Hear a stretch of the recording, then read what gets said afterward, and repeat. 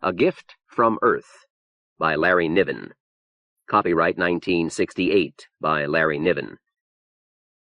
Narrated by Richard Braun. This book was originally created for audio cassette playback.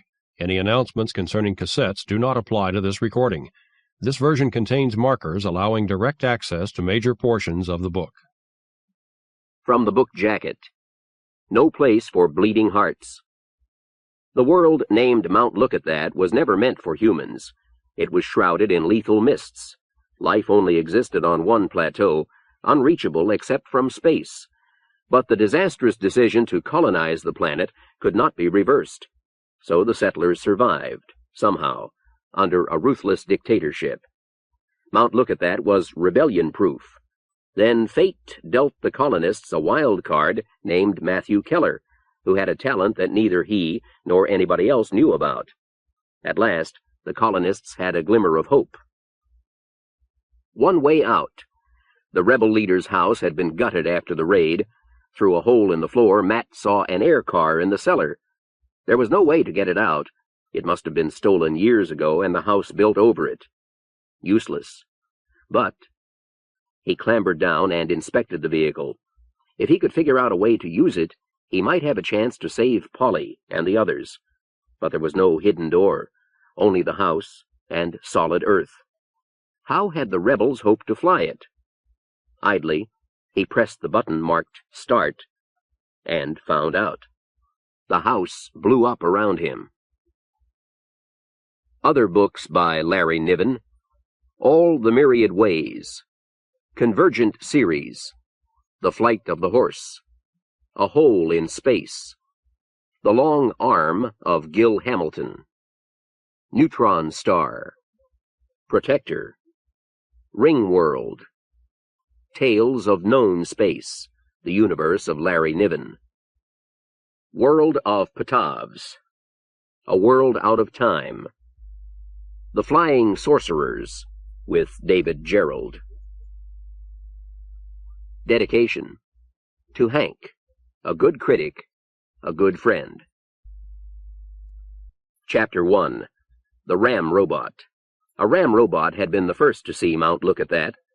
Ramrobots had been first visitors to all the settled worlds. The interstellar ram-scoop robots, with an unrestricted fuel supply, culled from interstellar hydrogen, could travel between stars at speeds approaching that of light. Long ago, the UN had sent Ramrobots to nearby stars to search out habitable planets. It was a peculiarity of the first Ramrobots that they were not choosy. The Procyon Ramrobot, for instance, had landed on We Made It in spring. Had the landing occurred in summer or winter, when the planet's axis points through its sun, the Ramrobot would have sensed the 1,500-mile-per-hour winds. The Sirius Ramrobot had searched out the two narrow habitable bands on Jinx, but had not been programmed to report the planet's other peculiarities. And the Tau Cetai Ramrobot, interstellar ram-scoop robot number 4, had landed on Mount Lookitthat. Only the plateau on Mount Lookitthat was habitable. The rest of the planet was an eternal, searing black calm, useless for any purpose. The plateau was smaller than any region a colony project would settle by choice. But interstellar ram-scoop robot number 4 had found an habitable point, and that was all it knew. The colony Slowboats, which followed the Ramrobots, had not been built to make round trips.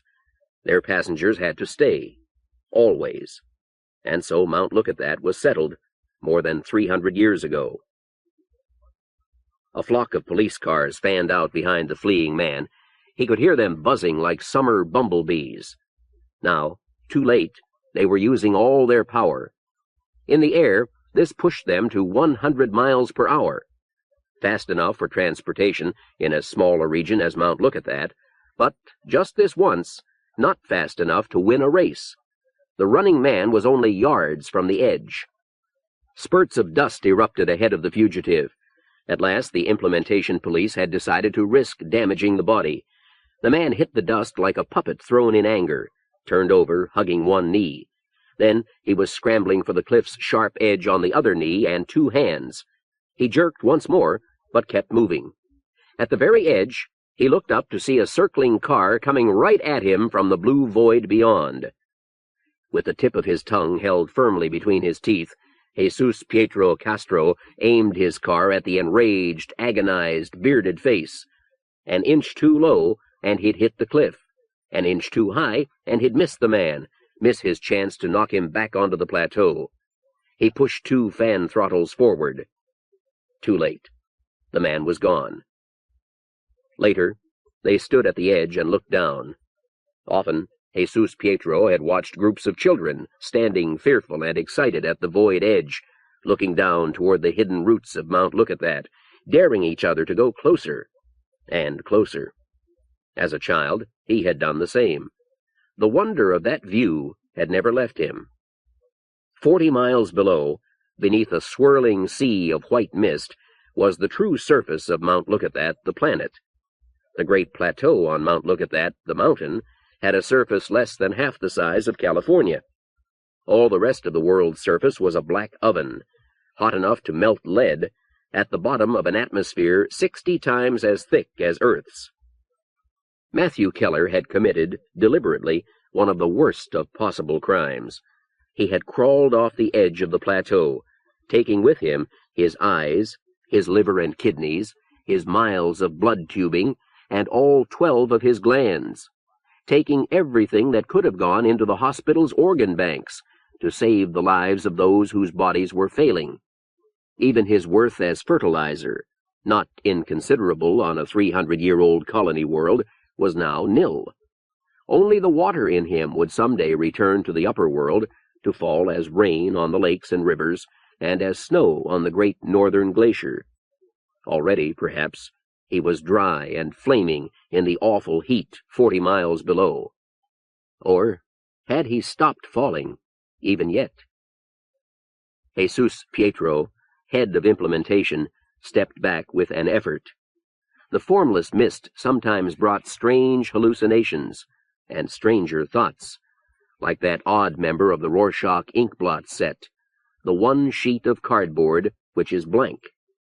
Jesus Pietro had caught himself thinking that when his time came, if it ever came, this was the way he would like to go. And that was treason. The Major met his eye with a curious reluctance. "Major," said Jesus Pietro, "why did that man escape you?" The Major spread his hands. "He lost himself in the trees for several minutes. When he broke for the edge, it took my men a few minutes to spot him." "How did he reach the trees?" "No, don't tell me how he broke loose. Tell me why your cars didn't catch him before he reached the grove."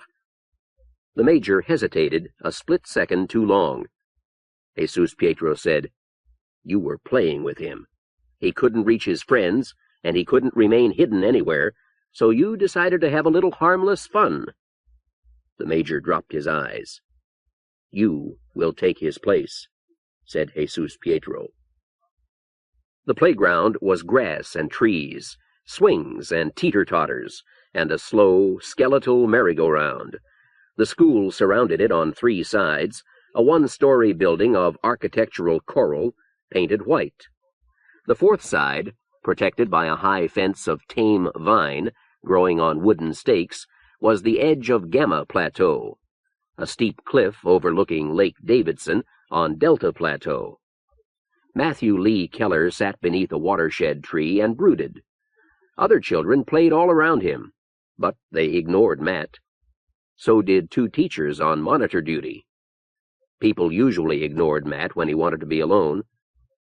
Uncle Matt was gone to a fate so horrible that the adults wouldn't even talk about it. Implementation police had come to the house at sunset yesterday. They had left with Matt's big, comfortable uncle.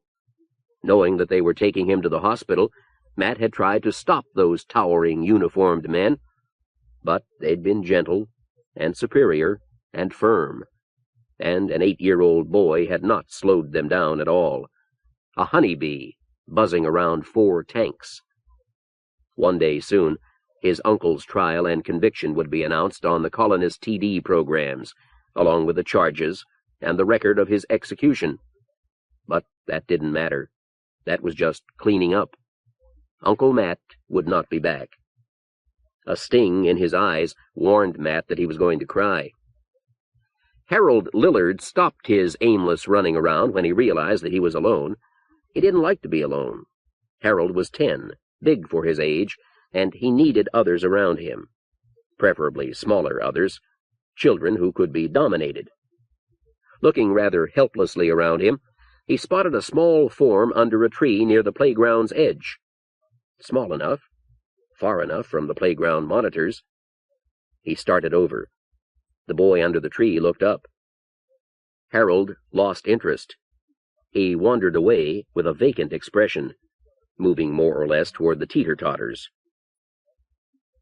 Interstellar Ramscoop Robot number 143 left Juno at the end of a linear accelerator. Coasting toward interstellar space, she looked like a huge metal insect, makeshift and hastily built. Yet, except for the contents of her cargo pod, she was identical to the last 40 of her predecessors.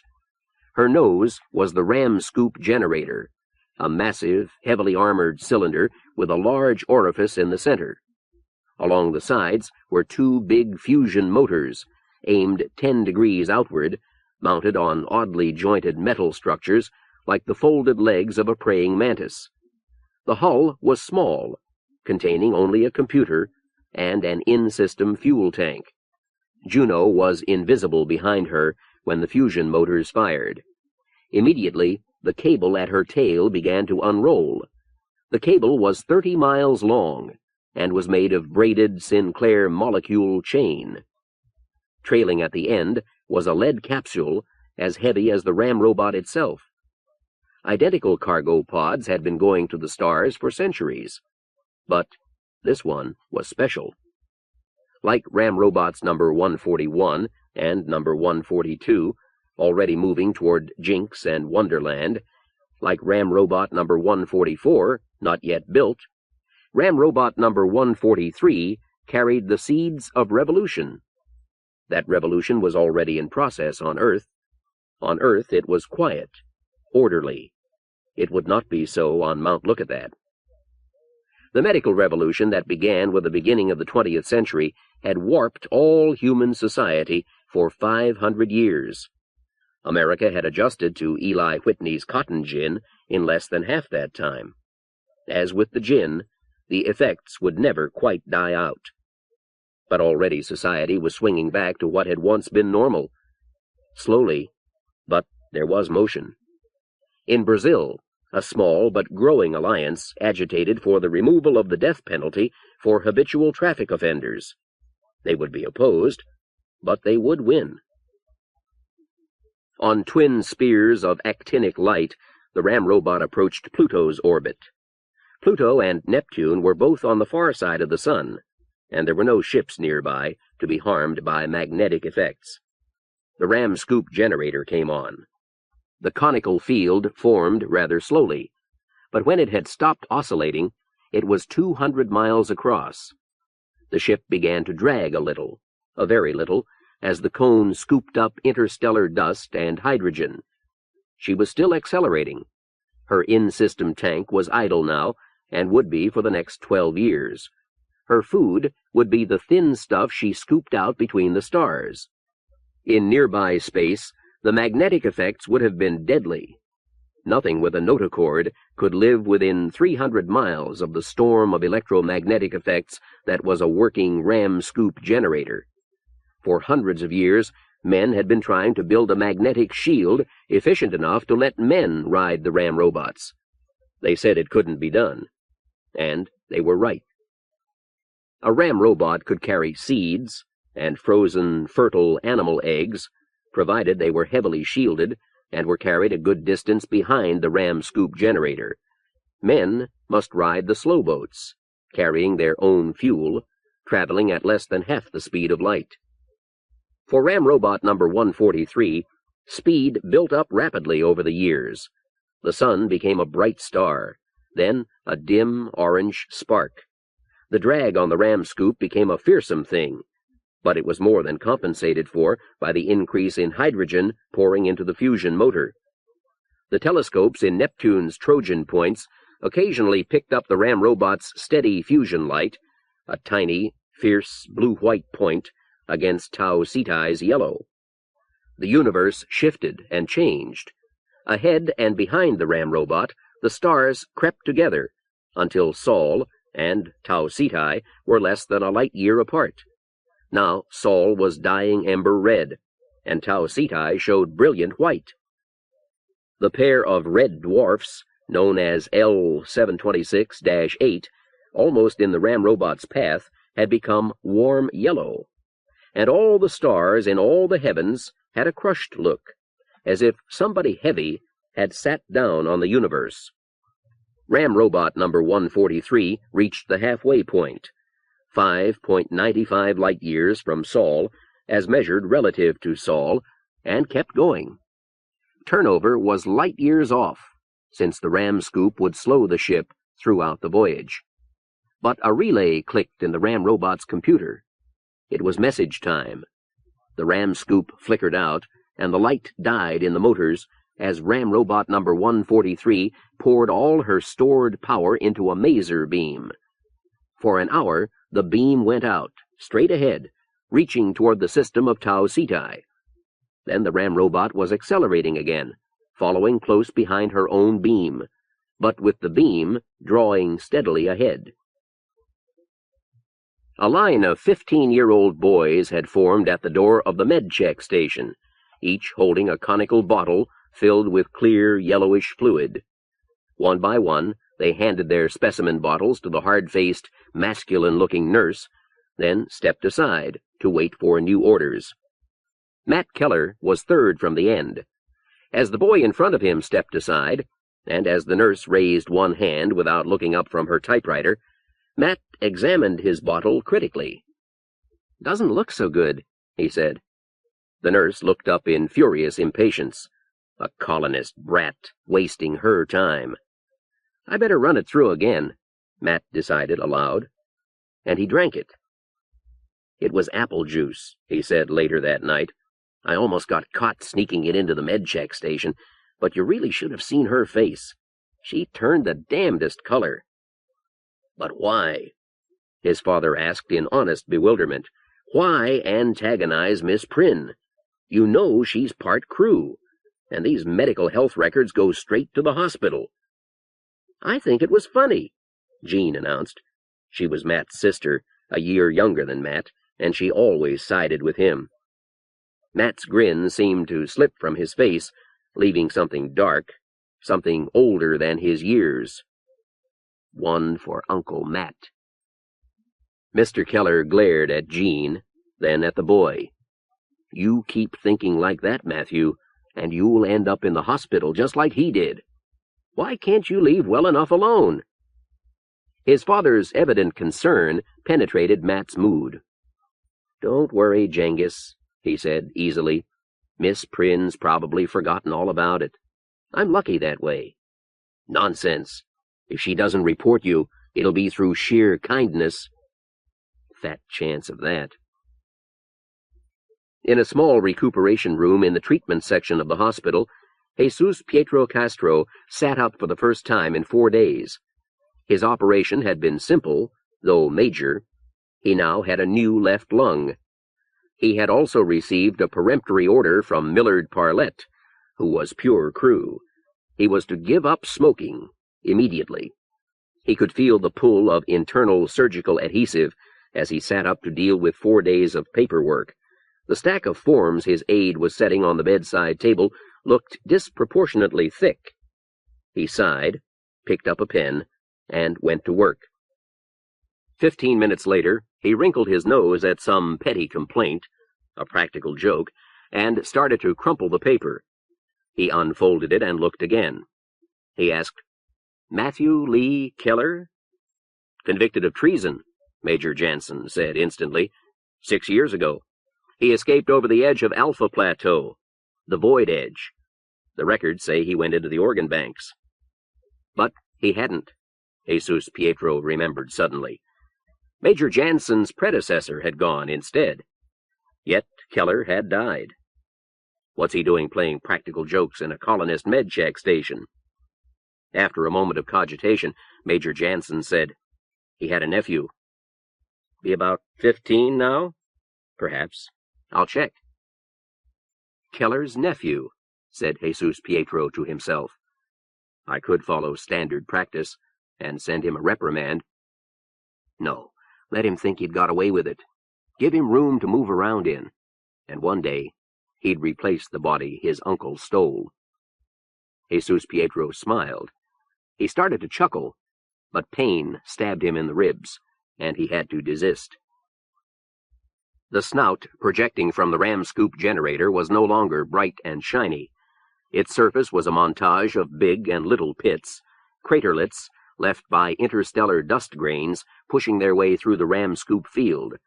There was pitting everywhere, on the fusion motors, on the hull, even on the cargo pod 30 miles behind. The ship looked pebble-finished. The damage was all superficial. More than a century had passed since the rugged ram scoop design had suffered its last major change. Now, 8.5 years beyond Juno, the ram scoop field died for the second time. The fusion flames became 2 actinic blue candles generating 1/20th of a G. Slowly the cargo spool rewound until the cargo pod was locked in its socket. The machine seemed to hesitate, and then its 2 cylindrical motors rose from the hull on their praying mantis legs. For seconds, they remained at right angles to the hull. Then, slowly, the legs contracted. But now the motors pointed forward. A U-shaped bar swung the cargo pod around until it also pointed forward. Slowly the spool unwound to its full length. The ram scoop went on again. The motors roared their full strength, and now they fired their long streams of fusing hydrogen and fused helium through the ram scoop itself. 8.3 light-years from Sol, almost directly between Sol and Tau Ceti, lie the twin red dwarf stars L726-8. Their main distinction is that they are the stars of smallest mass known to man. Yet they are heavy enough to have collected a faint envelope of gas. The Ramrobot braked heavily as her ram scoop plowed through the fringes of that envelope. She continued braking. The universe stretched out again. The stars resumed their normal shapes and colors. 11.9 light-years from Sol, 100 million miles above the star Tau Ceti, the machine came to an effective stop. Her ram scoop went permanently off. A variety of senses began searching the sky. They stopped, locked. Again she moved. She must reach her destination on the remaining fuel in her in-system tank. Tau Ceti is a G8 star, about 400 degrees cooler than Sol, and only 45% as strong as its output of light. The world of Mount Lookitthat orbits 67 million miles away, a moonless world in a nearly circular path. The Ramrobot moved in on Mount Lookitthat, the world. She moved cautiously, for there were fail-safe factors in her computer program. Her senses probed. Surface temperature, 600 degrees Fahrenheit, with little variation. Atmosphere, opaque, dense, poisonous near the surface. Diameter, 7,650 miles. Something came over the horizon. In visible light, it seemed an island in a sea of fog. A topography like a flight of broad, very shallow steps, flat plateaus separated by sheer cliffs. But Ramrobot number 143 sensed more than visible light. There was Earth-like temperature, breathable air at an Earth-like pressure. And there were 2 radio homing signals. The signals settled it. Ramrobot number 143 didn't even have to decide which to answer, for they were coming from only a quarter of a mile apart. They came, in fact, from Mount Lookithat's 2 slowboats, and the distance between them was bridged by the sprawling structure of the hospital, so that the spacecraft were no longer spacecraft, but odd-looking towers in a sort of bungalow castle. But the Ramrobot didn't know that, and didn't need to. There were signals. Ramrobot number 143 started down. The floor vibrated gently against the soles of his feet, and from all around came muted, steady thunder. Jesus Pietro Castro strode down the twisting, intermeshing, labyrinthine passages of the hospital. Though he was in a tearing hurry, it never occurred to him to run. He was not in the gymnasium, after all. Instead, he moved like an elephant, which cannot run, but can walk fast enough to trample a running man. His head was down. His stride was as long as his legs could reach. His eyes looked ominously out from under prominent brow ridges and bushy white eyebrows. His bandit's mustache and his full head of hair were also white and bushy, forming a startling contrast to his swarthy skin. Implementation police sprang to attention as he passed, snapping out of his way with the speed of pedestrians dodging a bus. Was it his rank they feared, or his massive, unstoppable bulk? Perhaps even they didn't know. At the great stone arch, which was the main entrance to the hospital, Jesus Pietro looked up to see a sparkling blue-white star overhead. Even as he found it, it winked out. Moments later, the all-pervading thunder died away. A jeep was waiting for him. If he'd had to call for one, someone would have been very sorry. He got in, and the implementation chauffeur took off at once, without waiting for orders. The hospital fell behind, with its walls and its surrounding wasteland of defenses. The Ramrobot package was floating down on its parachutes. Other cars were in flight, erratically shifting course as their drivers tried to guess where the white dot would come down. It would be near the hospital, of course. The Ramrobot would have aimed for one or another of the ships, and the hospital had grown like something living, like a growth of architectural coral between the two former spacecraft. But the wind was strong today. Jesus Pietro frowned. The parachute would be blown over the edge of the cliff. It would end not on Alpha Plateau, where the crew built their homes and where no colonist could be tolerated, but in the colonist regions beyond. It did. The cars swooped after it like a flock of geese, following it over the 400-foot cliff that separated Alpha Plateau from Beta Plateau, where forests of fruit trees alternated with fields of grain and vegetables and meadows where cattle grazed. There were no homes on Beta, for the crew did not like colonists so close. But colonists worked there, and often they played there. Jesus Pietro picked up his phone. "Orders," he said. "Ramrobot package 143 is landing in Beta, sector 22 or thereabouts. Send 4 squads in after us. Do not, under any circumstances, interfere with cars or crew, but arrest any colonist you find within half a mile of the package. Hold them for questioning only, and get out here fast." The package skimmed over half an acre of citrus trees and came down at the far edge. It was a grove of lemon and orange trees. One of the later Ramrobot packages had carried the grove's genetically altered ancestors, along with other miracles of terrestrial biological engineering. These trees would not harbor any parasites at all. They would grow anywhere. They would not compete for growth with other similarly altered citrus trees. Their fruit remained precisely ripe for 10 months out of the year, and when they dropped the fruit to release the seeds, it was at staggered intervals, so that at any time 5 trees out of 6 held ripe fruit. In their grim need for sunlight, the trees had spread their leaves and branches into an opaque curtain, so that being in the grove was like being in a virgin forest. Mushrooms grew here, imported, unchanged, from Earth. Polly had already picked a couple of dozen. If anyone had asked, she had gone into the citrus woods to pick mushrooms. By the time her hypothetical questioner arrived, she would have hidden her camera. Considering that the tending season was a month away, a remarkable number of colonists were abroad on Beta Plateau, in woods, on the plains, climbing cliffs for exercise. Hundreds of men and women were on excursions and picnics. An alert implementation officer would have found their distribution improbably even. Too many would have been recognized as sons of Earth. But the Ramrobot package chose to land in Polly's area. She was near the edge of the woods when she heard the thump. She moved swiftly but quietly in that direction. With her black hair and darkly tanned skin, she was nearly invisible in the forest dusk. She crawled between 2 tree trunks, moved behind another, and peered out. A large cylindrical object lay on the grass beyond. A string of 5 parachutes writhed away before the wind. So that's what they look like, she thought. It seemed so small to have come so far. But it must be only a tiny portion of the total Ramrobot. The major portion would be on its way home. But it was the package that counted. The contents of a Ramrobot package were never trivial.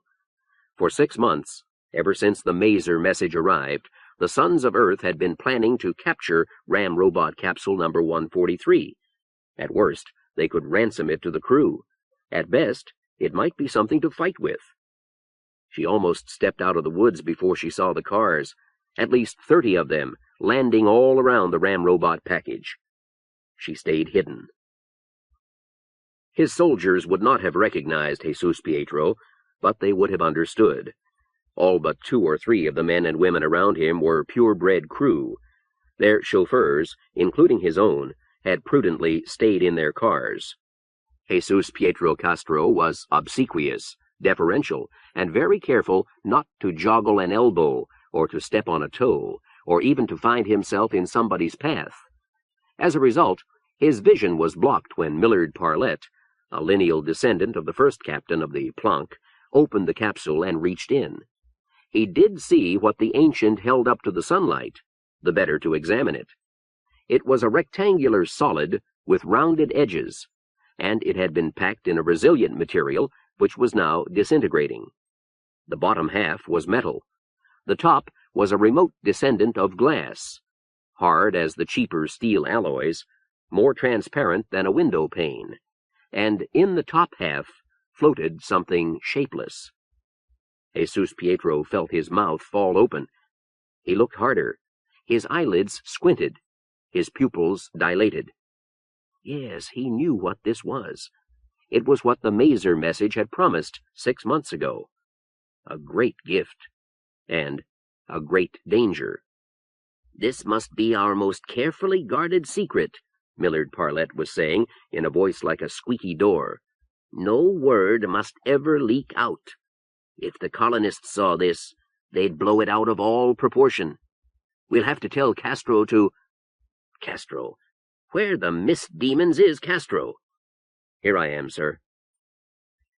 Polly fitted the camera back in its case and began to work her way deeper into the woods. She'd taken several pictures, and 2 were telescopic shots of the thing in the glass case. Her eyes hadn't seen it clearly, but the film would show it in detail. She went up a tree with the camera about her neck. The leaves and branches tried to push her back, but she fought through, deeper and deeper into the protecting leaves. When she stopped, there was hardly a square inch of her that didn't feel the gentle pressure.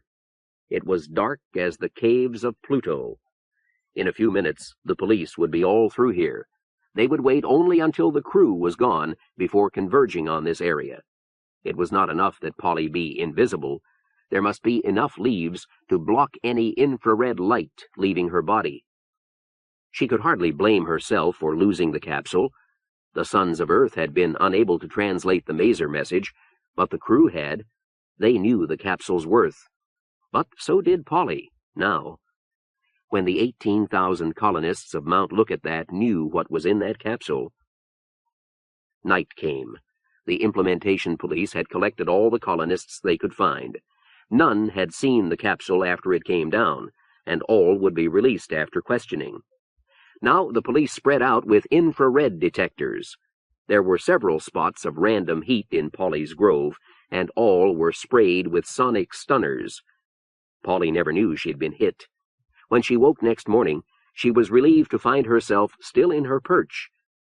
She waited until high noon, then moved toward the Beta-Gamma bridge with her camera hidden under the mushrooms. Chapter 2. The Sons of Earth. From the bell tower of Campbelltown came 4 thunderous ringing notes. The sonic wave fronts marched out of town in order, crossing fields and roads, diminishing as they came.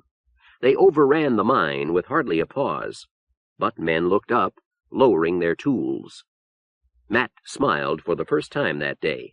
Already he could taste cold beer. The bicycle ride from the mine was all downhill. He reached Ziller's as the place was beginning to fill up.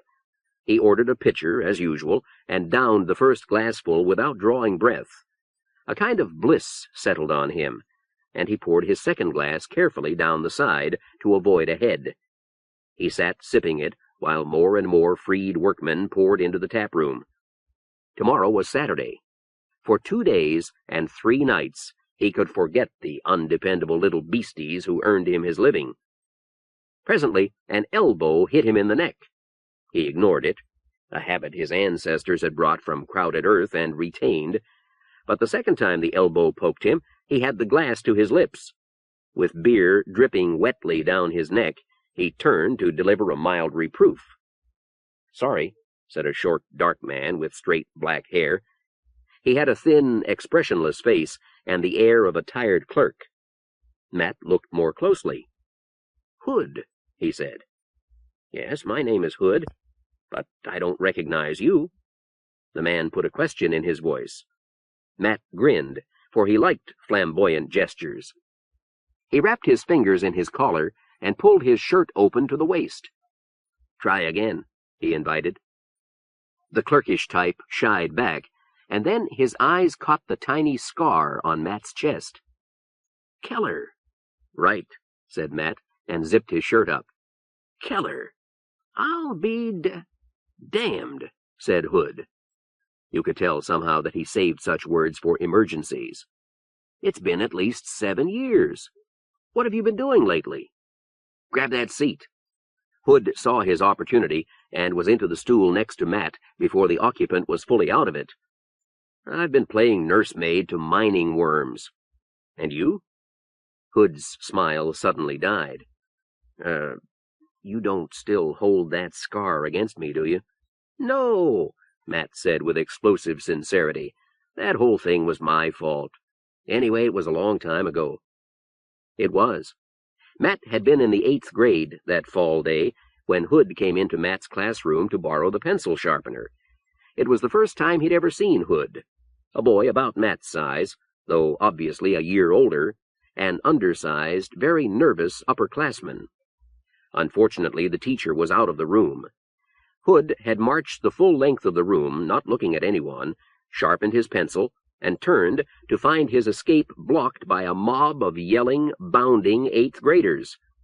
To Hood, a new arrival at the school, they must have looked like a horde of cannibals. And in the forefront was Matt, using a chair in the style of an animal trainer. Exit Hood, running, wild with terror. He had left the sharpened point of his pencil in Matt's chest. It was one of the few times Matt had acted the bully. To him, the scar was a badge of shame.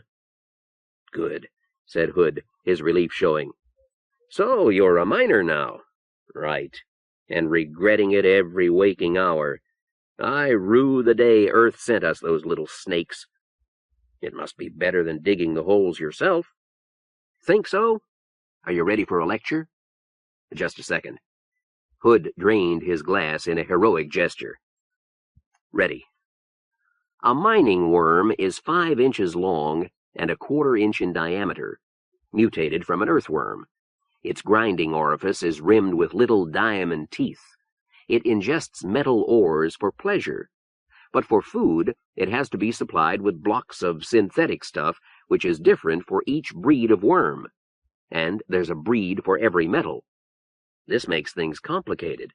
We've got 6 breeds out at the mine site, and I've got to see that each breed always has a food block within reach." "It doesn't sound too complicated. Can't they find their own food?" "In theory, sure. In practice, not always. But that's not all. What breaks down the ores is a bacterium in the worm's stomach. Then the worm drops metal grains around its food block, and we sweep them up. Now, that bacterium dies very easily. If the bacterium dies, so does the worm, because there's metal ore blocking his intestines. Then the other worms eat his body to recover the ore. Only 5 times out of 6, it's the wrong ore." "The worms can't tell each other apart?" "Flaming right they can't. They eat the wrong metals, they eat the wrong worms, they eat the wrong food blocks, and when they do everything right, they still die in 10 days. They were built that way because their teeth wear out so fast. They're supposed to breed like mad to compensate.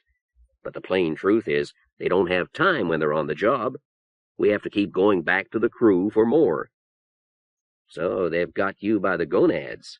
Sure, they charge what they like. Could they be putting the wrong chemical cues in some of the food blocks? Matt looked up, startled. I'll bet that's just what they're doing. Or too little of the right cues. That'd save them money at the same time. They won't let us grow our own, of course. Matt swallowed the word. After all, he hadn't seen Hood in years. The crew didn't like being called names. Time for dinner, said Hood. They finished the beer and went to the town's one restaurant. Hood wanted to know what had happened to his old school friends, or schoolmates. Hood had not made friends easily. Matt, who knew in many cases, obliged. They talked shop, both professions. Hood was teaching school on Delta. To Matt's surprise, the introverted boy had become an entertaining storyteller. He had kept his dry, precise tone, and it only made his jokes funnier. They were both fairly good at their jobs, and both making enough money to live on.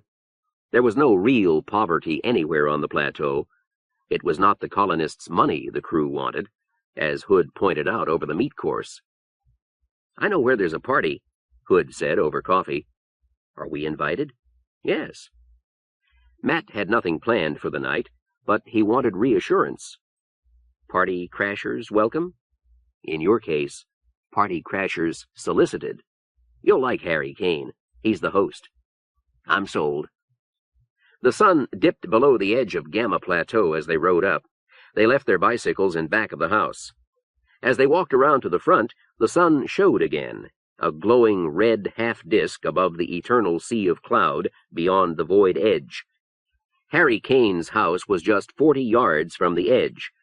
They stopped a moment to watch the sunset fade, then turned toward the house. It was a great, sprawling bungalow, laid out in a rough cross, with the bulging walls typical of architectural coral. No attempt had been made to disguise its origin. Matt had never before seen a house which was not painted, but he had to admire the effect. The remnants of the shaping balloon, which gave all architectural coral buildings their telltale bulge, had been carefully scraped away. The exposed walls had been polished to a shining pink sheen. Even after sunset, the house glowed softly, as if it were proud of its thoroughly colonist origin. Architectural coral was another gift of the Ramrobots, a genetic manipulation of ordinary sea coral. It was the cheapest building material known. The only real cost was in the plastic balloon that guided the growth of the coral and enclosed the coral's special airborne food. All colonists lived in buildings of coral. Not many would have built in stone or wood or brick, even were it allowed. But most attempted to make their dwellings look somewhat like those on Alpha Plateau, with paint, with wood and metal and false stone sidings, with powered sandpaper discs to flatten the inevitable bulges. They tried to imitate the crew. In daylight or darkness, Harry Kane's house was flagrantly atypical. The noise hit them as they opened the door.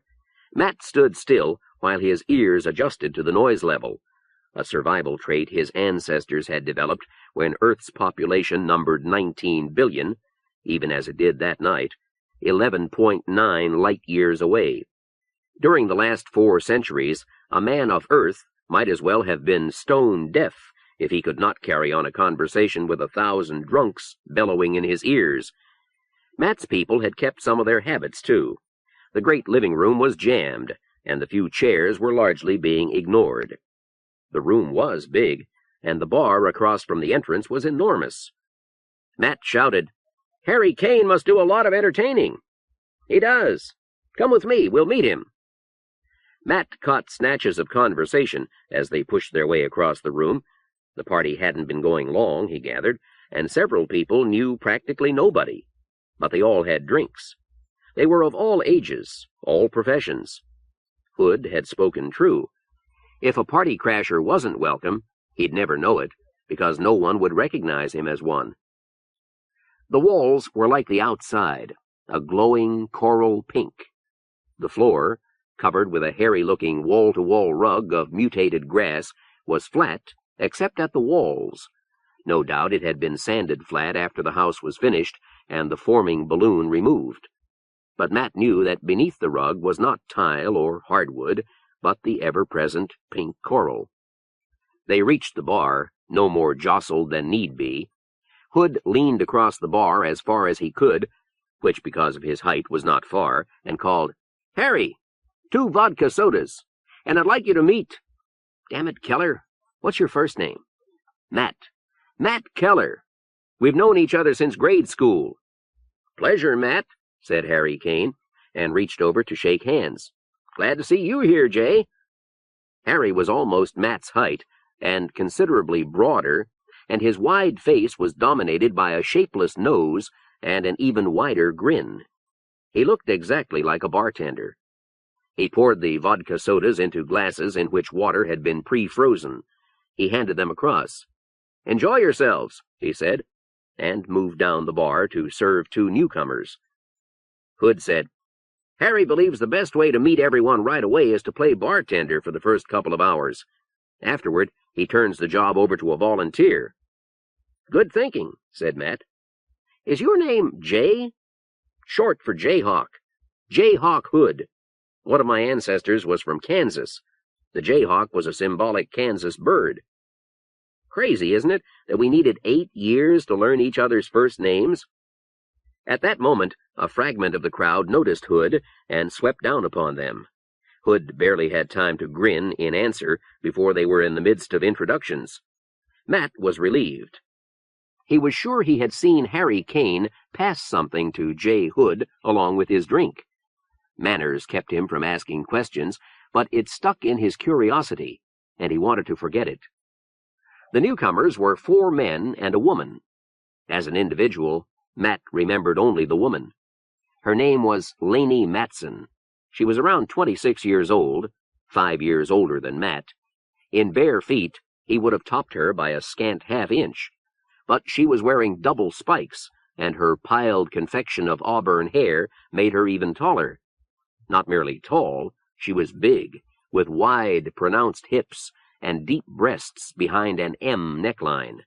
She looked prettier than she was, Matt thought. She used cosmetics well, and there was a booming exuberance in her every act, an enjoyment as big as herself. The men were her age and over, in their late 20s. Any of the 4 would have looked normal dancing with Lainey. They were huge. Matt retained of them only a composite impression of a resonant voice and an enveloping hand clasp and a great, handsome face smiling down from the pink ceiling. Yet he liked them all. He just couldn't tell them apart. Hood surprised him again. Talking along in his dry voice, keeping it raised to an audible bellow, not straining his neck to look anyone in the face, Hood somehow kept control of the conversation. It was he who guided the talk to school days. One of the tall men was moved to speak of a simple trick he'd used to rewire his school's teaching TD, so that for one day he and his classmates had watched their lessons both upside down and inside out. Matt found himself telling of the specimen bottle of apple juice he'd sneaked into the Gamma MedCheck station, and what he did with it. Someone who'd been listening politely from the edge of the circle mentioned that once he'd stolen a car from a picnicking crew family on Beta Plateau. He'd set the autopilot to circle a constant 1,000 feet beyond the void edge.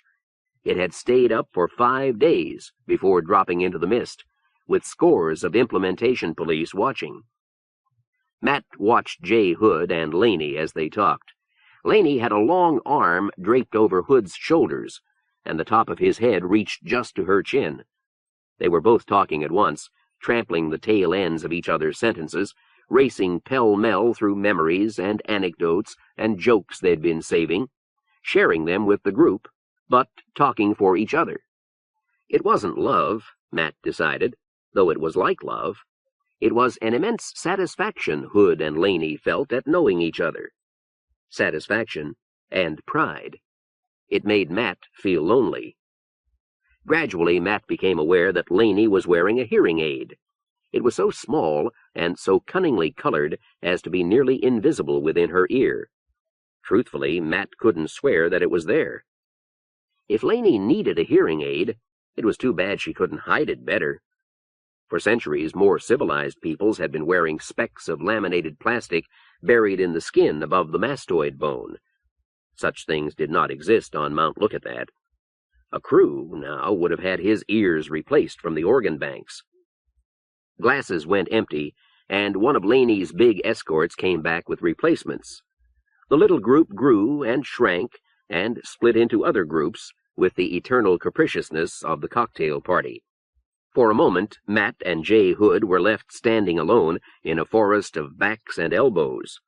Hood said, "Want to meet a beautiful girl?" "Always." Hood turned to lead the way, and Matt caught a flash of the same odd coloring in his ear that he had noticed in Laney's. Since when had Hood become hard of hearing? It might have been imagination, aided by vodka sodas. For one thing, the tiny instruments seemed too deeply embedded to be removed. But an item that size could have been just what Harry Kane passed to Jay Hood along with his drink. "It's the easiest way to conduct a raid, sir." Jesus Pietro sat deferentially forward in his chair, hands folded on his desk, the very image of the highly intelligent man dedicated solely to his work. "We know that members always leave the Kane house by 2s and 4s. We'll pick them up outside the house. If they stop coming out, we'll know they've caught on. Then we'll go into the house itself."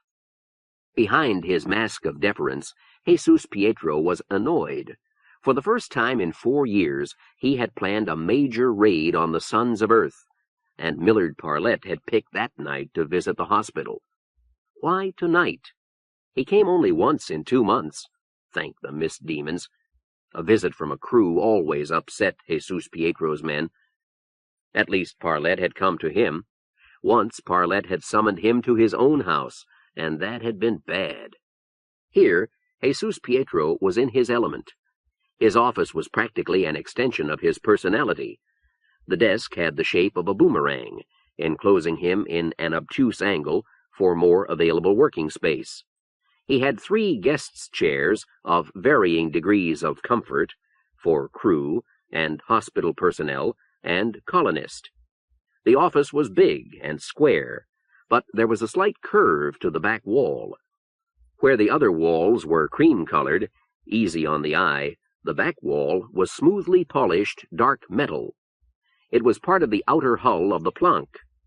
Jesus Pietro's office was right up against the source of half the spiritual strength of Mount Lookitthat, and half the electrical power, too. The ship that had brought men to this world.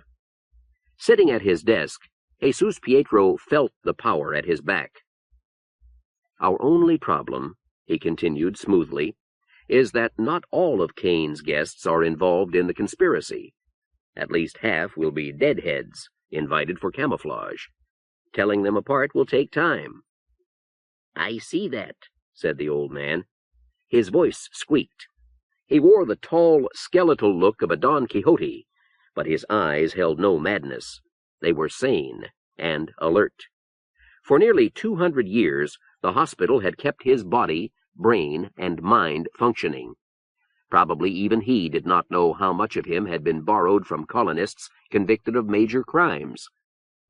"Why tonight?" he asked. "Why not, sir?" Jesus Pietro saw what he was driving at, and his mind raced. Millard Parlette was nobody's fool. The ancient was one of the few crew willing to accept any kind of responsibility. Most of the 30,000 crew on Mount Lookitthat preferred to devise ever more complex forms of playing, sports, styles of dress that changed according to half a dozen complex, fluctuating sets of rules, rigid and ridiculous social forms. Parlette preferred to work. Sometimes he had chosen to rule the hospital. He was competent and quick. Though he appeared rarely, he always seemed to know what was happening, and he was difficult to lie to. "Now," he said, "yesterday the Ramrobot capsule. Last night your men were scouring the area for spies. Tonight you plan a major raid for the first time in 4 years. Do you think someone slipped through your fingers? No, sir. But that would not satisfy Parlette. But in this instance, I can afford to cover my bet even when it's a sure thing. If a colonist had news of the Ramrobot package, he'd be at Kane's place tonight, though demons bar the way. I don't approve of gambling, said Parlette. Jesus Pietro uneasily searched his mind for a suitable answer. And you have chosen not to gamble. Very good, Castro. Now, what has been done with the Ramrobot capsule? I think the organ bank people have it unpacked, sir, and the contents stored. Would you like to see? Yes. Jesus Pietro Castro, head of implementation, the only armed authority on an entire world, rose hastily to his feet to act as guide. If they hurried, he might get away in time to supervise the raid. But there was no polite way to make a crew hurry. Hood had spoken true. Polly Turnquist was beautiful.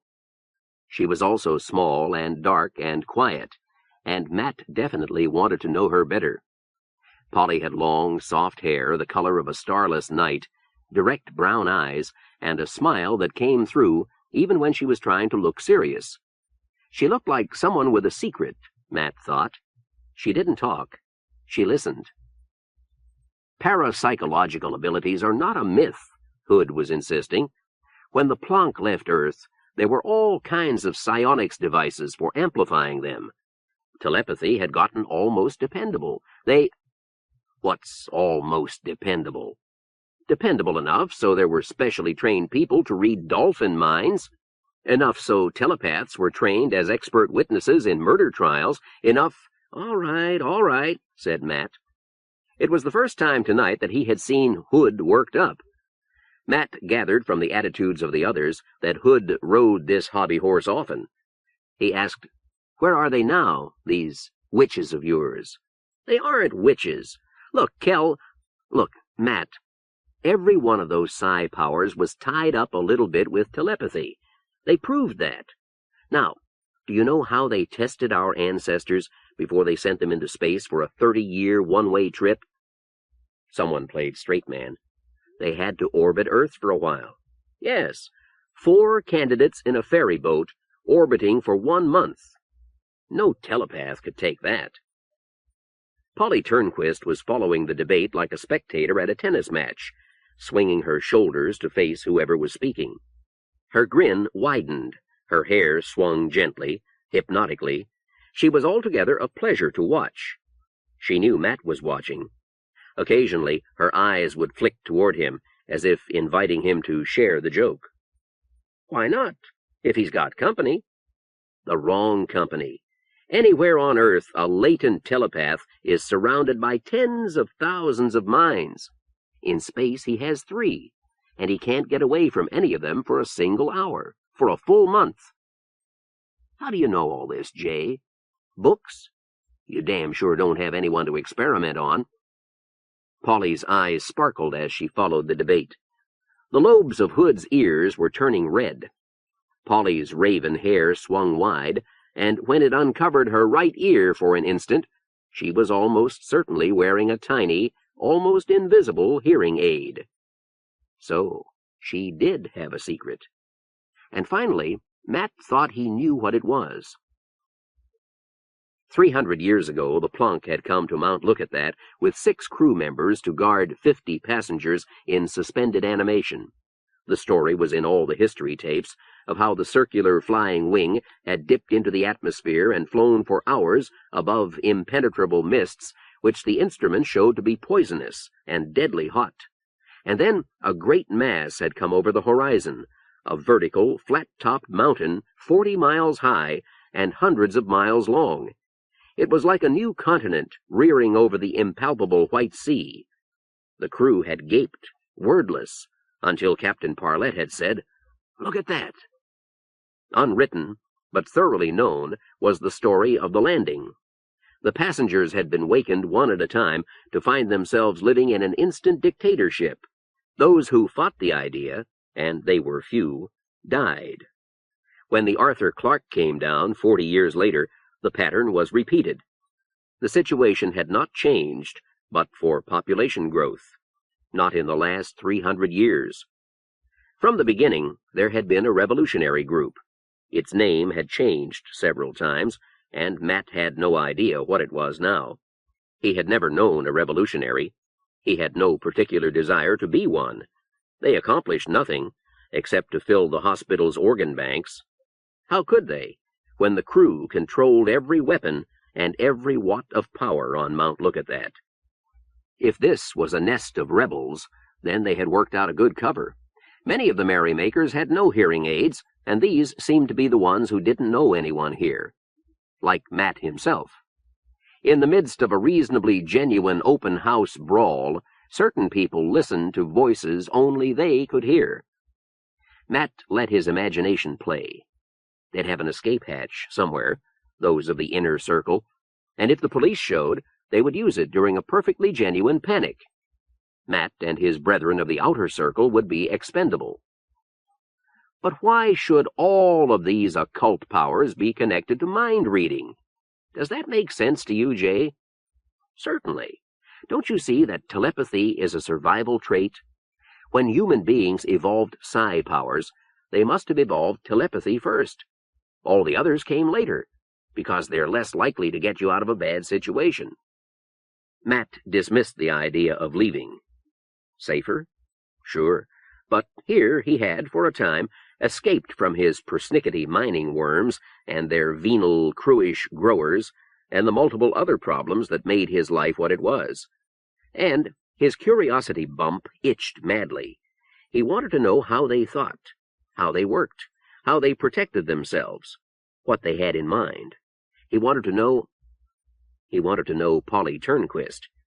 Now, more than ever, she was small and lovely and delicate-looking, and every man who had ever looked at her must have wanted to protect her.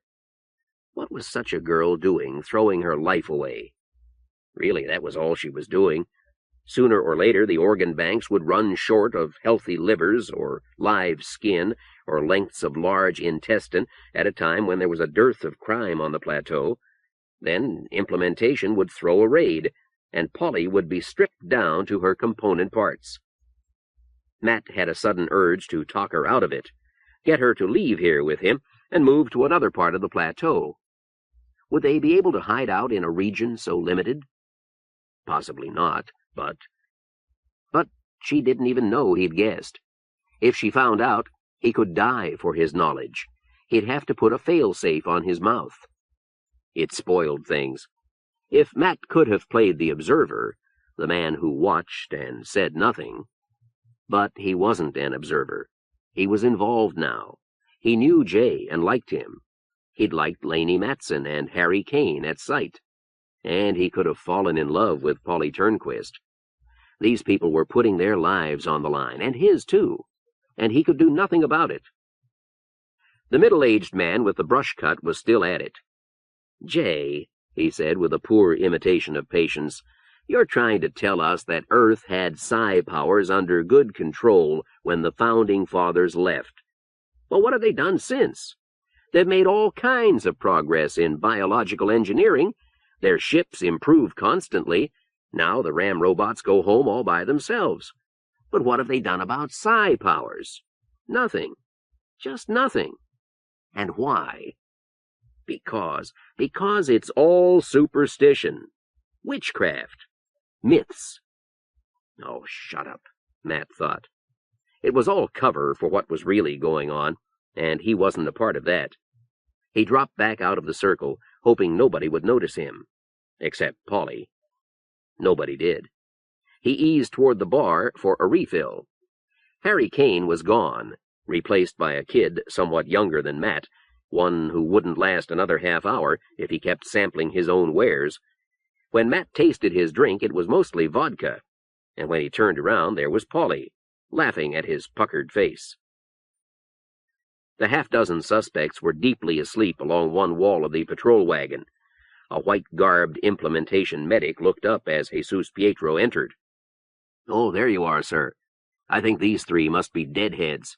The others had mechanisms in their ears." The night outside was as black as always on moonless Mount Lookitthat.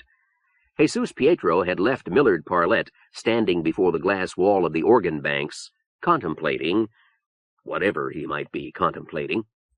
Eternal life? Not likely. Even Millard Parlette, 190 years old, would die when his central nervous system wore out. You couldn't transplant brains without transplanting memories. What had Parlette been thinking? His expression had been very odd. Jesus Pietro took a suspect's head in his hands and rolled it to look in the ears. The body rolled too, limply, passively. "I don't see anything. When we tried to remove the mechanism, it evaporated. So did the old woman's. This girl still has hers." "Good." He bent to look. Far down in the left ear, too deep for fingers to reach it, was something colored dead black with a rim of fleshy pink. He said, "Get a microphone." The man made a call. Jesus Pietro waited impatiently for someone to bring a mic. Someone eventually did. Jesus Pietro held it against the girl's head and turned the sound up high. Rustling noises came in an amplified crackle. "Tape it on," said Jesus Pietro. The medic stretched the girl on her side and taped the mic against her head. The thunder of rustling stopped, and the interior of the wagon was full of the deep drumbeat sound of her arteries. "How long since anybody left the meeting?" "That was these two, sir. About 20 minutes. The door in back opened to admit 2 men and 2 women, unconscious on stretchers. One man had a hearing aid. "Obviously they don't have a signal to show they're clear," said Jesus Pietro. Foolish. Now, if he'd been running the Sons of Earth, come to think of it, he might send out decoys, expendable members. If the first few didn't come back, he'd send out more at random intervals while the leaders escaped. Escaped where? His men had found no exit routes. The sonics reported no tunnels underground. It was seconds before Jesus Pietro noticed that the mic was speaking. The sounds were that low. Quickly, he put his ear to the loudspeaker. "Stay until you feel like leaving, then leave. Remember, this is an ordinary party, open house style. However, those of you who have nothing important to say should be gone by midnight. Those who wish to speak to me should use the usual channels. Remember not to try to remove the earpieces. They will disintegrate of themselves at 6 o'clock. Now enjoy yourselves." "What did he say?" asked the medic. "Nothing important. I wish I could be sure that was Cain." Jesus Pietro nodded briefly at the medic and the 2 cops. "Keep it up," he said, and stepped out into the night. "Why'd you leave? It was just getting interesting." "No, it wasn't. And my glass was empty, and anyway, I was hoping you'd follow." Polly laughed. "You must believe in miracles." "True. Why'd you leave?" Embedded in wall-to-wall humanity, drowned in a waterfall of human voices, Polly and Matt nevertheless had a sort of privacy. Manners and lack of interest would prevent anyone from actually listening to them. Hence, nobody could hear them, for how could anyone concentrate on 2 conversations at once? They might have been in a room by themselves, a room with yielding walls and unyielding elbows, a room as small and private as a phone booth. "I think Jay's bugs on psi powers," said Polly. She had not answered his question, which was fine by Matt. He'd expected to escape unnoticed from Hood's debate. He was lucky that way, but Polly coming to join him was new and different, and he enjoyed guessing at her motives. "He talks like that all the time?" "Yes. He thinks if we could only—" She stopped. Girl with a secret. "Forget Jay. Tell me about yourself." So he talked of mining worms and home life, and the school in Sector 9, Gamma Plateau, and he mentioned Uncle Matt, who had died for being a rebel. But she ignored the bait. And Polly talked about growing up 100 miles away, near the Colony University, and she described her job at the Delta Retransmitting Power Station, but she never mentioned her hearing aid. "You look like a girl with a secret," Matt said. "I think it must be the smile." She moved closer to him, which was very close, and lowered her voice. "Can you keep a secret?" Matt smiled with one side of his mouth to show that he knew what was coming. She said it anyway. "So can I." And that was that. But she didn't move away. They smiled at each other from a distance of a couple of inches, nose to nose, momentarily content with a silence which, to an earlier man, would have sounded like the center of an air raid. She was lovely, Polly. Her face was a lure and a danger. Her figure, small and lithe and woman-shaped, rippled with a dancer's grace beneath her loose green jumper. For the moment, Matt looked silently into her eyes and felt very good. The moment passed, and they talked small talk. The flow of the crowd carried them half across the room. Once they pushed back to the bar for refills, then let the crowd carry them again. In the continuous roar, there was something hypnotic, something that might have explained why the crowded room drinking bout was more than 1,000 years old, for monotonous background noise has long been used in hypnosis. Time ceased to exist, but there came a moment when Matt knew that he would ask Polly to go home with him, and she would accept. He didn't get the chance. Something changed in Polly's face. She seemed to be listening to something only she could hear. The hearing aid? He was ready to pretend he hadn't noticed, but he didn't get that chance either. For suddenly Polly was moving away, disappearing into the crowd. Not as if she were in any hurry, but as if she remembered something she ought to do, some niggling detail she might as well take care of now. Matt tried to follow her, but the sea of humanity closed behind her. The hearing aid, he told himself. It called her. But he stayed by the bar, resisting the pressure that would have borne him away. He was getting very drunk now, and glad of it. He didn't believe it had been the hearing aid. The whole thing was too familiar. Too many girls had lost interest in him just as suddenly as Polly had. He was more than disappointed. It hurt. The vodka helped to kill the pain. About 10:30, he went around to the other side of the bar. The kid playing bartender was happily drunk and glad to give up his place. Matt was gravely drunk. He dispensed drinks with dignity, being polite but not obsequious. The crowd was thinning now. This was bedtime for most of Mount Lookitthat. By now, the sidewalks in most towns would have been rolled up and put away till dawn. These revolutionists must be a late-rising group.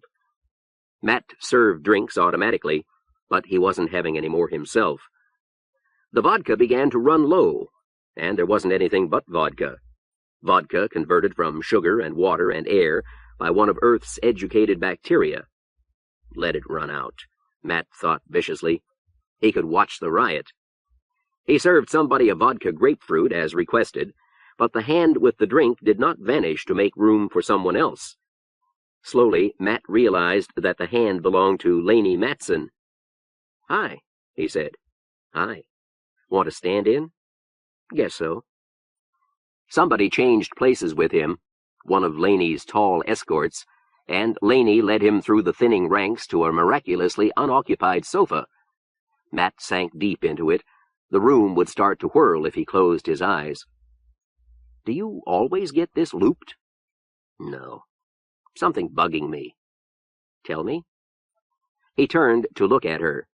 Somehow his vodka-blurred eyes saw past Laney's makeup, saw that her mouth was too wide and her green eyes were strangely large, but she wore a smile of sympathetic curiosity. "Ever see a 21-year-old virgin male?" He squinted to try to read her reaction. The corners of Laney's mouth twisted strangely. "No." She was trying not to laugh, he realized. He turned away. She asked, "Lack of interest?" "No, hell no." "Then what?" "She forgets me." Matt felt himself sobering with time and the effort of answering. "All of a sudden, the girl I'm chasing just," he gestured a little wildly, "forgets I'm around. I don't know why." "Stand up." "Hmm?" He felt her hand on his arm, pulling. He stood up. The room spun, and he realized that he wasn't sobering. He just felt steadier sitting down. He followed the pull of her arm, relieved that he didn't fall down. The next thing he knew, everything was pitch black. Where are we? No answer. He felt hands pull his shirt apart, hands with small, sharp nails which caught in his chest hair. Then his pants dropped. "So this is it," he said in a tone of vast surprise. It sounded so damn silly that he wanted to cringe. "Don't panic," said Laney. "Miss Demons, you're nervous. Come here. Don't trip over anything." He managed to walk out of his pants without falling. His knees bumped something. "Fall face down," Laney commanded. And he did. He was face down on an air foam mattress, rigidly tense. Hands that were stronger than they ought to be dug into the muscles of his neck and shoulders, kneading them like dough. It felt wonderful. He lay there with his arms out like a swan diver, going utterly limp as knuckles ran down the sides of his vertebrae, as slender fingers pulled each separate tendon into a new shape. When he was good and ready, he turned over and reached out. To his left was a stack of photos a foot high. Before him, 3 photos, obviously candid shots. Jesus Pietro spread them out and looked them over. He wrote a name under one of them. The others rang no bell, so he shuffled them and put them on the big stack. Then he stood up and stretched. "Match these with the suspects we've already collected," he told an aide. The man saluted, picked up the stack, and left the flying office, moving toward the patrol wagons. Jesus Pietro followed him out. Almost half of Harry Kane's guests were now in patrol wagons. The photographs had been taken as they entered the front door earlier tonight. Jesus Pietro, with his phenomenal memory, had identified a good number of them. The night was cool and dark. A stiff breeze blew across the plateau, carrying a smell of rain. Rain. Jesus Pietro looked up to see that half the sky was raggedly blotted out. He could imagine trying to conduct a raid in a pouring rainstorm. He didn't like the idea. Back in his office, he turned the intercom to all channel. "Now, hear this," he said conversationally. "Phase 2 is on. Now." "Is everyone that nervous?" Laney chuckled softly. Now she could laugh all she wanted, if she wanted. "Not that nervous. I think everyone must be a little afraid the first time." "You?" "Sure. But Ben handled it right." "Good man, Ben." "Where is he now?" Matt felt a mild gratitude toward Ben. He's gone." Her tone told him to drop it. Matt guessed he'd been caught wearing a hearing aid or something. "Mind if I turn on a light?" "If you can find a switch," said Laney. "You can turn it on." She didn't expect him to, not in pitch blackness in a strange room, but he did. He felt incredibly sober and incredibly peaceful. He ran his eyes over her, lying next to him, seeing the tangled ruin of her sculptured hairdo, remembering the touch of smooth, warm skin, knowing he could touch her again at will. It was a power he'd never felt before. He said, "Very nice." Makeup smeared over forgettable face. Unforgettable face. It was true now. No makeup over unforgettable body. A body with an infinite capacity for love, a body he'd thought almost too big to be sexy. "I should wear a mask, no clothes. You'd get more attention than you'd like." She laughed hugely, and he rested his ear over her navel to enjoy the earthquake ripple of abdominal muscles. The rain came suddenly, beating against the thick coral walls. They stopped talking to listen. Suddenly Laney dug her fingers into his arm and whispered, "Raid." She means rain, Matt thought, turning to look at her. She was terrified, her eyes and nostrils and mouth all distended. She meant raid. "You've got a way out, don't you?" Laney shook her head. She was listening to unheard voices through the hearing aid. "But you must have a way out." "Don't worry, I don't want to know about it. I'm in no danger." Laney looked startled, and he said, "Sure, I noticed the hearing aids, but it's none of my business." "Yes, it is, Matt. you were invited here so we could get a look at you. All of us bring outsiders occasionally. Some get invited to join." "Oh, I told the truth. There's no way out. Implementation has ways of finding tunnels, but there is a hiding place. Good. We can't reach it. Implementation is already in the house. They've filled it with sleepy gas. It should be seeping around the doors any minute. The windows? They'll be waiting for us. We can try." "Okay." She was on her feet and getting into her dress. Nothing else. Matt wasted not even that much time. He swung a great marble ashtray against a window and followed it through, thanking the mist demons that Mount Lookitthat couldn't make unbreakable glass. 2 pairs of hands closed on his arms before his feet cleared the window. Matt kicked out and heard somebody say, "Woof!" In the corner of his eye, Laney cleared the window and was running. Good. He'd hold their attention for her. He jerked at the grip on his arms. A meaty hand weighing a full ton smashed across his jaw. His knees buckled. A light shone in his eyes, and he shrank back. The light passed. Matt made one last frantic attempt to jerk loose and felt one arm come free. He swung it full around. The elbow smacked solidly into yielding meat and bone, an unmistakable, unforgettable sensation. And he was free, running. Just once in his life he had hit someone like that. From the feel of it, he must have smashed the man's nose all over his face. If implementation caught him now.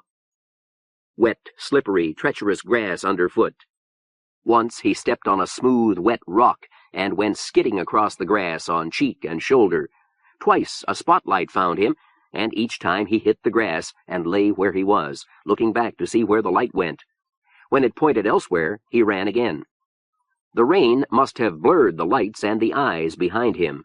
The rain and the luck of Matt Keller. Lightning flickered about him, but whether it helped or hurt him, he couldn't say. Even when he was sure he was free, he continued to run. Chapter 3. The Car. Finished. Millard Parlette pushed his chair back and viewed the typewriter with satisfaction. His speech lay on his desk, last page on top, back to front. He picked up the stack of paper with long, knobby fingers and quickly shuffled it into correct order. Record it now? No, tomorrow morning. Sleep on it tonight. See if I've left anything out. I don't have to deliver it until day after tomorrow. Plenty of time to record the speech in his own voice, then play it over and over until he'd learned it by heart. But it had to go over. The crew had to be made to understand the issues. For too long, they had lived the lives of a divinely ordained ruling class. If they couldn't adapt, even his own descendants.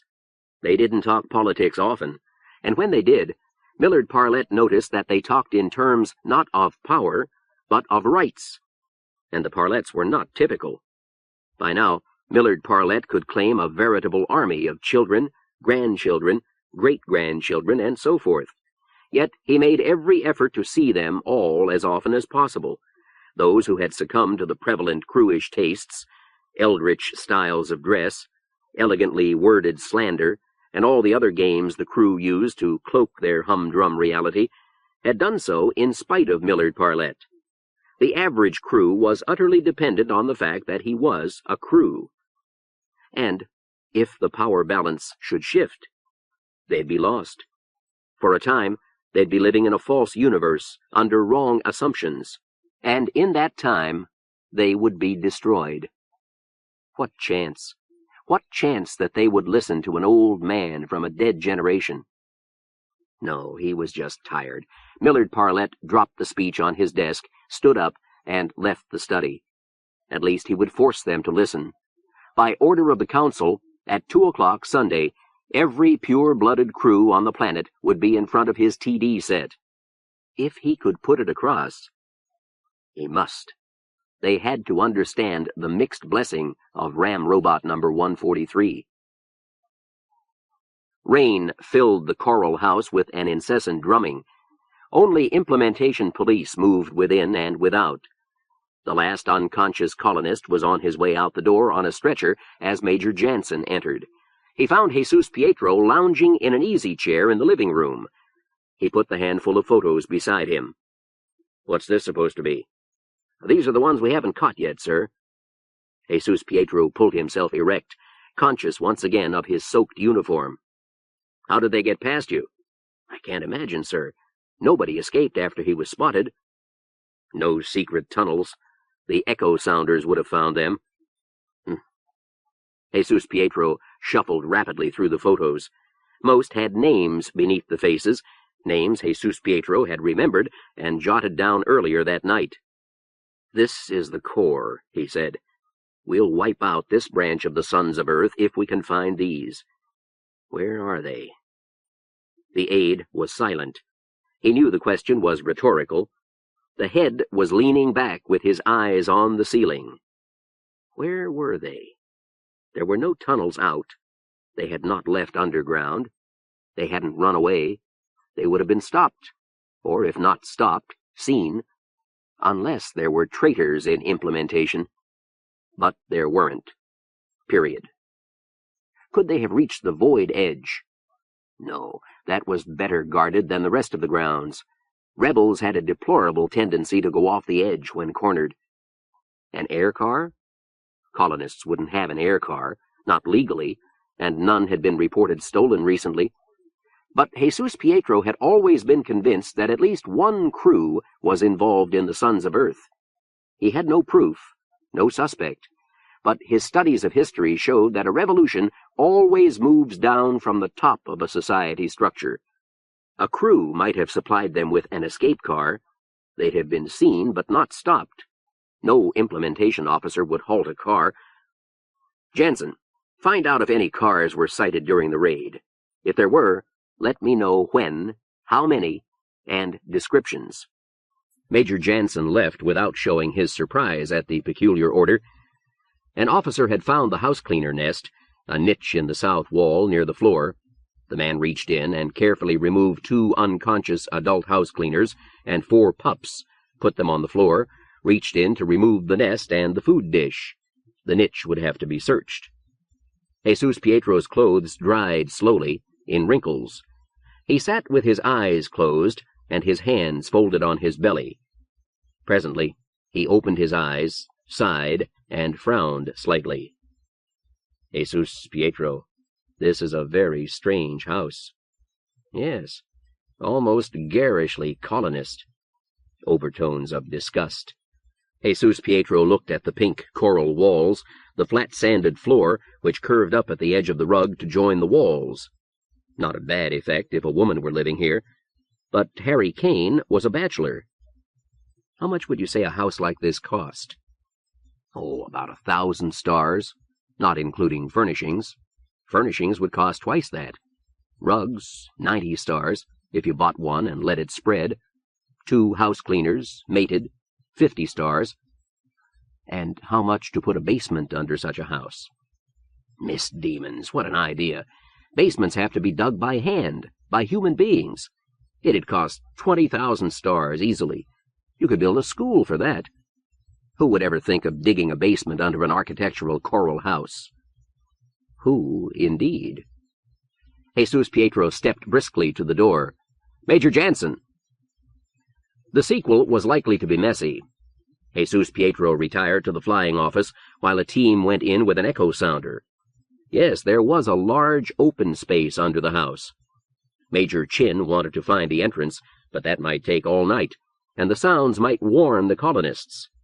Jesus Pietro sat firmly on his curiosity and ordered explosives. It was messy. The rebels had put together some ingenious devices from materials anyone would have considered harmless.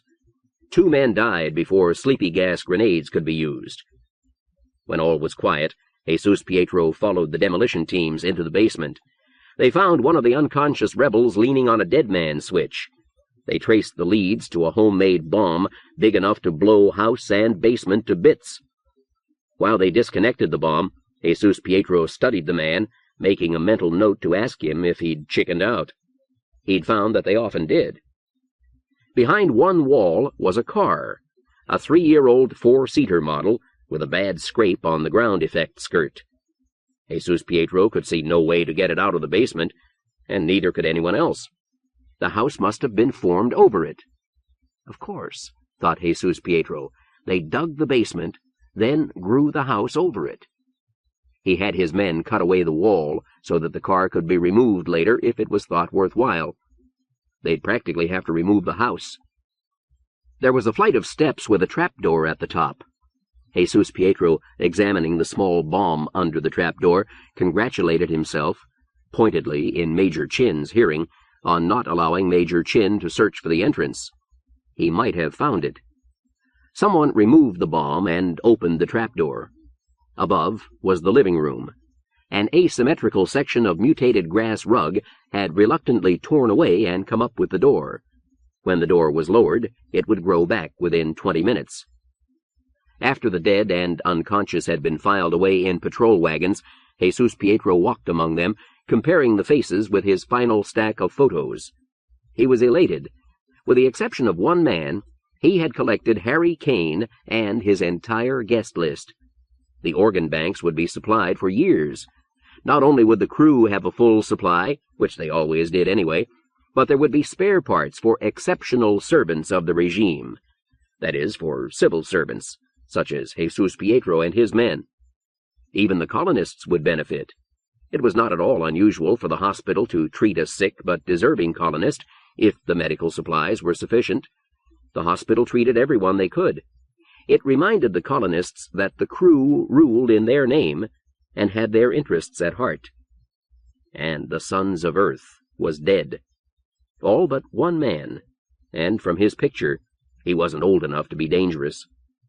Nonetheless, Jesus Pietro had his picture tacked to the hospital bulletin boards and sent a copy to the newscast station with the warning that he was wanted for questioning. It was not until dawn, when he was settling down to sleep, that he remembered who belonged to that face. Matthew Keller's nephew, 6 years older than when he'd pulled that cider trick.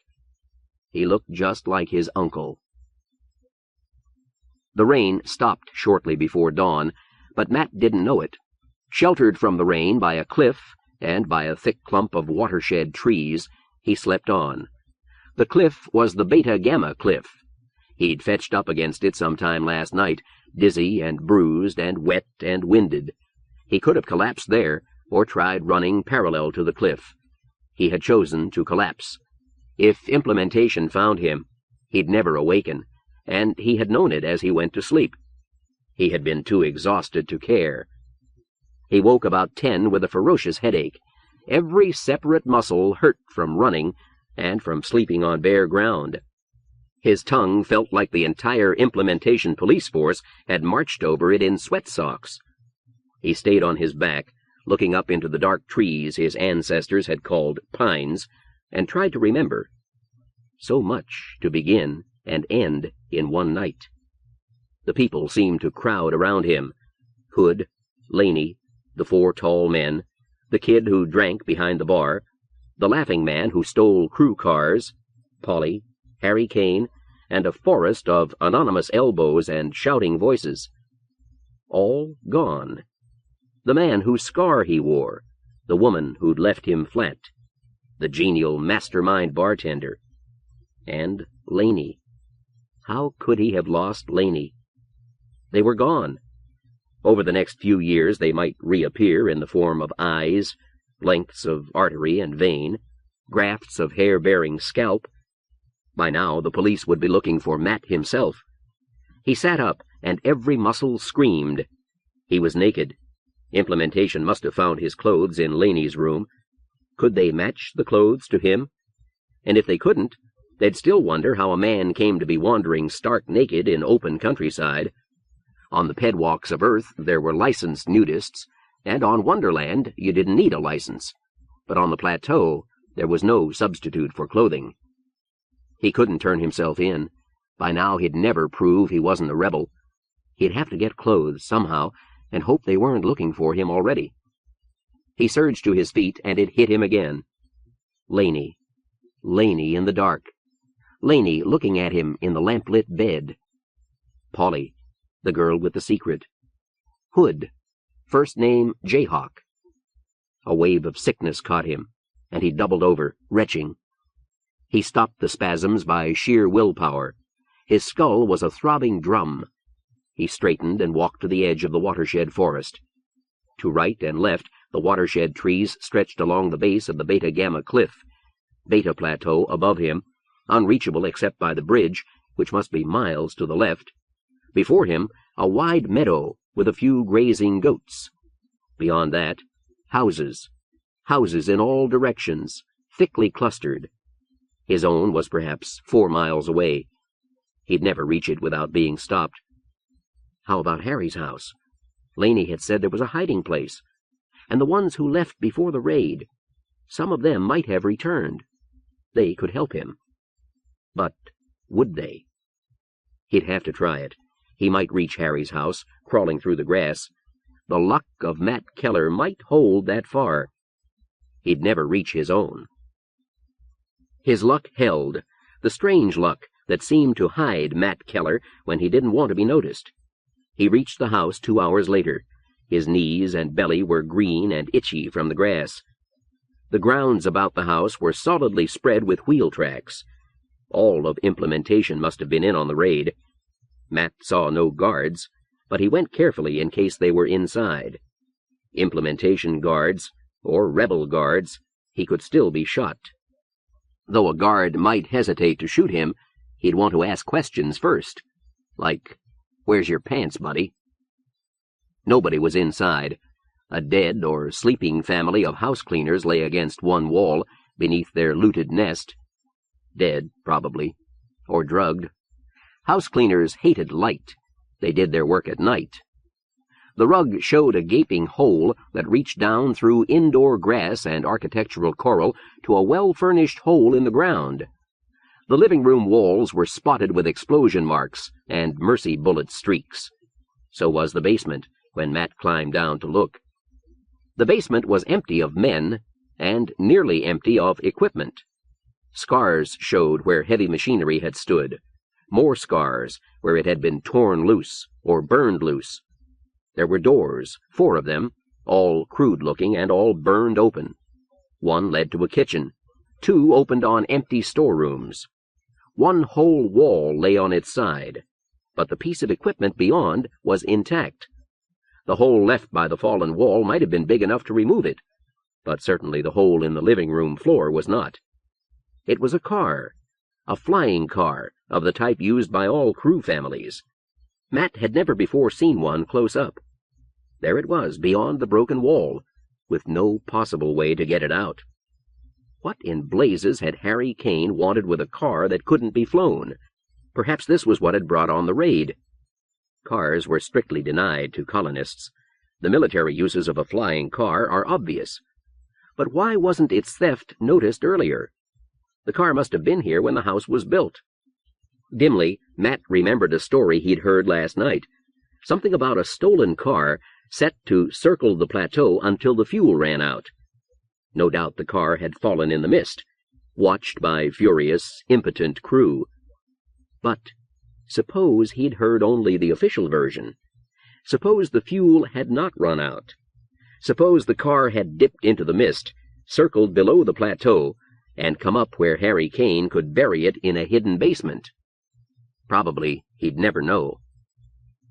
The showers were still running. Matt was shivering badly when he stepped in. The hot water thawed him instantly. He let the water pour heavily down on the back of his neck, washing the grass stains and dirt and old sweat from him as it ran in streams to his feet. Life was bearable. With all its horrors and all its failures, life was bearable where there were hot showers. He thought of something then, and metaphorically, his ears pricked up. The raid had been so big. Implementation had grabbed everyone at the party. From the number of tracks, it was likely they had taken even those who had left early, putting them to sleep 1 by 1 and 2 by 2 as they turned toward home. They must have returned to the hospital with close to 200 prisoners. Some were innocent. Matt knew that. And implementation was usually fair about convictions. Trials were always closed, and only the results were ever published, but implementation usually preferred not to convict the innocent. Suspects had returned from the hospital. But that wouldn't take long. The police could simply release everyone without a hearing aid, with notations to keep an eye on them in future. He who wore a hearing aid was guilty. But it would take time to reduce around 100 convicted rebels to their component parts. The odds were that Laney, Hood, and Polly were still alive. Certainly they could not all be dead by this time. Matt stepped out of the shower and began looking for clothes. He found a closet which must have belonged to Harry Kane, for the shorts were too wide and the shirts were too short. He dressed anyway, pulling shirt and shorts into a million wrinkles with the belt. At a distance, he'd pass. The clothes problem was as nothing now. The problem he faced was much worse. He had no idea how long it took to take a man apart and store him away, though he could guess that it would take a long time to do it right. He didn't know whether implementation, in the person of the dread Castro, would want to question the rebels first, but he did know that every minute he waited reduced the odds that each of the partygoers was still alive. Right now, the odds were good. Matt Keller would go through life knowing that he had passed up his chance to save them. But, he reminded himself, it wasn't really a chance. He had no way to reach Alpha Plateau without being shot. He'd have to cross 2 guarded bridges. The noonday sun shone through clean air on a clean, ordered world, in contrast to the gutted coral shell behind him. Matt hesitated on the doorstep, then resolutely turned back to the jagged hole in Harry Kane's living room. He must know that it was impossible. The basement was the heart of the rebel stronghold, a heart which had failed. If implementation had overlooked a single weapon— There were no weapons in the car, but he found an interesting assortment of scars. Ripped upholstery showed bolts attached to the exposed metal walls, but the bolts had been cut or torn out. Matt found 6 places which must have been gun mounts. A bin in back might have held makeshift hand grenades. Or sandwiches. Matt couldn't tell. Implementation had taken anything that might have been a weapon, but they didn't seem to have harmed the car. Presumably they would come back and dig it out someday, if they thought it worth the effort. He got in and looked at the dashboard, but it didn't tell him anything. He'd never seen a car dashboard. There had been a cover over it, padlocked, but the padlock lay broken on the floor, and the cover was loose. Harry's padlock? Or the original owner's? He sat in the unfamiliar vehicle, unwilling to leave because leaving would mean giving up. When he noticed a button labeled Start, he pushed it. He never heard the purr of the motor starting. The blast made him spasm like a galvanized frog.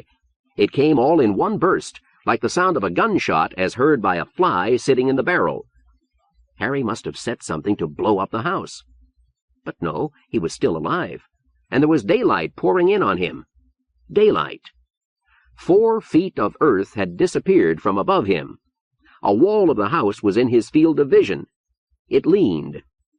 Harry Kane must have been a genius with shaped-charge explosives, or known one.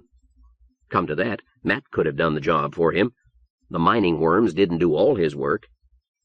Daylight, and the motor was running. He could hear an almost soundless hum, now that his ears had recovered from the blast. If he flew the car straight up, he'd have had to cross 2 guarded bridges to reach Alpha Plateau. Now he could fly there, if he could learn to fly before the car killed him. Or he could go home. He wouldn't be noticed, despite his ill-fitting clothes. Colonists tended to mind their own business, leaving it to the crew and implementation to maintain order. He'd change clothes, burn these, and who would know or ask where he'd been over the weekend? Matt sighed and examined the dashboard again. He couldn't quit now. Later, maybe, when he crashed the car, or when they stopped him in the air. Not now. The blast that had freed his path was an omen, one he couldn't ignore. Let's see. 4 levers set at 0. Fans, 1, 2, 1, 3, 2, 4, 3, 4. Why would those little levers be set to control the fans in pairs? He pulled one toward him. Nothing. A small bar with 3 notches. Neutral, ground, air. Set on neutral. He moved it to ground. Nothing. If he'd had the ground altitude set for the number of inches he wanted, the fans would have started. But he didn't know that. He tried air. The car tried to flop over on its back. He was in the air before he had it quite figured out. In desperation, he pulled all the fan throttles full out and tried to keep the car from rolling over by pushing each one in a little at a time. The ground dwindled until the sheep of Beta Plateau were white flecks and the houses of Gamma were tiny squares. Finally, the car began to settle down. Not that he could relax for a moment. Fans numbers 1, 2, 3, 4 were left front, left rear, right rear. Dropping lever 1, 2 dropped the front of the car, 3, 4 the back, 1, 3 the left side, 2, 4 the right side. He had the car upright, and he began to think he had the knack of it. But how to go forward? There were altitude and rotation dials, but they didn't do anything. He didn't dare touch the switch with the complicated 3-syllable word on it, but suppose he tilted the car forward, depressed the 1-2 throttle. He did, just a little. The car rotated slowly forward, then faster. He pulled the lever out hard. The rotation slowed and stopped when the plateau stood before his face like a vertical wall. Before the wall could strike him in the face, he got the car righted, waited until his nerves stopped jumping, then tried it again. This time, he pushed the 1-2 lever in a little, waited 3 seconds, pulled it out hard. It worked, after a fashion. The car began to move forward with its nose dipped. Luckily, he was facing Alpha Plateau. Otherwise, he would have had to fly backwards, and that would have made him conspicuous. He didn't know how to turn around. He was going pretty fast. He went even faster when he found a knob labeled slats. The car also started to drop. Matt remembered the Venetian blind arrangements under the 4 fans. He left the slats where they were, leveled the car's altitude. It must have been right, because the car kept moving forward. It was hardly wobbling at all. And Matt was faced with the most spectacular view he had ever known. The fields and woods orchards of Beta rolled beneath. Alpha Plateau was quite visible at this height. The Alpha-Beta cliff was a crooked line with a wide river following the bottom. The Long Fall. The river showed flashes of blue within the steep channel it had carved for itself. Cliff and river terminated at the void edge to the left, and the murmur of the river's fall came through the cockpit plastic. To the right was a land of endless, jagged, tilted plains, softening and blurring in the blue distance. Soon he would cross the cliff and turn toward the hospital. Matt didn't know just what it looked like, but he was sure he'd recognize the huge hollow cylinders of the spacecraft. A few cars hovered over Beta, none very close, and a great many more showed like black midges over Alpha. They wouldn't bother him. He hadn't decided how close he would get to the hospital before landing. Even crew might not be permitted within a certain distance. Other than that, he should be fairly safe from recognition. A car was a car, and only crew flew cars. Anyone who saw him would assume he was a crew. It was a natural mistake. Matt never did realize just where he went wrong. He had fine judgment and good balance, and he was flying the car as well as was humanly possible. If someone had told him a 10-year-old crew child could do it better, he would have been hurt. But a 10-year-old crew child would never have lifted a car without flipping the gyroscope switch. As usual, but much later than usual, Jesus Pietro had breakfast in bed. As usual, Major Jansen sat nearby, drinking coffee, ready to run errands and answer questions. "Did you get the prisoners put away all right?" "Yes, sir, in the Vivarium. All but 3. We didn't have room for them all." "And they're in the organ banks?" "Yes, sir." Jesus Pietro swallowed a grapefruit slice. "Let's hope they didn't know anything important." "What about the deadheads?" "We separated out the ones without ear mics and turned them loose. Fortunately, we finished before 6 o'clock. That's when the ear mics evaporated." "Evaporated? Forsooth. Nothing left?" "Dr. Gospin took samples of the air. He may find residues." It's not important. A nice trick, though, considering their resources, said Jesus Pietro. After 5 minutes of uninterrupted munching and sipping sounds, he abruptly wanted to know, "What about Keller?" "Who, sir?" "The one that got away." And after 3 phone calls, Major Jansen was able to say, "No reports from the colonist areas. Nobody's volunteered to turn him in. He hasn't tried to go home, or to contact any relative or anyone he knows professionally. None of the police in on the raid recognize his face. None will admit that someone got past him." More silence, while Jesus Pietro finished his coffee. Then, "See to it that the prisoners are brought to my office one at a time. I want to find out if anyone saw the landing yesterday." "One of the girls was carrying photos, sir, of package number 3. They must have been taken with a scopic lens." "Oh?" For a moment, Jesus Pietro's thoughts showed clear behind a glass skull. Millard Parlette. If he found out. "I don't know why you couldn't tell me that before." "Treat it as confidential. Now, get on with it." "No, wait a minute," he called as Jansen turned to the door. "One more thing. There may be basements that we don't know about. Detail a couple of echo sounder teams for a house-to-house search on Delta and Eta plateaus." "Yes, sir." "Priority?" No. The Vivarium's too deep already. Tell them to take their time." The phone stopped Major Jansen from leaving. He picked it up, listened, then demanded, "Well, why call here?" "Hold on." With a touch of derision, he reported, "A car approaching, sir, being flown in a reckless manner. Naturally, they had to call you personally." "Now, why they... Could it be the same make as the car in Kane's basement?" "I'll ask." He did. "It is, sir." "I should have known there'd be a way to get it out of the basement. Tell them to bring it down." Geologists, don't give me a hard time about that word, believed that Mount Lookitthat was geologically recent. A few hundreds of thousands of years ago, part of the planet's skin had turned molten.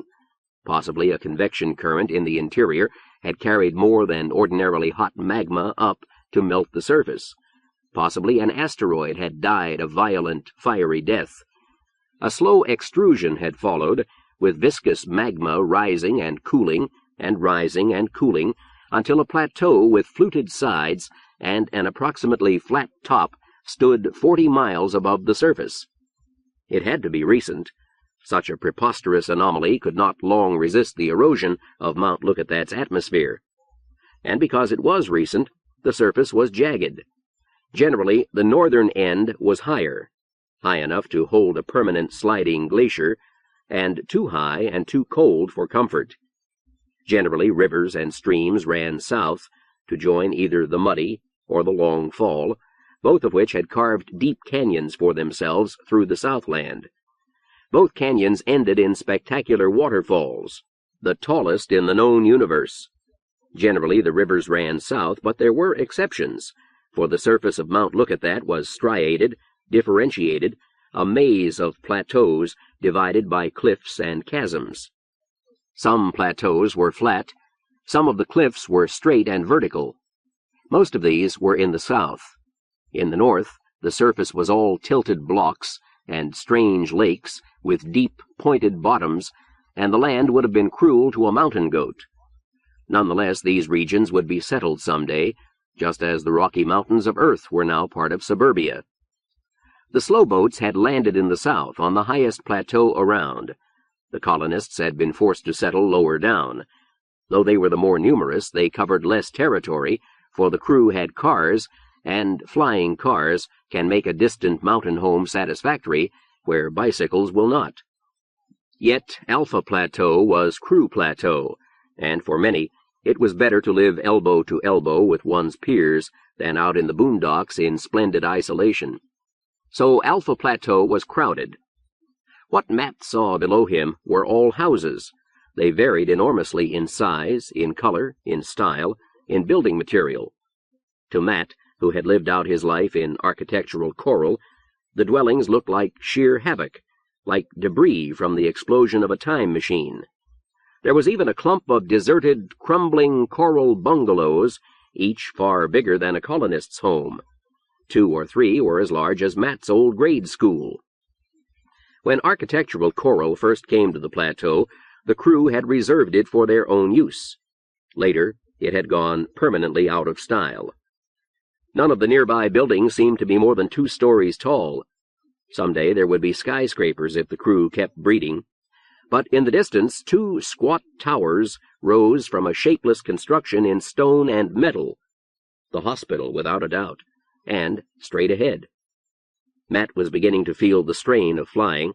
He had to divide his attention between the dashboard, the ground, and the hospital ahead.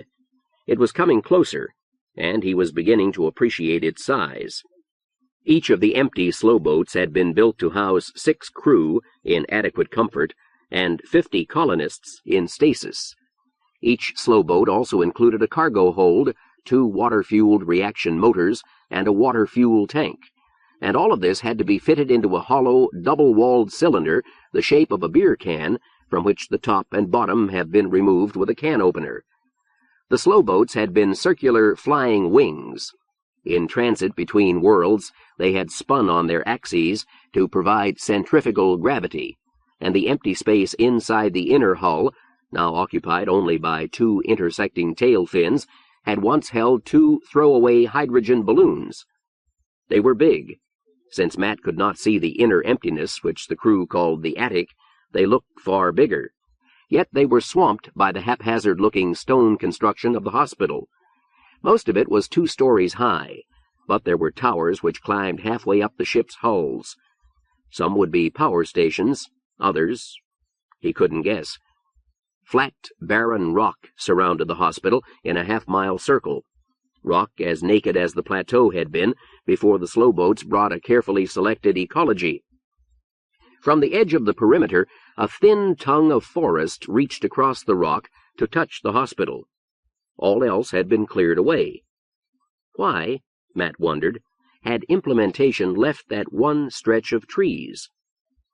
A wave of numbness hit him and passed, followed by a surge of panic, a sonic stun beam. For the first time he looked behind him. 20 to 30 implementation police cars were scattered in his wake. It hit him again, glancingly.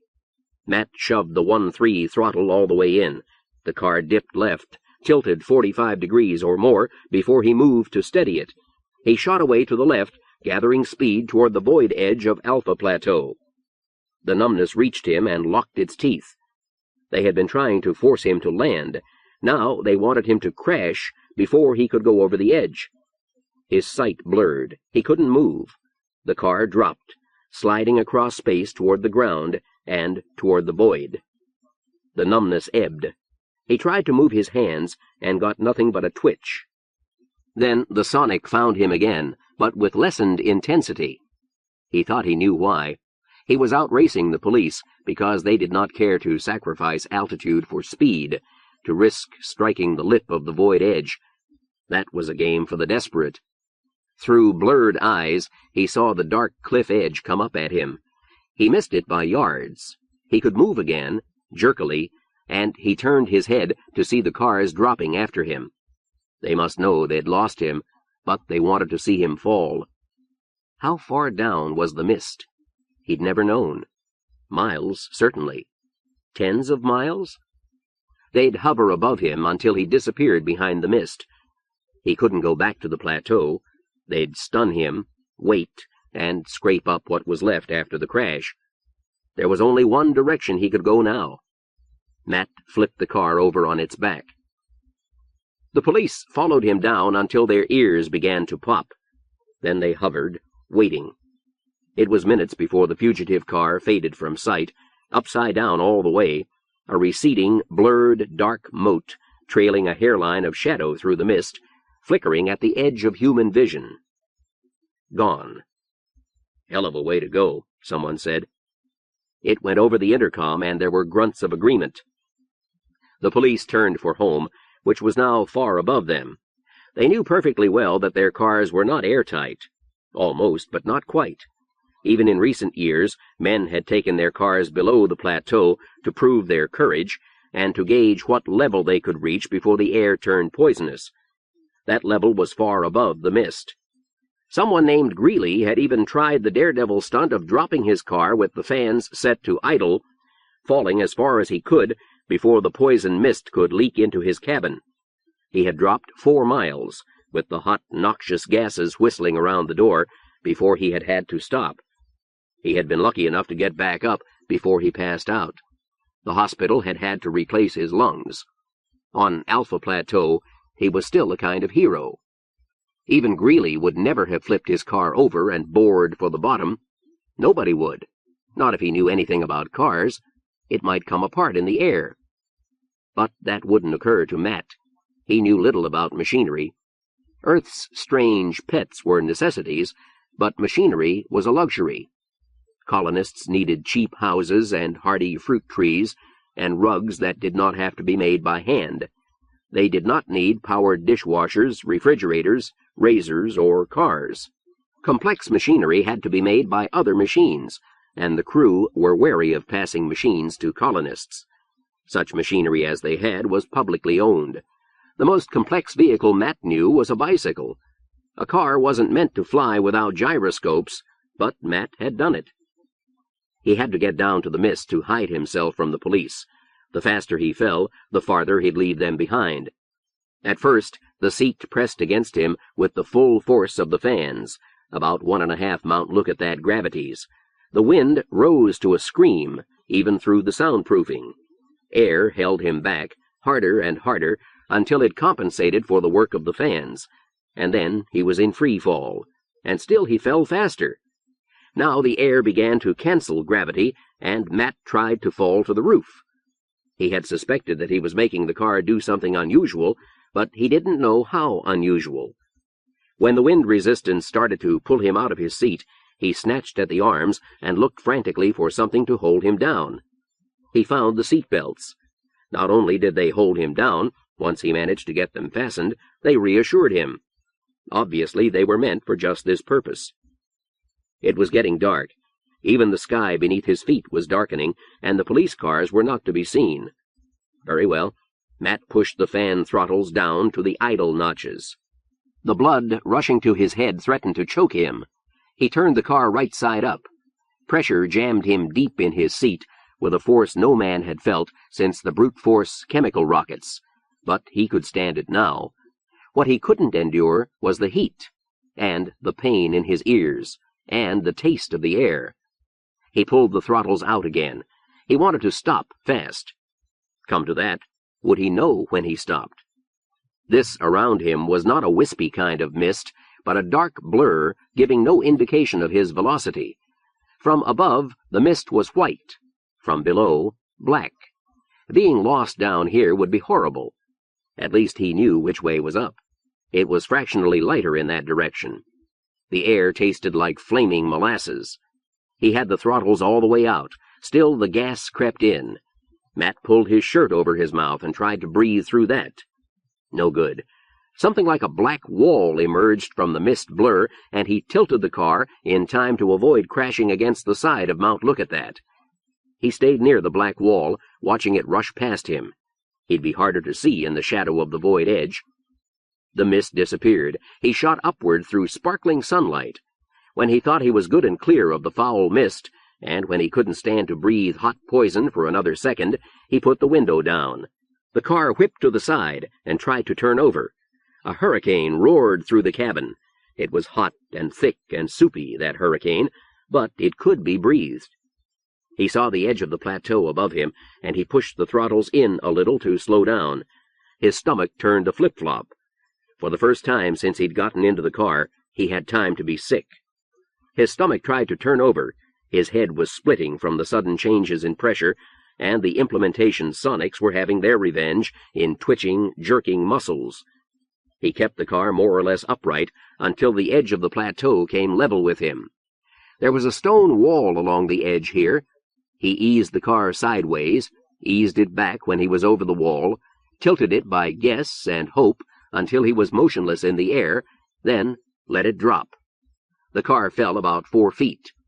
Matt opened the door, but stopped himself from getting out. What he really wanted to do was faint, but he'd left the fans idling. He found the neutral ground air toggle and shoved it forward without much care. He was tired and sick, and he wanted to lie down. The toggle fell in the ground slot. Matt stumbled out the door, stumbled because the car was rising. It rose 4 inches off the ground and began to slide. During his experimenting, Matt must have set the ground altitude, so that the car was now a ground effect vehicle. It slid away from him as he tried to reach for it. He watched on hands and knees as it glided away across the uneven ground, bounced against the wall and away, against the wall and away. It circled the end of the wall and went over the edge. Matt flopped on his back and closed his eyes. He didn't care if he never saw a car again. The motion sickness, the sonic after-effects, the poisoned air he'd breathed, the pressure changes, they gripped him hard, and he wanted to die. Then, by stages, they began to let go. Nobody found him there. A house was nearby, but it had a vacant look. After some time, Matt sat up and took stock of himself. His throat hurt. There was a strange, unpleasant taste in his mouth. He was still on Alpha Plateau. Only crew would go to the trouble of building walls along a void edge, so he was committed. Without a car, he could no more leave Alpha Plateau than he could have arrived there in the first place. But the house was architectural coral, bigger than anything he was used to. It was still coral, which meant that it should have been deserted about 40 years. He'd have to risk it. He needed cover. There were no trees nearby, and trees were dangerous to hide in. They would probably be fruit trees, and someone might come apple-picking. Matt got up and moved toward the house.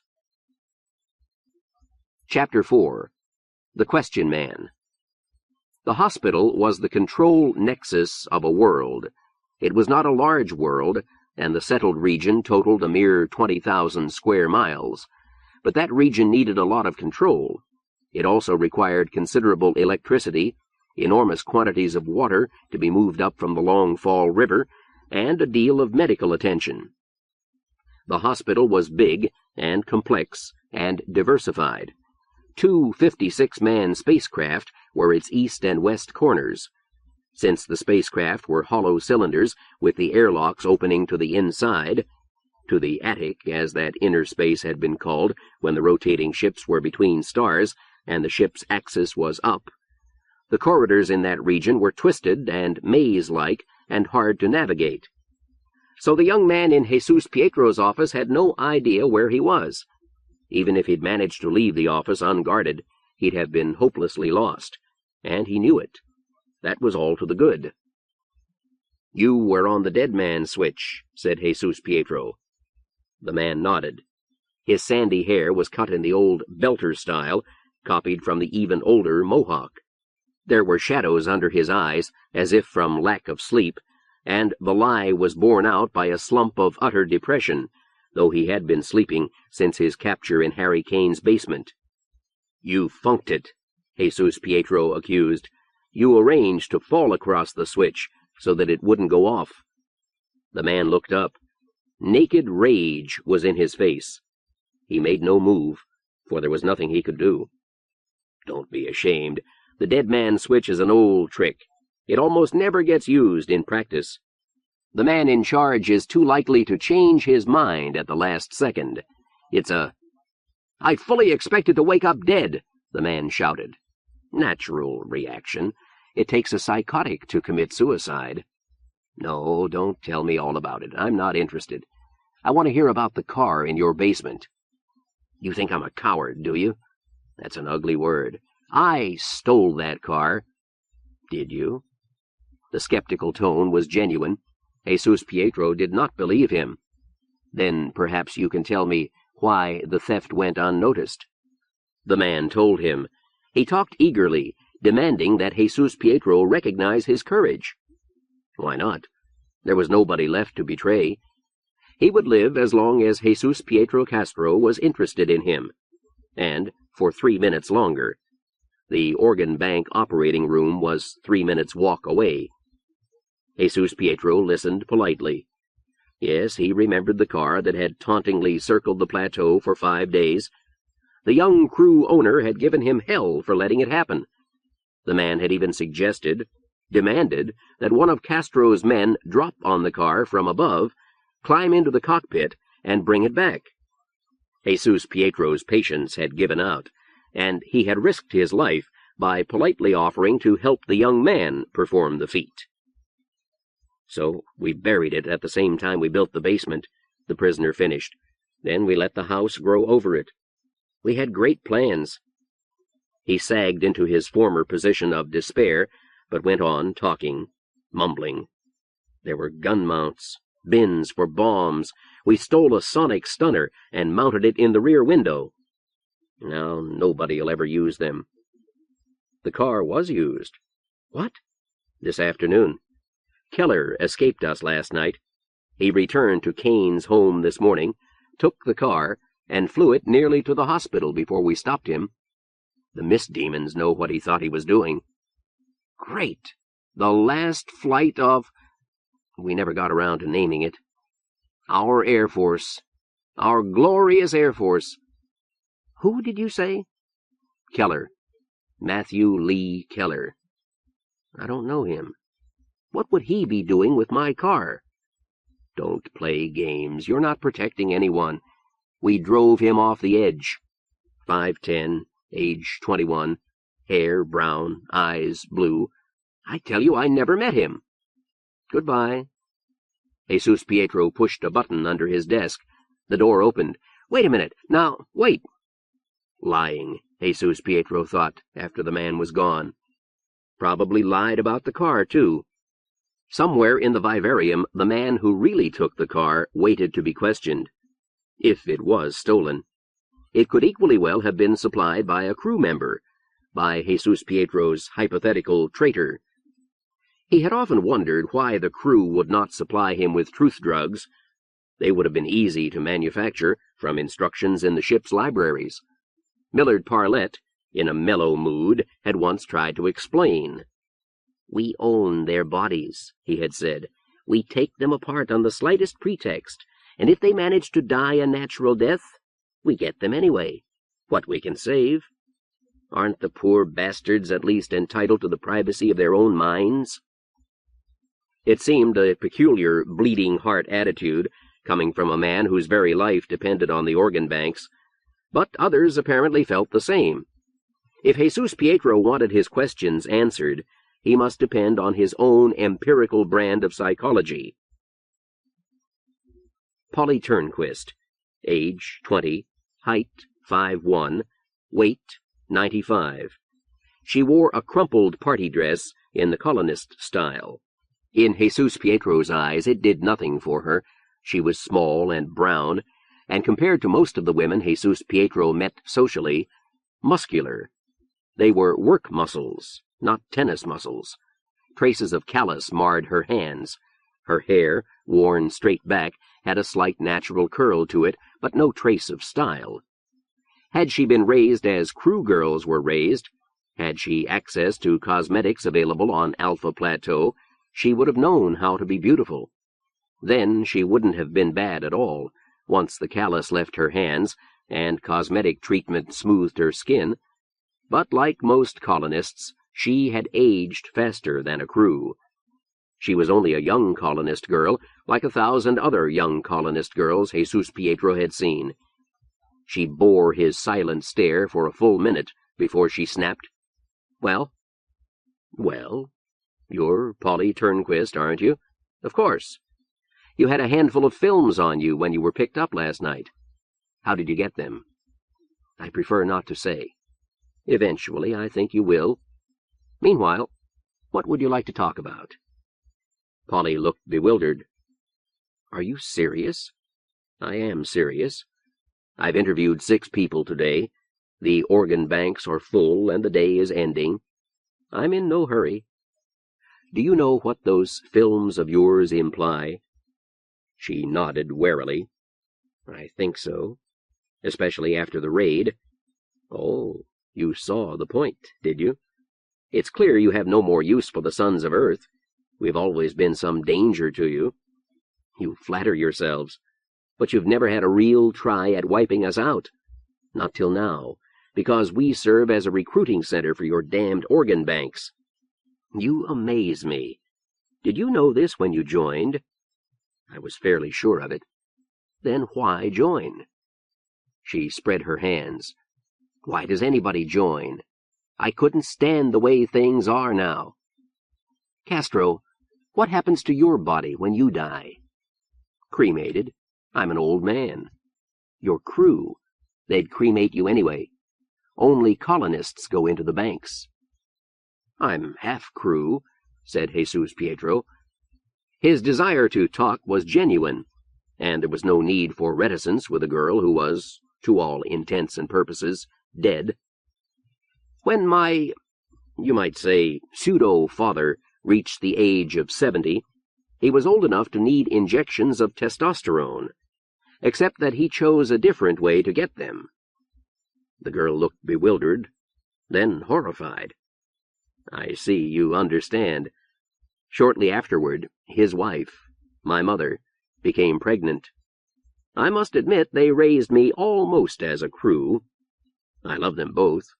I don't know who my father was. He may have been a rebel, or a thief. To you there's no difference, I suppose. The girl's tone was savage. No. Back to the sons of Earth, Jesus Pietro said briskly. You're quite right. We don't need them anymore. Not as a recruiting center, nor for any other purpose. Yours was the biggest rebel group on Mount Lookitthat. We'll take the others as they come. I don't understand. The organ banks are obsolete now, aren't they? Why not publish the news? There'd be a worldwide celebration. That's just why we don't broadcast the news. Your kind of sloppy thinking. No, the organ banks are not obsolete. It's just that we'll need a smaller supply of raw material. And as a means of punishment for crimes, the banks are as important as ever. You son of a bitch, said Polly. Her color was high, and her voice held an icy, half-controlled fury. So we might get uppity if we thought we were being killed to no purpose. You will not be dying to no purpose, Jesus Pietro explained patiently. That has not been necessary since the first kidney transplant between identical twins. It has not been necessary since Landsteiner classified the primary blood types in 1900. What do you know about the car in Kane's basement? I prefer not to say. You're being very difficult. The girl smiled for the first time. I've heard that. His reaction took Jesus Pietro by surprise. A flash of admiration, followed by a hot flood of lust. Suddenly, the bedraggled colonist girl was the only girl in the universe. Jesus Pietro held his face like frozen stone while the flood receded. It took several seconds. What about Matthew Lee Keller? Who? I mean, you prefer not to say. Miss Turnquist, you probably know that there are no truth drugs on this world. In the ship's libraries are instructions for making scopolamine, but no crew will authorize me to use them. Hence, I have developed different methods. He saw her stiffen. No, there will be no pain. They'd put me in the organ banks if I use torture. I'm only going to give you a nice rest. I think I know what you mean. Castro, what are you made of? You're half colonist yourself. What makes you side with the crew? There must be law and order, Miss Turnquist. On all of Mount Lookitthat, there is only one force for law and order, and that force is the crew. Jesus Pietro pushed the call button. He did not relax until she was gone, and then he found himself shaken. Had she noticed that flash of desire? What an embarrassing thing to happen. But she must have assumed he was only angry. Of course she had. Polly was in the maze of corridors when she suddenly remembered Matt Keller. Her regal dignity, assumed for the benefit of the pair of implementation police who were her escorts, softened in thought. Why would Jesus Pietro be interested in Matt? He wasn't even a member. Did it mean that he had escaped? Odd about that night. She'd liked Matt. He'd interested her. And then, suddenly, it must have looked to him as if she'd brushed him off. Well, it didn't matter now, but implementation should have turned him loose. He was nothing but a deadhead. Castro. Why had he told her all that? Was it part of the coffin cure? Well, she'd hold out as long as possible. Let Castro worry about who might know the truth of Ramrobot number 143. She had told nobody, but let him worry. The girl looked about her in pleased wonder at the curving walls and ceiling with their peeled, discolored paint, at the spiral stairs, at the matted, withered brown rug which had been indoor grass. She watched the dust puff out from her falling feet, and she ran her hands over the coral walls where the paint had fallen away. Her new, brightly dyed falling jumper seemed to glow in the gloom of the deserted house. "It's very odd," she said. Her crewish accent was strange and lilting. The man lifted an arm from around her waist to wave it about him. "They live just like this," he said in the same accent. "Just like this. You can see their houses from your car on the way to the lake." Matt smiled as he watched them walk up the stairs. He had never seen a 2-story coral house. The balloons were too hard to blow, and the second floor tended to sag unless you maintained 2 distinct pressures. Why didn't they come to Delta Plateau if they wanted to see how colonists lived? But why should they? Surely their own lives were more interesting. What strange people they were! It was hard to understand them, not only because of the lilt, but because certain words meant the wrong things. Their faces were alien, with flared nostrils and high, prominent cheekbones. Against the people Matt had known, they seemed fragile, under-muscled, but graceful and beautiful to the point where Matt wondered about the man's manhood. They walked as though they owned the world. The deserted house had proved a disappointment. He'd thought all was lost when the crew couple came strolling in, pointing and staring as if they were in a museum, but with luck they would be up there for some time. Matt moved very quietly from the darkness of a now doorless closet, picked up their picnic basket, and ran on tiptoe for the door. There was a place where he could hide, a place he should have thought of before. He climbed over the low stone wall with the picnic basket in one hand. There was a 3-foot granite lip on the void side.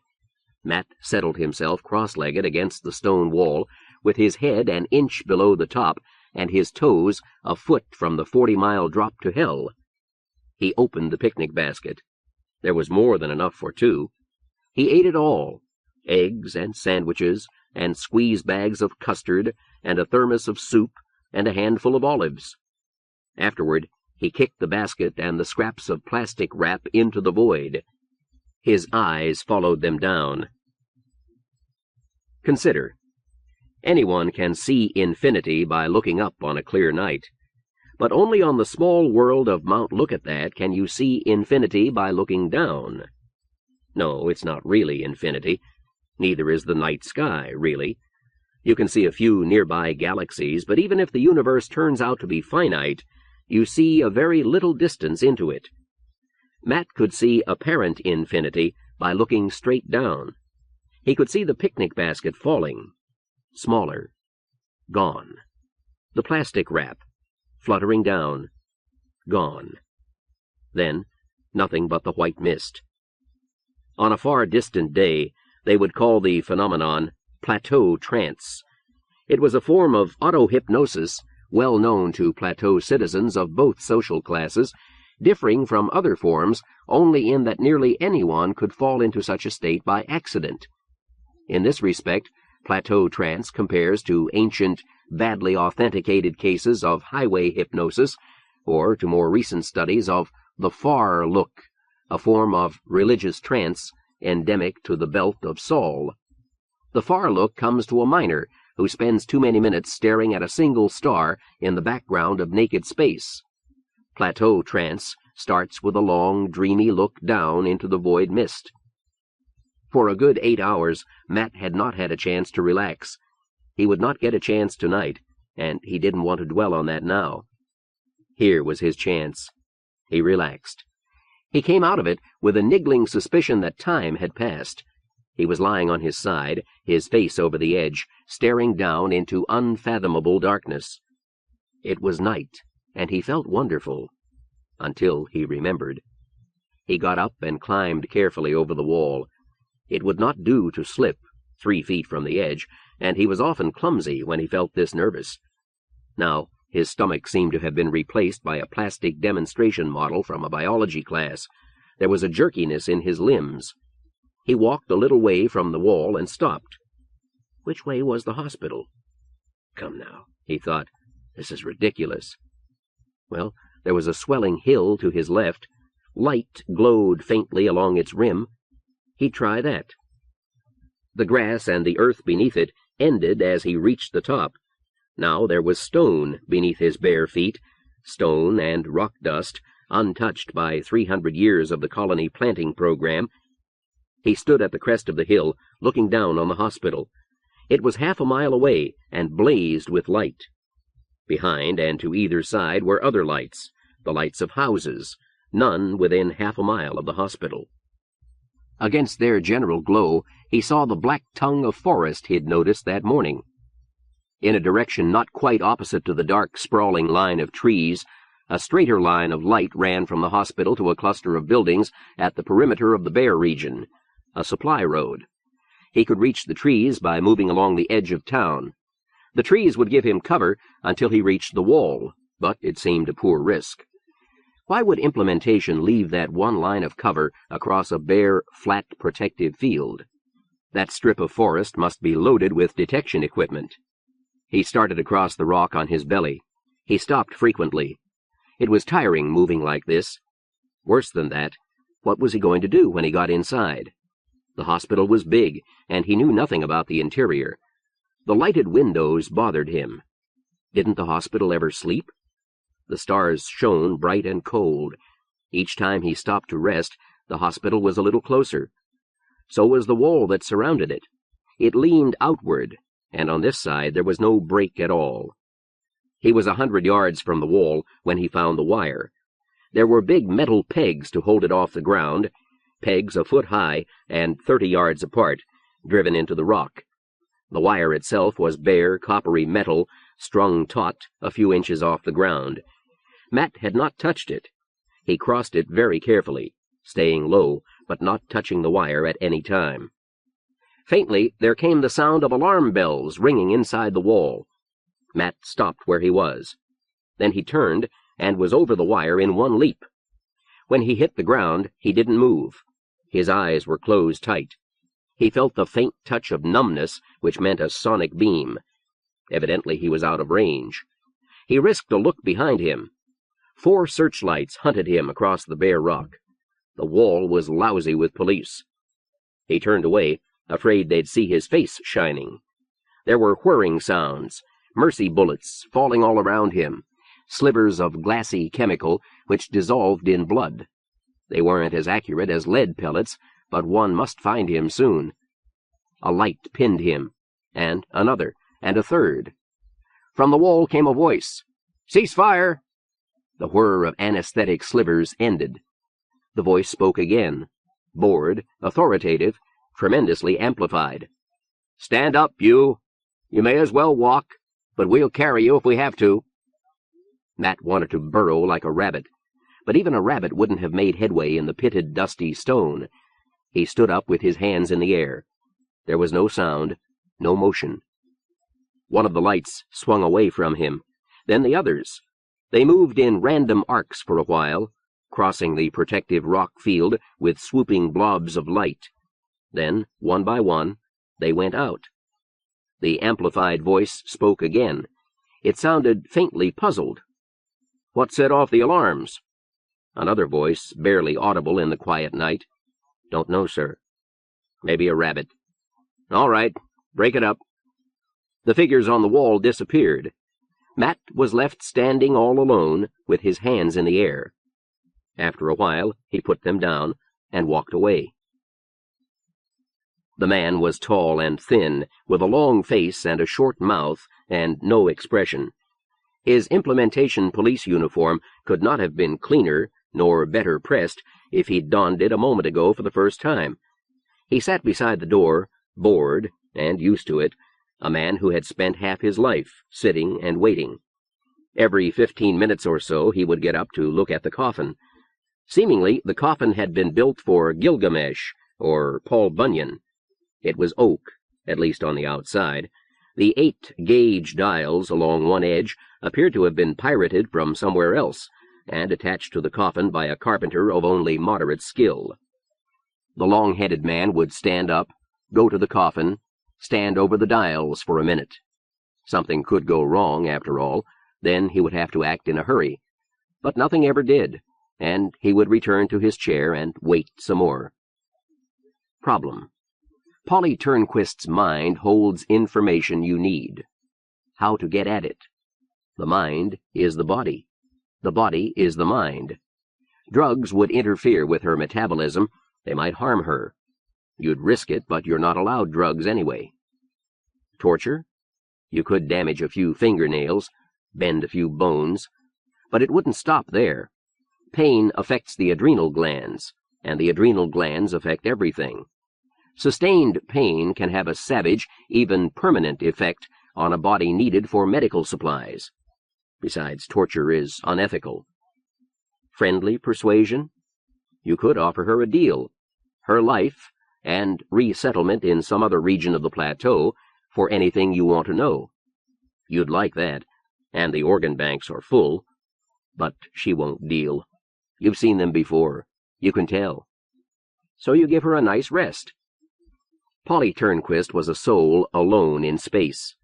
Less than that, for there was nothing around her that could have been identified as space. No heat, no cold, no pressure, no light, no darkness, no hunger, no thirst, no sound. She had tried to concentrate on the sound of her heartbeat, but even that had disappeared. It was too regular. Her mind had edited it out. Similarly with the darkness behind her closed, bandaged eyelids. The darkness was uniform, and she no longer sensed it. She could strain her muscles against the soft, swaddling bandages that bound her, but she sensed no result, for the slack was small fractions of an inch. Her mouth was partly open. She could neither open it further, nor close it on the foam rubber mouthpiece. She could not bite her tongue, nor find it. In no way could she produce the sensation of pain. The ineffable peace of the coffin cure wrapped her in its tender folds and carried her, screaming silently, into nothingness. What happened? He sat at the edge of the grass on the hill above the hospital. His eyes were fixed on its blazing windows. His fist beat softly against his knee. What happened? They had me. They had me. He had walked away, bewildered, helpless, beaten. He had waited for the magnified voice to shout its orders. And nothing happened. It was as if they had forgotten him. He had walked away with the feel of death at his back, waiting for the numbness of a sonic stun beam, or the prick of a mercy bullet, or the roar of the officer's voice. Gradually, against all reason, he had sensed that they were not going to come for him. And then he ran. His lungs had stopped their tortured laboring many minutes ago, but his brain still spun. Perhaps it would never stop. He had run until he collapsed, here at the top of the hill, but the fear that drove him was not the fear of the organ banks. He had fled from an impossible thing, from a universe without reason. How could he have walked away from that plane of death with no eye to watch him? It smacked of magic, and he was afraid. Something had suspended the ordinary laws of the universe to save his life. He had never heard of anything that could do that, except the mist demons, and the mist demons were a myth. They had told him so when he was old enough. The mist demons were a tale to frighten children, like the reverse of a Santa Claus. The old wives, who found powerful beings in the mist beyond the edge of the world, had followed a tradition older than history, perhaps as old as man, But nobody believed in the mist demons. They were like the belt miners' church of Finagle, whose prophet was Murphy. A half-bitter joke, something to swear by. They had me, and they let me go. Why? Could they have had a purpose? Was there some reason the hospital should let a colonist sneak to its very walls, then let him go free? Could the organ banks be full? But there must be some place they could keep a prisoner until there was room. But if they thought he was a crew— yes, that was it, a human figure on Alpha Plateau— of course they'd assume he was crew. But so what? Surely someone would have come to question him. Matt began pacing a tight circle at the top of the low hill. His head whirled. He'd walked to certain death and been turned loose.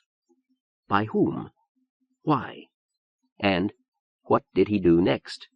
Go back and give them another chance? Walk to the Alpha-Beta bridge and hope nobody would see him sneaking across? Fly down the cliff, vigorously flapping his arms? The awful thing was that he didn't know it wouldn't work. Magic. Magic. Hood had talked about magic. No, he hadn't. He'd practically turned purple, denying that magic was involved. He'd been talking about psychic powers. And Matt had been so involved in watching Polly that he couldn't remember anything Hood had said.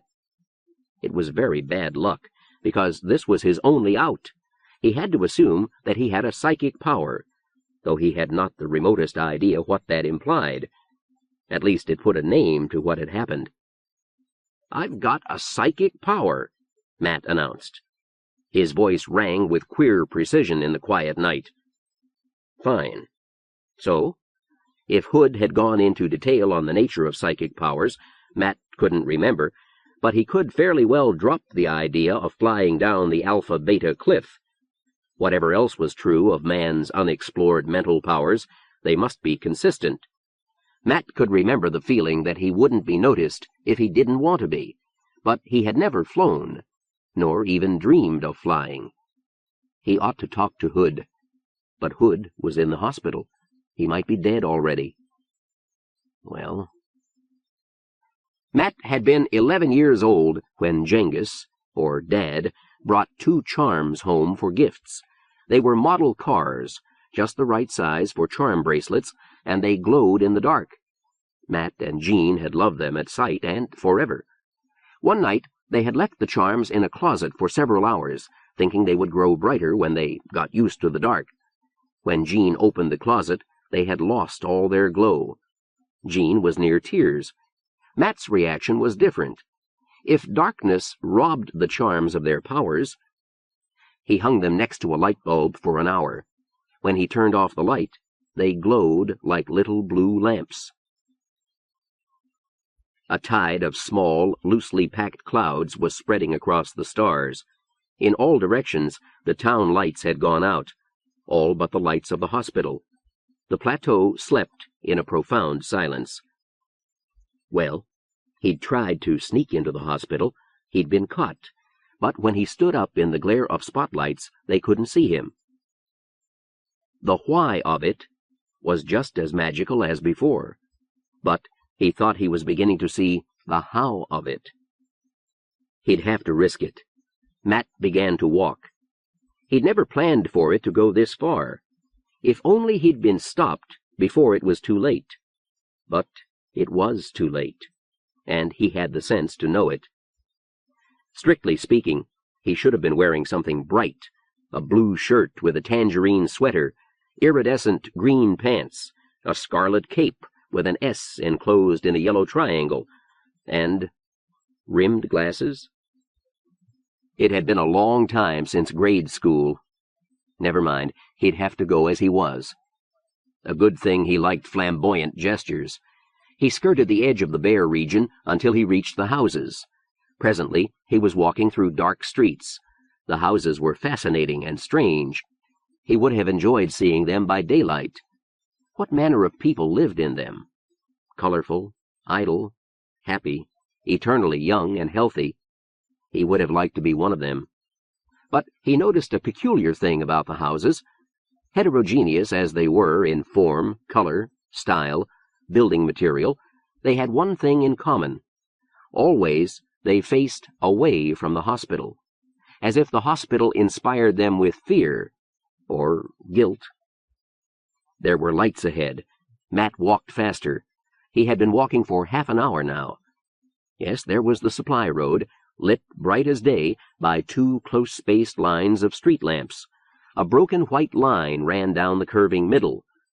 Matt stepped out to the white line and began following it toward the hospital. Again, his shoulders were unnaturally rigid, as with the fear of death from behind. But the danger was all before him.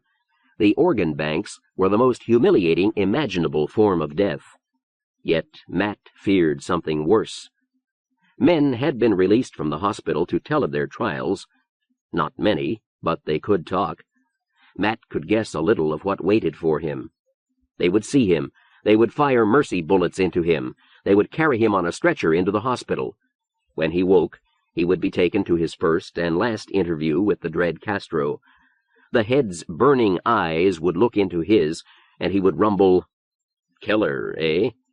Yes, we had to take your uncle apart. Well, Keller, you walked up here like you thought you were a crew with an appointment. What did you think you were doing, Keller?" And what was he going to say to that? Chapter 5. The Hospital. Asleep, Jesus Pietro looked 10 years older. His defenses, his straight back, tight muscles, and controlled features were relaxed. His startling pale eyes were closed. His carefully combed white hair was messy, showing the bare scalp over which it had been carefully combed. He slept alone, separated from his wife by a door which was never locked. Sometimes he thrashed in his sleep, and sometimes, ridden by insomnia, he stared at the ceiling with his arms folded and muttered to himself, which was why Nadia slept next door. But tonight he lay quiet. He could have looked 30 again, with help. Inside his aging skin he was in good physical shape. He had good wind, thanks partly to his borrowed lung. His muscles were hard, beneath loose wrinkles and deposits of fat, and his digestion was good. His teeth, all transplants, were perfect. Give him new skin, new scalp, a new liver, replace a number of sphincter and other autonomic muscles. But that would take a special order from the Crew Congress. It would be a kind of testimonial, and he would accept it if it were offered, but he wasn't going to fight for it. Transplants and the giving of transplants were the right of the crew, and their most powerful reward, and Jesus Pietro was not squeamish, but somehow reluctant to exchange parts of himself for parts of some stranger. It would be like losing part of his ego. Only the fear of death had made him accept a new lung years ago. He slept quietly, and things began to add up. Polly Turnquist's films. Someone had slipped through his net night before last. Keller's getaway last night. A gnawing suspicion, only an intuition as yet, that Ramrobot package number 143 was even more important than anyone had guessed. Wrinkled, uncomfortable sheets, his blankets, which were a trifle too heavy, the fact that he had forgotten to brush his teeth, a mental picture of Keller diving head down for the mist. It kept coming back to haunt him. Faint noises from outside, from the wall, noises already an hour old, noises which hadn't awakened him, but which were still unexplained. His twinges of lust for the girl in the coffin cure, and the guilt that followed. His temptation to use that ancient brainwashing technique for his own private purposes, to make the rebel girl love him for a time. Adultery. More guilt. Temptations. Escaped prisoners. Hot, wrinkled bedclothes. No use. He was awake. He lay rigidly on his back, arms folded, glaring into the dark. No use fighting it. Last night had fouled up his internal clock. He'd eaten breakfast at 12:30. Why did he keep thinking of Keller? Head down over the mist, with the fans pushing hard on the seat of his pants, hell above and heaven below, going up into the unknown, lost forever, destroyed utterly. The dream of the Hindu, realized in physical form, the peace of total dissolution. Jesus Pietro rolled over and turned on the phone. A strange voice said, "Hospital, sir." "Who is this?" "Master Sergeant Leonard V. Watts, sir. Night duty." "What's happening at the hospital, Master Sergeant?" It was not an unusual question. Jesus Pietro had asked it scores of times at early morning hours during the last 10 years. Watts' voice was crisp. "Let me see. You left at 7, sir. At 7:30, Major Jansen ordered the release of the deadheads we picked up last night, the ones without ear mics. Major Jansen left at 9. At 10:30, Sergeant Helios reported that all the deadheads had been returned to their homes." Shuffling of papers in the background. "All but 2 of the prisoners questioned today have been executed and stored away. The medical supplies section informs us that the banks will be unable to handle new material until further notice. Do you want the list of executions, sir?" "No." "Coffin cure proceeding satisfactorily. No adverse medical reactions from suspect. Grounds reports a false alarm at 12:08, caused by a rabbit blundering into the electric eye barrier. No evidence of anything moving on the grounds." "Then how do they know it was a rabbit?" "Shall I ask, sir?" "No." They guessed, of course. "Good night."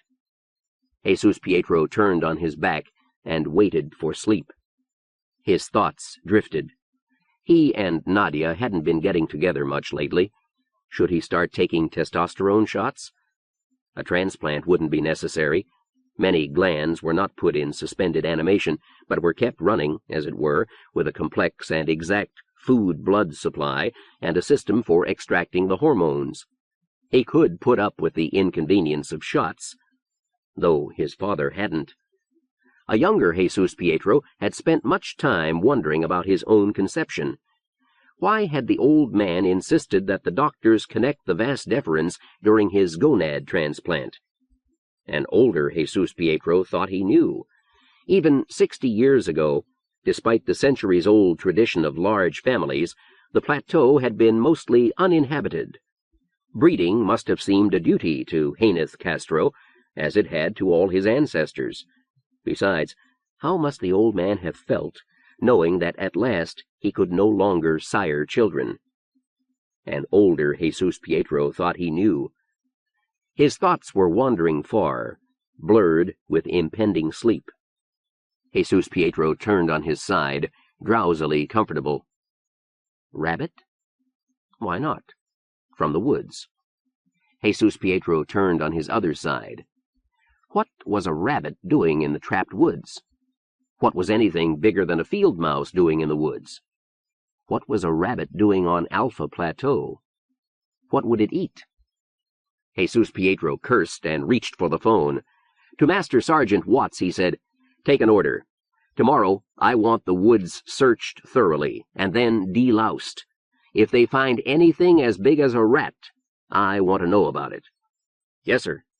"That alarm tonight. What sector?" "Let me see. Where the... Sector 6, sir." "6? That's nowhere near the woods."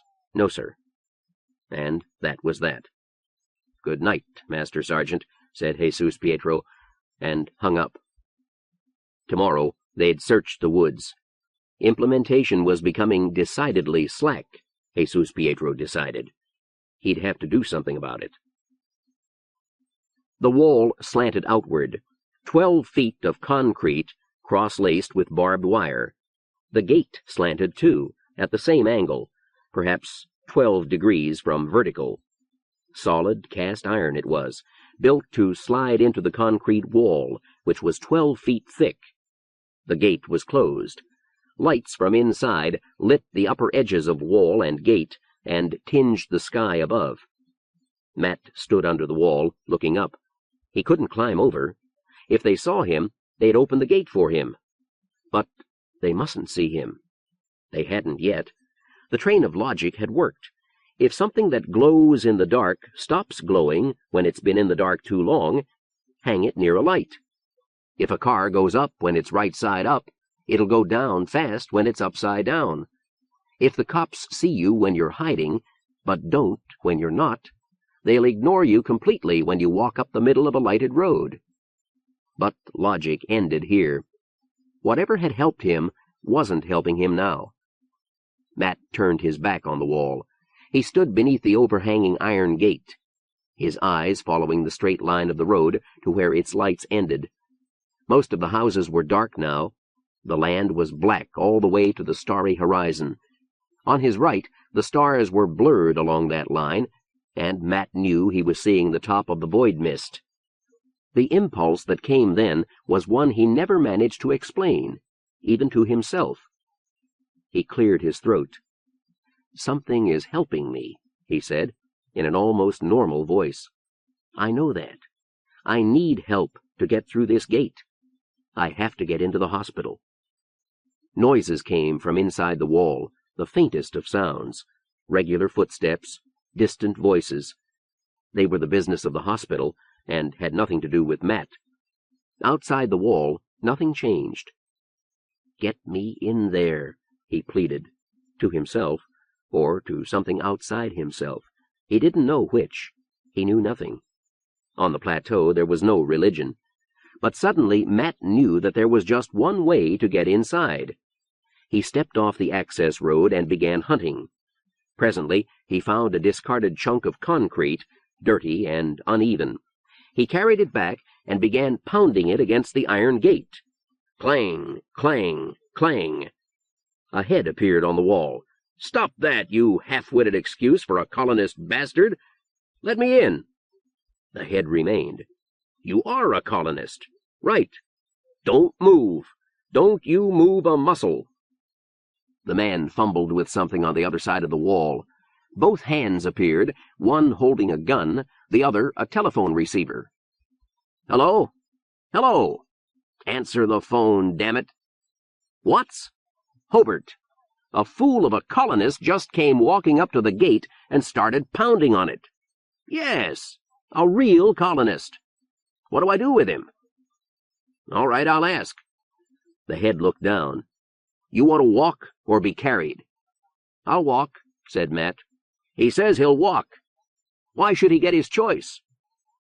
"Oh, I guess it's easier at that. Sorry, Watts, I'm a little shook. This never happened to me before." The gateman hung up. His head and gun continued to peer down at Matt. After a moment, the gate slid back into the wall. "Come on through," said the gateman. "Fold your hands behind your neck." Matt did. A gatehouse had been built against the wall on the inside. The gateman came down a short flight of steps. "Stay ahead of me," he ordered. "Start walking. That's the front entrance, where all the lights are. See? Walk toward that." It would have been hard to miss the front entrance. The great square bronze door topped a flight of broad, shallow steps, flanked by Doric pillars. The steps and the pillars were either marble or some plastic substitute. "Stop looking at me," snapped the gateman. His voice shook. When they reached the door, the gateman produced a whistle and blew into it. There was no sound, but the door opened. Matt went through. Once inside, the gateman seemed to relax. "What were you doing out there?" he asked. Matt's fear was returning. He was here. These corridors were the hospital. He hadn't thought past this moment. Deliberately so. For if he had, he would have run. The walls around him were concrete, with a few metal grills at floor level, and 4 rows of fluorescent tubing in the ceiling. There were doors, all closed. An unfamiliar odor tinged the air, or a combination of odors. "I said what were? Find out at the trial. Don't bite my head off." "What trial?" "I found you on Alpha Plateau. That makes you guilty. They'll put you in the Vivarium till they need you, and then they'll pour antifreeze in you and cart you away. You'll never wake up." It sounded as if the gateman was smacking his lips. Matt's head jerked around, with the terror showing in his eyes. The gateman jumped back at the sudden move. His gun steadied. It was a mercy bullet pistol with a tiny aperture in the nose and a CO2 cartridge doubling as handle. For a frozen moment, Matt knew he was about to shoot. They'd carry his unconscious body to the Vivarium, whatever that was. He wouldn't wake up there. They'd take him apart while he was sleeping. His last living moment dragged out and out. The gun lowered. Matt shrank back from the gateman's expression. The gateman had gone mad. His wild eyes looked about him in horror, at the walls, at the doors, at the mercy bullet gun in his hand, at everything but Matt. Abruptly he turned and ran. Matt heard his wail drifting back. "Miss Demons, I'm supposed to be on the gate!" At 1:30, another officer came to relieve Polly's guard. The newcomer's uniform was not as well pressed, but he himself seemed in better condition. His muscles were gymnasium muscles, and he was casually alert at 1:30 in the morning. He waited until the long-headed man had gone, then moved to inspect the dials along the edge of Polly's coffin. He was more thorough than the other. He moved methodically down the line, in no hurry, jotting the settings in a notebook. Then he opened two big clamps at two corners of the coffin and swung the lid back, careful not to jar it.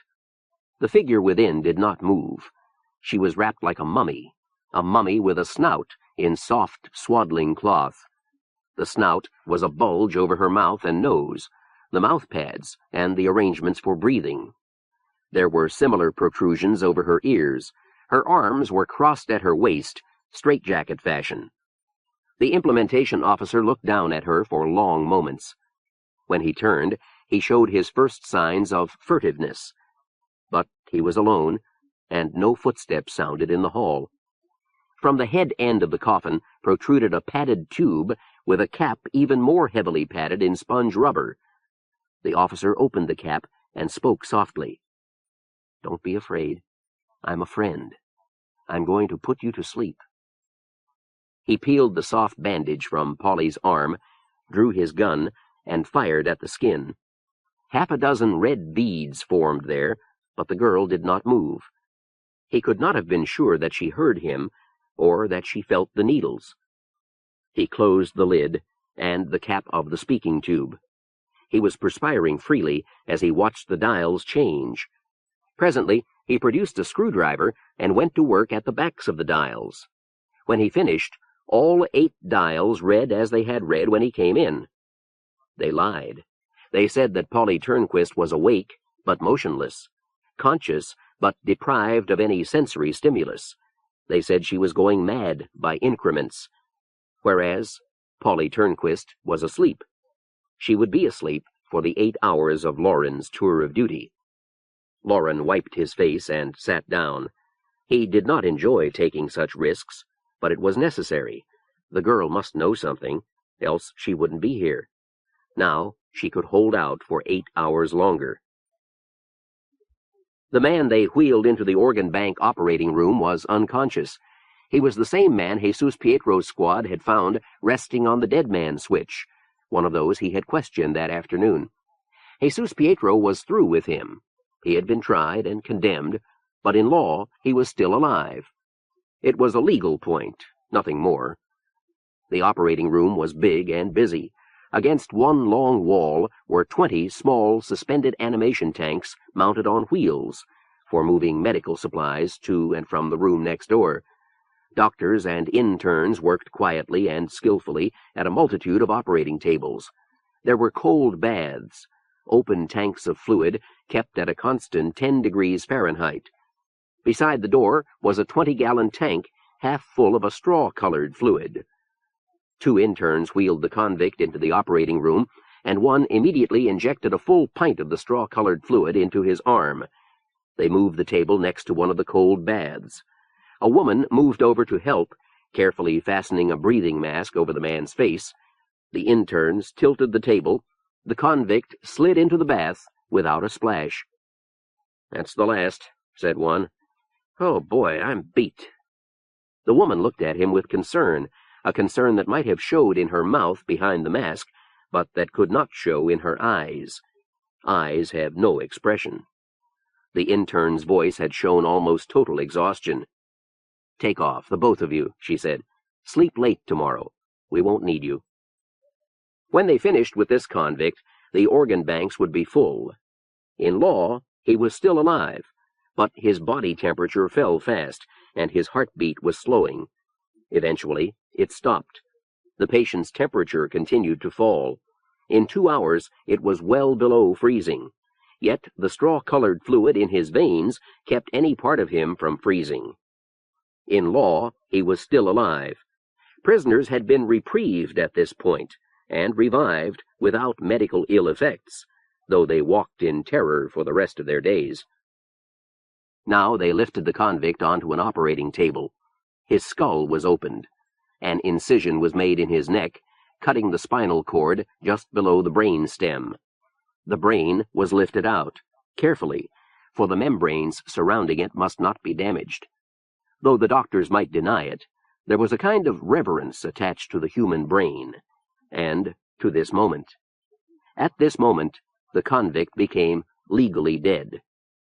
In a New York hospital, a cardiectomy would have been performed first, and the prisoner would have been dead when it was over. On We Made It, he would have been dead the moment his body temperature reached 32 degrees Fahrenheit. It was a legal point. You had to draw the line somewhere. They flash-burned his brain and saved the ashes for urn burial. His skin came next, removed in one piece, still living. Machines did most of the work, but the machines of the plateau were not advanced enough to work without human control. The doctors proceeded as if they were disassembling a delicate, very valuable, vastly complex jigsaw puzzle. Each unit went into a suspended animation tank. Someone then took a tiny sample with a hypodermic and tested it for a wide variety of rejection reactions. A transplant operation was never cut and dried. A patient's body would reject foreign parts unless each rejection reaction was balanced by complex biochemicals. When the tests were over, each unit was labeled in full detail and wheeled next door, into the organ banks. Matt was lost. He wandered through the halls looking for a door labeled Vivarium. Some of the doors he passed had labels, some did not. The hospital was huge. Chances were he could wander for days without finding the vivarium the gateman had mentioned. Solitary individuals passed him in the corridors, in police uniforms, or in white gowns, and white masks pulled down around their necks. If he saw someone coming, Matt shrank against the wall and remained perfectly still until the intruder passed. Nobody noticed him. His strange invisibility protected him well. But he wasn't getting anywhere. A map, that's what he needed. Some of these doors must lead to offices. Some or all offices must have maps in them, perhaps built into wall or desk. After all, the place was so complicated. Matt nodded to himself. Here was a door now, with a strange symbol and some lettering. Authorized personnel only. Maybe.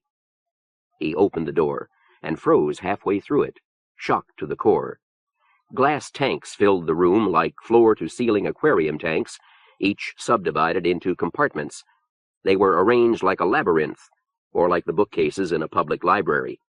In the first moments, Matt couldn't recognize anything he saw in those tanks, but in their asymmetrical shapes, and in their infinite dark shades of red, their nature was unmistakable. He stepped all the way inside. He had abandoned control of his legs, and they moved of themselves. These flattish, dark red objects, those translucent membranes, the soft-looking blobs of alien shapes, the great transparent cylindrical tanks filled with bright red fluid. Yes, these had been human beings. And there were epitaphs. Type AB, Rh positive, glucose content, red corpuscle count, thyroid gland, male, rejection classes, C2, PN, 31, overactive or body weight less than, left humerus, live, marrow type O, Rh negative, N, O2, length. Important, test for fit in sockets before using. Matt closed his eyes and rested his head against one of the tanks. The glass surface was cold. It felt good against his perspiring forehead. He had always had too much empathy. Now there was a grief in him, and he needed time to mourn these strangers. Mist demons grant they were strangers. Pancreas. Rejection classes F, 4, PR, 21. Diabetic tendencies.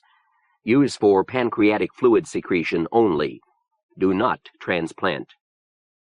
A door opened. Matt slid behind the tank and watched from around the corner. The woman wore gown and mask, and she pushed something on wheels.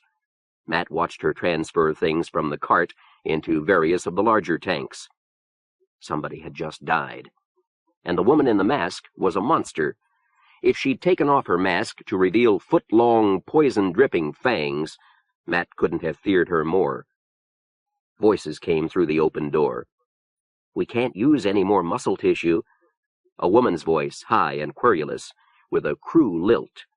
The lilt didn't quite ring true, though Matt couldn't have said where it failed. A sarcastic male voice answered, "What shall we do, throw it away?" "Why not?" Seconds of silence. The woman with the cart finished her work and moved toward the door. Then, "I've never liked the idea. A man died to give us healthy, living tissue, and you want to throw it away like—" The closing door cut him off. "Like the remnants of a ghoul's feast," Matt finished for him. He was turning toward the hall door when his eye caught something else. 4 of the tanks were different from the others. They sat near the hall door, on flooring whose scars and shaded color showed where suspended animation tanks had stood. Unlike the suspended animation tanks, these did not have heavy machinery-filled bases. Instead, machinery rested in the tanks themselves, behind the transparent walls. It might have been aerating machinery. The nearest tank contained 6 small human hearts. Unmistakably, they were hearts. They beat, but they were tiny, no bigger than a child's fist. Matt touched the surface of the tank, and it was blood-warm. The tank next to it held 5-lobed objects, which had to be livers, but they were small. Small. That did it. In what seemed one leap, Matt was out in the hall. He leaned against the wall, gasping, his shoulders heaving, his eyes unable to see anything but those clusters of small hearts and livers. Someone rounded the corner and came to an abrupt stop. Matt turned and saw him, a big, soft man in an implementation police uniform. Matt tried his voice. It came out blurred, but comprehensible. "Where's the Vivarium?" The man stared, then pointed. "Take a right, and you'll find a flight of stairs. Up one flight, take a right, then a left, and watch for the sign. It's a big door with an alarm light. You can't miss it." "Thanks." Matt turned toward the stairs. His stomach hurt, and there was a shivering in his hands. He wished he could drop where he was, but he had to keep going. Something stung his arm. Matt turned and raised his arm in the same instant. Already the sting was gone. His arm was as numb as a haunch of meat. 6 tiny red drops bedewed his wrist. The big, soft man regarded Matt with a puzzled frown. His gun was in his hand. The galaxy spun madly, receding. Corporal Hallie Fox watched the colonist fall, then holstered his gun. What was the world coming to? First, the ridiculous secrecy about the Ramrobot. Then, 200 prisoners swept up in one night, and the whole hospital going crazy trying to cope. And now, a colonist wandering the hospital corridors, actually asking for the Vivarium. Well, he'd get it. Hallie Fox lifted the man and slung him over his shoulder, grunting with the effort. Only his face was soft. Report it and forget it. He shifted his burden and staggered toward the stairs. Chapter 6. The Vivarium. At dawn, the graded peak of Mount Lookitthat swam beneath a sea of fog. For those few who were already abroad, the sky merely turned from black to gray. This was not the poison mist below the void edge, but a continuous cloud of water vapor, thick enough to let a blind man win a shooting match. Crew and colonists, one and all, as they stepped outside their homes vanished behind them. They walked and worked in a universe 10 yards in diameter. At 7 o'clock, implementation police moved into the trapped forest, a squad at each end. Yellow fog lights swept the tongue of forest from the nearest sections of wall. The light barely reached the trees. Since the men who had been on watch that night had gone home, the searchers had no idea what animal they were searching for.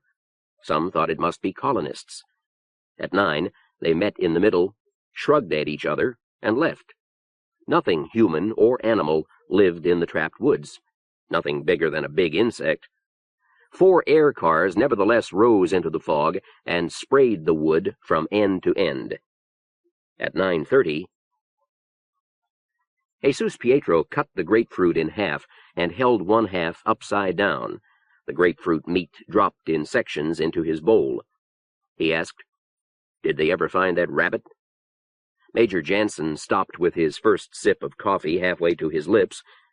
"No, sir, but they did find a prisoner." "In the woods?" "No, sir. He was pounding on the gate with a rock. The gateman took him inside the hospital, but from there it becomes a little unclear." "Jansen, it's already unclear. What was this man doing pounding on the gate?" A horrible thought struck him. "Was he a crew?" "No, sir. He was Matthew Keller. Positive identification." Grapefruit juice spilled on the breakfast rack. "Keller?" "The same." "Then who was in the car?" "I doubt we'll ever know, sir. Shall I ask for volunteers to examine the body?" Jesus Pietro laughed long and loud. Jansen was pure colonist, though he and his ancestors had been in service so long that their accents and manners were almost pure crew. It would never do for him to joke with his superiors in public, but in private he could be amusing, and he had the sense to know the difference. "I've been trying to think of a way to shake up implementation," said Jesus Pietro. "That might do it." "Well, Keller came up to the gate and began pounding on it with a rock?" "Yes, sir. The gateman took him in charge after calling Watts. Watts waited half an hour before he called the gatehouse again. The gateman couldn't remember what happened after he and the prisoner reached the hospital. He was back on duty, and he couldn't explain that either. He should have reported to Watts, of course. Watts put him under arrest." "Watts shouldn't have waited half an hour. Where was Keller all this time?" "A Corporal Fox found him outside the door to the organ banks, shot him, and carted him off to the Vivarium." "Then he and the gateman are both waiting for us." "Good. I'll never sleep again until I get this straightened out." Jesus Pietro finished his breakfast in a remarkable hurry. Then it occurred to him that the mystery was deeper than that. How had Keller reached Alpha Plateau at all? The guards wouldn't have let him pass the bridge. By car? But the only car involved... Hobart was scared. He was as frightened as any suspect Jesus Pietro had seen, and he took no interest in hiding it. "I don't know. I took him through the door, the big door. I made him walk ahead so he couldn't jump me." "And did he?" "I can't remember anything like that." "A bump on the head might have given you amnesia." "Sit still." Jesus Pietro walked around the chair to examine Hobart's scalp. His impersonal gentleness was frightening in itself. "No bumps, no bruises. Does your head hurt?" "I feel fine." "Now, you walked in the door. Were you talking to him?" The man bobbed his graying head. "Uh-huh. I wanted to know what he was doing banging on the gate. He wouldn't say." "And then?" "All of a sudden, Hobart stopped, swallowed convulsively. Jesus Pietro put an edge in his voice. "Go on." Hobart started to cry. "Stop that. You started to say something. What was it?" "All of a sudden, gulp, remembered I was supposed to be at the gate." "But what about Keller?" "Who?" "What about your prisoner?" "I can't remember." "Oh, get out of here." Jesus Pietro thumbed a button. "Take him back to the Vivarium. Get me Keller." Up a flight of stairs, take a right, then a left. Vivarium. Behind the big door were rows of contour couches, skimpily padded. All but 2 couches had occupants. There were 98 prisoners here, of all ages from 15 to 58, and all were asleep. Each was wearing a headset. They slept quietly, more quietly than the usual sleeper, breathing shallowly, their peaceful expressions untroubled by bad dreams. It was a strangely restful place. They slept in rows of 10, some snoring gently, the rest silent. Even the guard looked sleepy. He sat in a more conventional chair to one side of the door, with his double chin drooping on his chest, his arms folded in his lap. More than 4 centuries ago, at some time near the middle of the 1900s, a group of Russian scientists came up with a gadget that might have made sleep obsolete. In some places it did. By the 24th century, it was a rare corner of the known universe that did not know of the sleep maker. Take 3 electrodes, light electrodes. Now pick a guinea pig, human, and get him to lie down with his eyes closed. Put 2 electrodes on his eyelids, and tape the 3rd to the nape of his neck. Run a gentle rhythmic electric current from eyelids to nape through the brain. Your guinea pig will drop off immediately. Turn the current off in a couple of hours, and he will have had the equivalent of 8 hours sleep. You'd rather not turn off the current? Fine. It won't hurt him. He'll just go on sleeping. He'll sleep through a hurricane. You'll have to wake him occasionally to eat, drink, evacuate, exercise. If you don't plan to keep him long, you can skip the exercise. Suspects weren't kept long in the Vivarium. Heavy footsteps sounded outside the door. The Vivarium guard jerked alert. When the door opened, he was at attention. "Sit down there," said one of Hobart's escorts. Hobart sat. Tears had streaked his sunken cheeks. He donned his own headset, dropped his head back, and was asleep. Peace spread across his face. The bigger guard asked, "Which one is Keller?" The Vivarium guard consulted a chart. 98. Okay. Instead of taking off Keller's headset, the man moved to a panel of 100 buttons. He pushed number 98. As Keller began to stir, they both moved in to attach handcuffs. Then they lifted the headset. Matt Keller's eyes opened. His new escorts lifted him to his feet with a practiced motion. "On our way," one said cheerfully. Bewildered, Matt followed the pull on his arms. In a moment they were in the hall.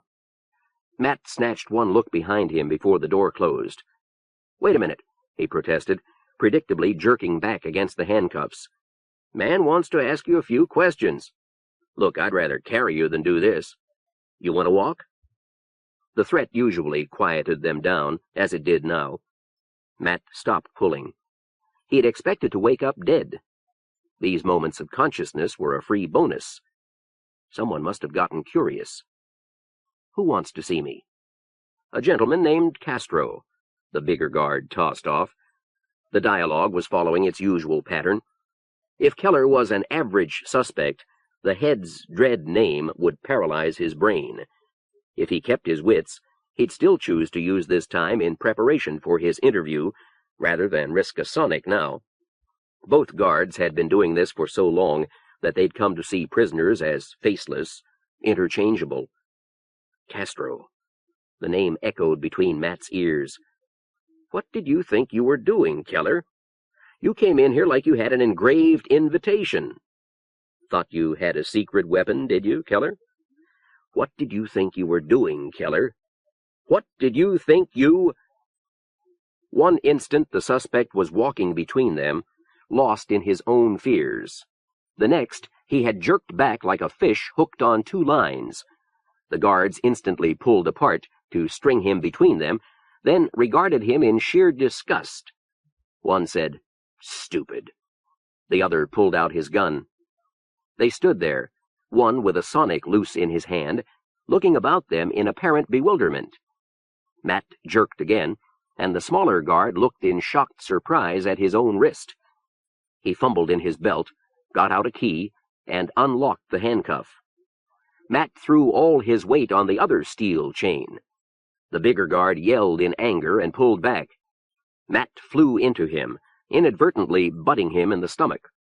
The guard hit him across the jaw with a backhand swing of his arm. Momentarily unable to move, Matt watched the guard take a key from his pocket and unlock the remaining handcuff from his own wrist. The guard's eyes were strange. Matt backed away with 2 sets of handcuffs dangling from his arms. The guards looked after him, not at him, but in his general direction. Something was very wrong with their eyes. Fruitlessly, Matt tried to remember where he'd seen that look before. The gateman last night? The guards turned and sauntered away. Matt shook his head, more baffled than relieved, and turned back the way he had come. There was the vivarium door. He'd had only one backward glimpse, but he was sure he'd seen Harry Kane in there. The door was locked. Misdemons, here we go again. Matt raised his hand, changed his mind, changed it again, and slapped the palm 3 times against the door. It opened at once. A round, expressionless face looked through and suddenly acquired an expression. The door started to close. Matt pulled it open and went in. The round guard with the round face genuinely didn't know what to do. At least he hadn't forgotten that Matt was here. Matt was grateful. He swung joyfully at the guard's double chin. When the guard didn't fold, Matt hit him again. The man finally reached for his gun, and Matt took a firm grip on the appropriate wrist, holding the gun in its holster, and swung once more. The guard slid to the floor. Matt took the guard's sonic and put it in his pants pocket. His hand hurt. He rubbed it against his cheek, which also hurt, and ran his eyes down the row of sleepers. There was Laney. Laney, her face pale, with one thin scratch from temple to chin, her auburn hair concealing the 3-pronged headset, her deep breasts hardly moving as she slept. And there was Hood, looking like a sleeping child. Something began to unwind inside Matt Keller, a warmth, uncoiling, to spread through his limbs. For hours, he had been all alone with death. There was the tall man who'd spelled him for bartender that night before last. There was Harry Kane, a cube of a man, strong even in sleep. Polly wasn't there. He looked again, carefully, and she still wasn't there. Where was she? Instantly, the aquarium tanks of the organ bank flashed into his mind's eye. One tank had held skins, whole human skins, with barely room between them for the clear, conducting nutrient fluid. The scalps had borne hair, short and long, blonde and black and red, hair that waved in a cold, fluid breeze. Rejection classes, C, 2, NR, 34. He couldn't remember seeing the space blackness of Polly's hair. It might or might not have been waving in the aquarium tank. He hadn't been looking for it. Convulsively, he made himself look about him. That bank of buttons. He pushed one. It popped out at the touch of a finger. Nothing else happened. Oh, well, what the hell? He started pushing them all, letting his forefinger run down a row of 10, down the next row and the next. He had released 60 when he heard motion. The sleepers were waking. He released the rest of the buttons. The murmur of awakening grew louder. Yawning, confused voices, clatterings, gasps of dismayed shock when prisoners suddenly realized where they were. A clear voice calling, "Matt? Matt! Here, Laney!" She wove her way toward him through people climbing groggily out of their contour couches. Then she was in his arms, and they clung to each other, as if a tornado were trying to pluck them apart and whirl them away. Matt felt suddenly weak, as if he could afford weakness now. "So you didn't make it," he said. "Matt, where are we? I tried to get to the void edge." Somebody bellowed, "We are in the hospital vivarium." The voice cut like an axe through the rising pandemonium. Harry Kane, leader, assumed his proper role. "That's right," Matt said gently. Her eyes were 2 inches from his, dead level. "Oh, then you didn't make it either." Yes, I did. I had to get here on my own. What? How? Good question. I don't know exactly. Laney began to chuckle. Shouting from the back of the room. Somebody had noticed an implementation uniform on one of the newly awakened. A scream of pure terror changed to a yell of agony and died abruptly. Matt saw jerking heads, heard sounds he tried to ignore. Laney wasn't laughing anymore. The disturbance subsided. Harry Kane had mounted a chair. He cupped his hands and bellowed, "Shut up, all of you! Everyone who knows the map of the hospital, get over here. Gather round me." There was a shifting in the mass. Laney and Matt still clung to each other, but not desperately now. Their heads turned to watch Harry, acknowledging his leadership. "Take a look, the rest of you," Harry shouted. "These are the people who can lead you out of here. In a minute, we're going to have to make our break. Keep your eyes on—" He named 8 names. Hood's was one. "Some of us are going to get shot.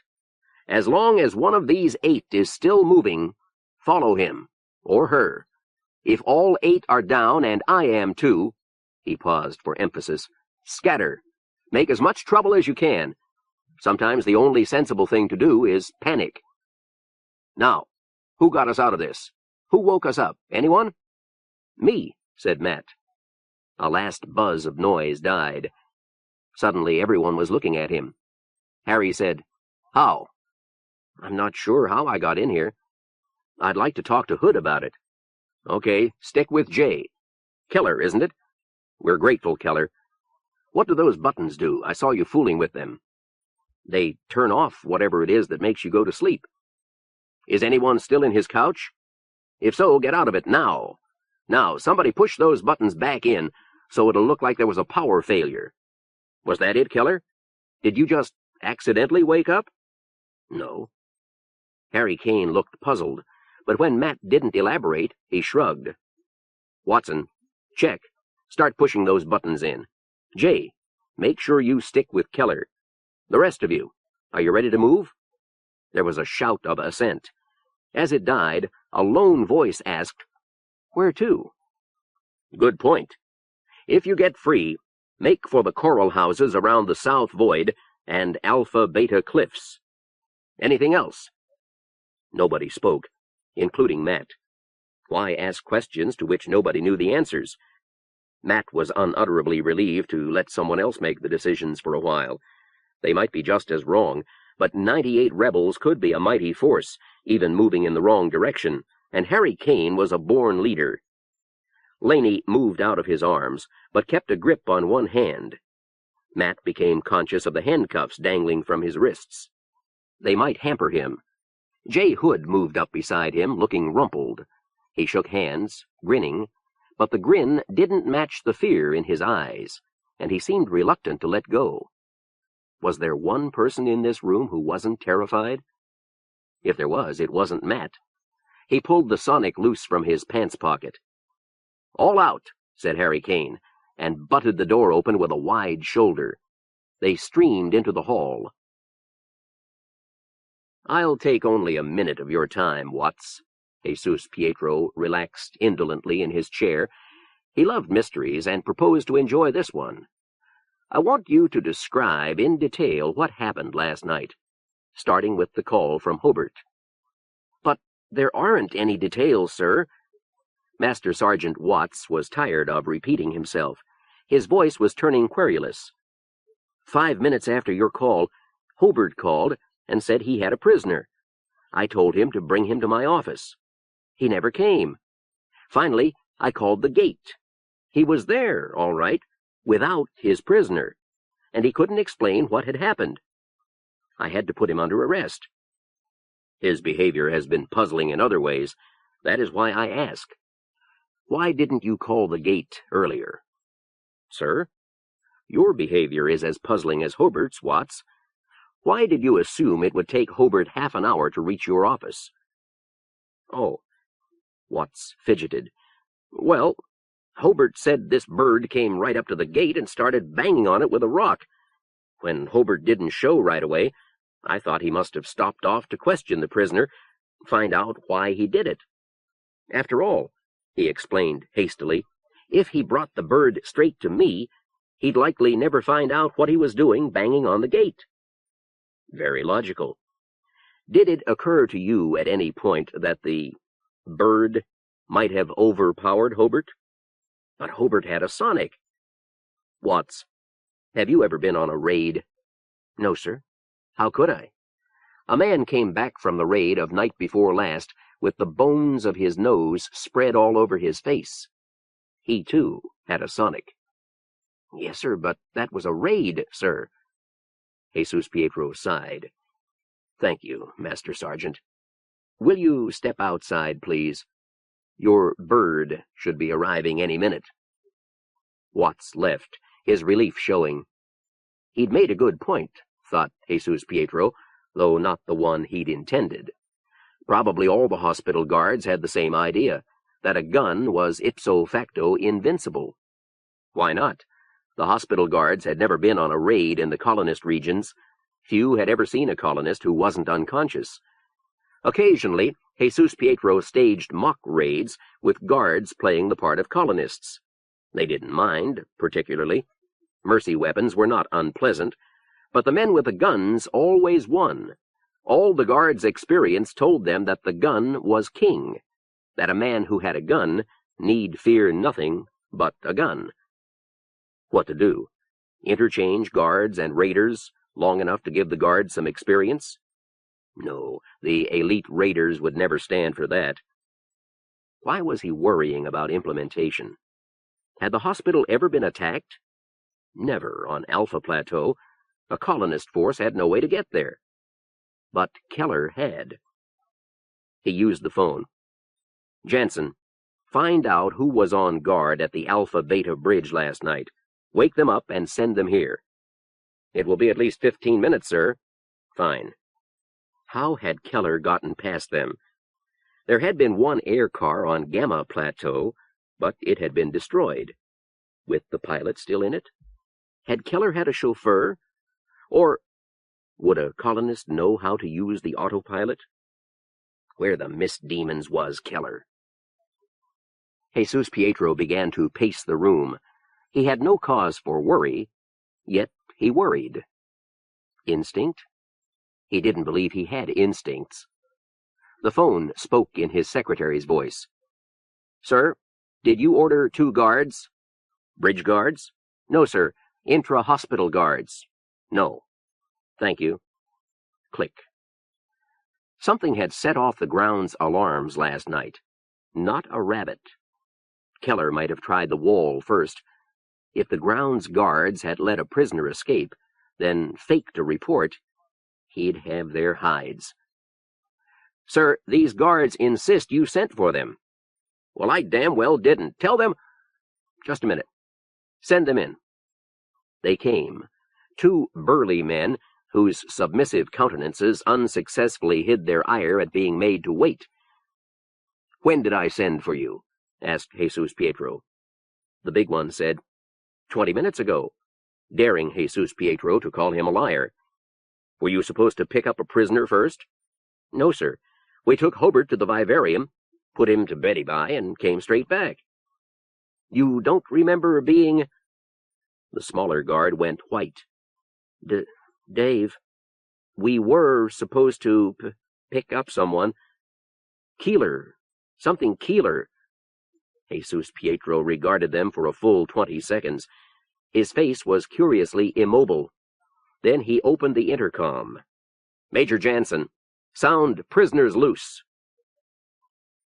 Wait a minute, said Matt. The tail end of the colonist swarm was leaving them behind. Hood brought himself up short. What are you doing? Matt dodged back into the vivarium. One man lay on his face with his headset on. Probably he'd thought he was safe once he was out of the couch. Matt snatched the headset off and slapped him twice, hard, and when his eyelids fluttered, Matt pulled him to his feet and pushed him at the door. Watson and Check finished pushing buttons and left, running, shoving around Hood. "Come on!" Hood yelled from the doorway. Panic was in his voice, but Matt stood rooted by the thing on the floor. the guard. They'd torn him to pieces. Matt was back in the organ banks, frozen rigid by horror. "Keller!" Matt stooped, picked up something soft and wet. His expression was very strange. He stepped to the door, hesitated a moment, then drew 2 sweeping arcs and 3 small closed curves on its gleaming metal surface. He hurled the warm thing backhand, turned, and ran. The 2 men and Laney charged down the hall, trying to catch the swarm. The swarm poured down the stairs like a waterfall, a close-packed mass, running and stumbling against each other, and brushing against walls and banisters, and generally making a hell of a lot of noise. Harry Kane led. A cold certainty was in his heart, the knowledge that he would be first to fall when they met the first armed guard. But by then the swarm should have unstoppable momentum. The first armed guard was several yards beyond the first corner. He turned and stared as if his eyes beheld a miracle. He hadn't moved when the mob reached him. Someone actually had the sense to take his gun. A tall blond man got it and immediately forced his way to the front, waving it and yelling for room. The swarm flowed around and over the limp implementation policeman. This hallway was long, lined with doors on both sides. Every door seemed to be swinging open at once. The man with the gun closed his fist on the trigger and waved it slowly up and down the hall. Heads peered out the doors, paused, and were followed by falling bodies. The colonist swarm slowed to pick their way around the crewish and half-crewish fallen. Nonetheless, the fallen were all badly or mortally injured when the swarm passed. Implementation used mercy weapons because they needed their prisoners intact. The swarm had no such motive for mercy. The swarm was stretching now, dividing the fast from the slow, as Kane reached the end of the hall. He rounded the turn in a clump of 6. 2 police were parked indolently against opposite walls, steaming cups in their hands, their heads turned to see where the noise was coming from. For a magic moment, they stayed that way, and then their cups flew wide, trailing spiral nebulae of brown fluid, and their guns came up like flowing light. Harry Kane fell with a buzzing in his ears, but his last glimpse of the corridor showed him that the police were falling too. He lay like a broken doll, with his head swimming, and his eyes blurring, and his body as numb as a frozen, plucked chicken. Feet pounded past and over him. Through the blanketing numbness, he dimly sensed himself being kicked. Abruptly, 4 hands gripped his wrists and ankles, and he was off again, swaying and jouncing between his rescuers. Harry Kane was pleased. His opinion of mobs was low. This mob was behaving better than he had expected. Through the buzzing in his ears, he heard a siren. At the bottom of the stairs, they reached the tail of the swarm, Laney in the lead, Matt and Jay Hood following. Matt panted, "Stay! Got gun!" Laney saw the point and slowed. Matt could guard the rear. If they tried to reach the front of the swarm, they'd be stuck in the middle, and the sonic would be useless. But nobody came at them from the rear. There were noises ahead, and they passed sprawled bodies. 1 policeman, then a string of men and women in lab smocks. Matt found his stomach trying to turn inside out. The rebels' viciousness was appalling. So was Hood's grin, a tight killer's grin, making a lie of his scholar's face. Ahead, more commotion. 2 men stopped to lift a heavy, sprawled figure and continued running. Harry Kane was out of the action. "Hope somebody's leading them," Hood shouted. A siren blared in the corridors. It was loud enough to wake the mist demons, to send them screaming into the sky for a little peace. It jarred the concrete. It shook the very bones of a man. There was a rattling clang, barely heard above the siren. An iron door had dropped into the swarm, cutting it in 2. 1 man was emphatically dead beneath it. The tail of the swarm, including perhaps a dozen men and women, washed against the steel door and rebounded. Trapped. The other end of the corridor was also blocked, but doors lined both sides. 1 man took off, running down the hallway toward the far end, swiveling his head back and forth to look briefly through the open doors, ignoring the closed ones. "Here!" he shouted, waving an arm. Wordlessly, the others followed. It was a lounge, a relaxation room, furnished with 4 wide couches, scattered chairs, 2 card tables, and a huge coffee dispenser. And a picture window. As Matt reached the door, the window already gaped wide, showing sharp glass teeth. The man who'd found the room was using a chair to clean the glass away. An almost soundless hum, and Matt felt the numbness of a sonic beamer. From the doorway. He slammed the door, and it stopped. Automatics? "Benny!" Laney shouted, picking up one end of a couch. The man at the window dropped his chair and ran to take the other end. He'd been one of Laney's escorts the night of the party. Together, they dropped the couch across the windowsill, over the broken glass. Colonists began to climb over it. Hood had found a closet and opened it. It was like opening Pandora's box. Matt saw 6 men in white smocks swarm over Hood. In seconds, they would have torn him to ribbons. Matt used his sonic. They all went down in a lump, including Hood. Matt pulled him out, draped him over a shoulder, and followed the others over the couch. Hood was heavier than he looked. Matt had to drop him on the grass and follow him down. Far across the lawn was the hospital wall, leaning outward, the top laced with wires that leaned inward. Very thin wire, just barely visible through the thin fog. Matt picked Hood up, glanced around, saw the others running alongside the building with a tall man named Benny in the lead. He staggered after them. They reached a corner. The hospital seemed to have a million corners. Stopped sharply and backed up, milling. Guards coming? Matt put Hood down, hefted his sonic. A gun and hand emerged questing from the broken picture window. Matt fired, and the man slumped. But he knew there must be others in there. Matt ducked beneath the window, rose suddenly, and fired in. 6 police fired back. Matt's right side and arm went numb. He dropped the gun, then himself dropped below the sill. In a moment, they'd be peering over. The man named Benny was running toward him. Matt threw the first policeman's sonic to him and picked up his own with his left hand.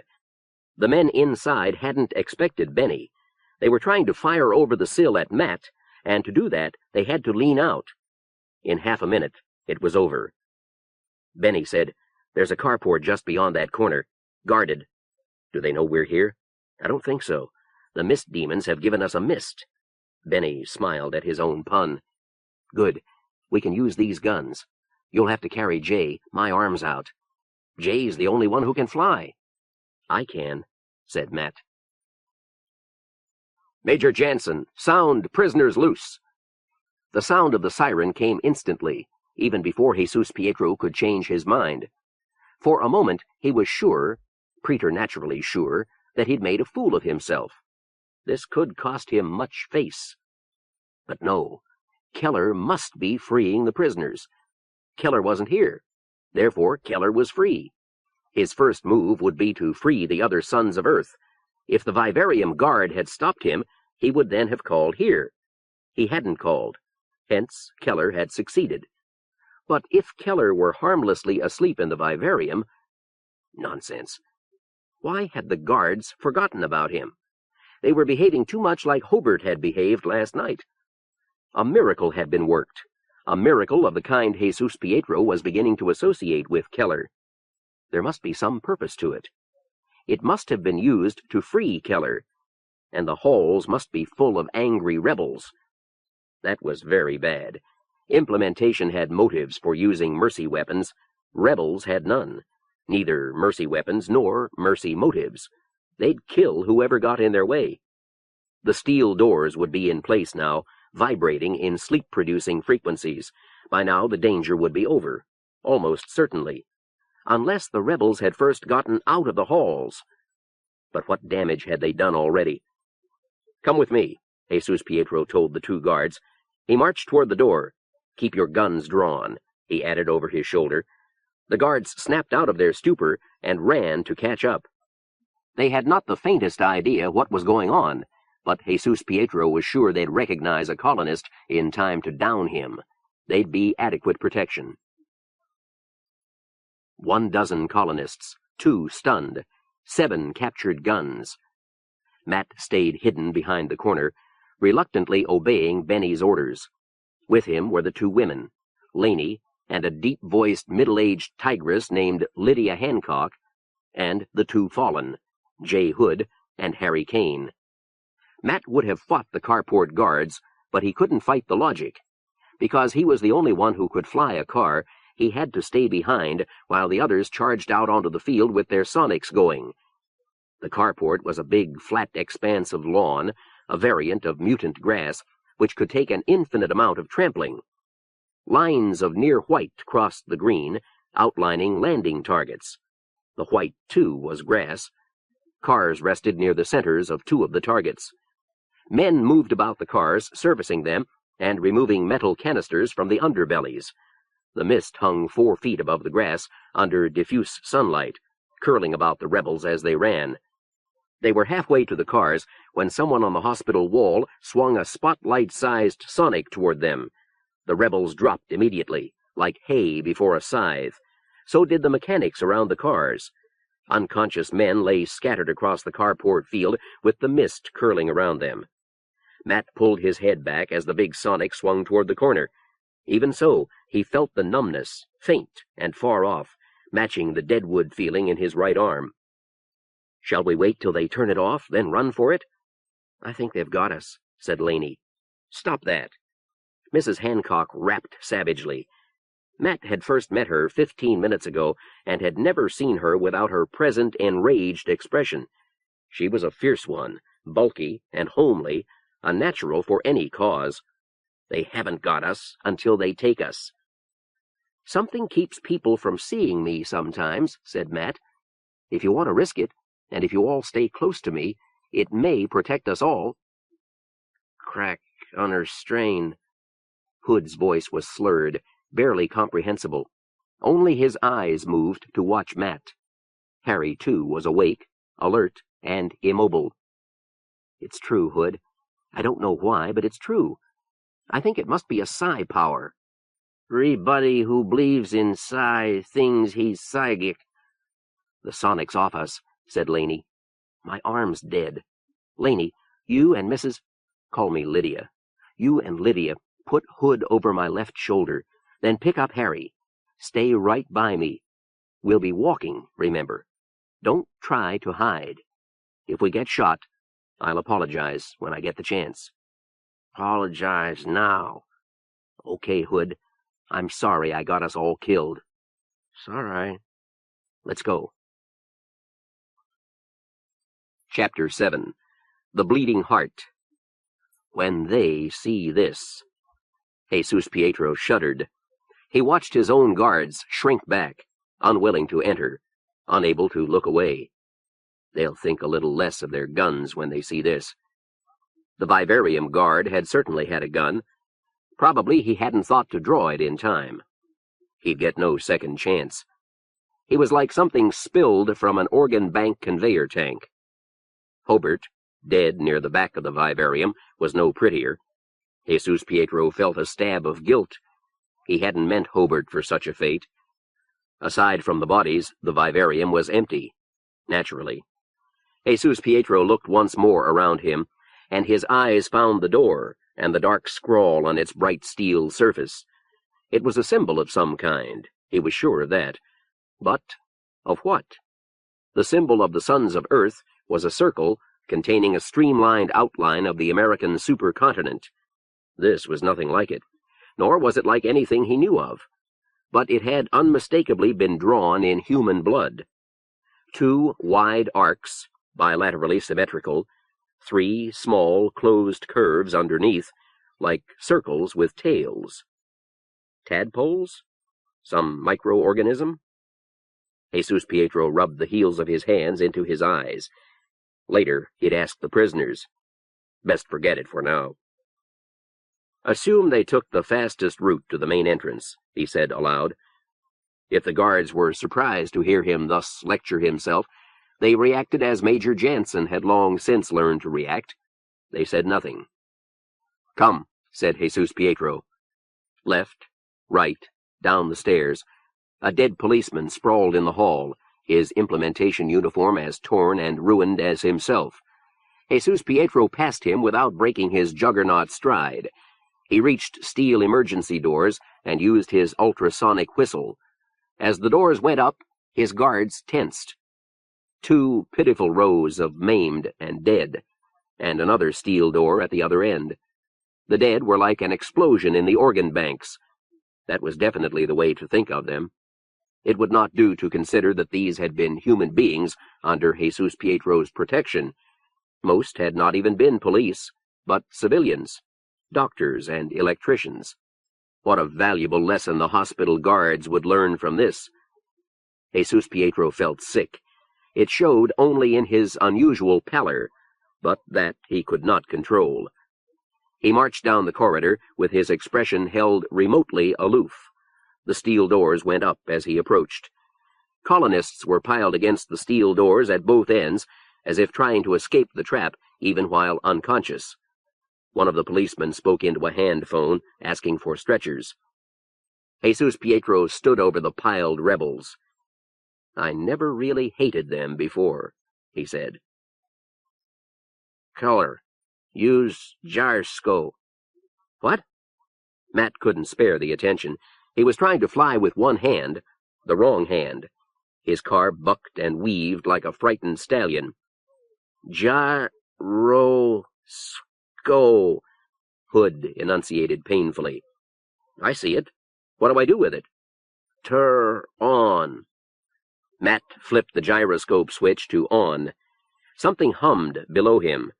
The car trembled, then righted itself, going straight up. "Schlatch." Matt used the knob. The car began to accelerate. "Help me see ow, Laney." Hood was propped upright beside the left front window, with Harry Kane in the middle and Matt on the right. Laney reached from the back seat to hold Hood's head out the window. "Tur right." "How?" "Steering nog." "Knob? Like this thing?" "Yes, idiot." "For the record," Matt said icily, "I flew a car all the way from Harry's basement to Alpha Plateau. It was the first time I'd ever been in a car. Naturally, I don't know what all these gadgets do." "That's right. Now go straight till I tell you." Matt released the knob. The car flew on by itself. "We aren't going toward the coral houses," he said. "No." Harry Kane spoke slowly, but understandably.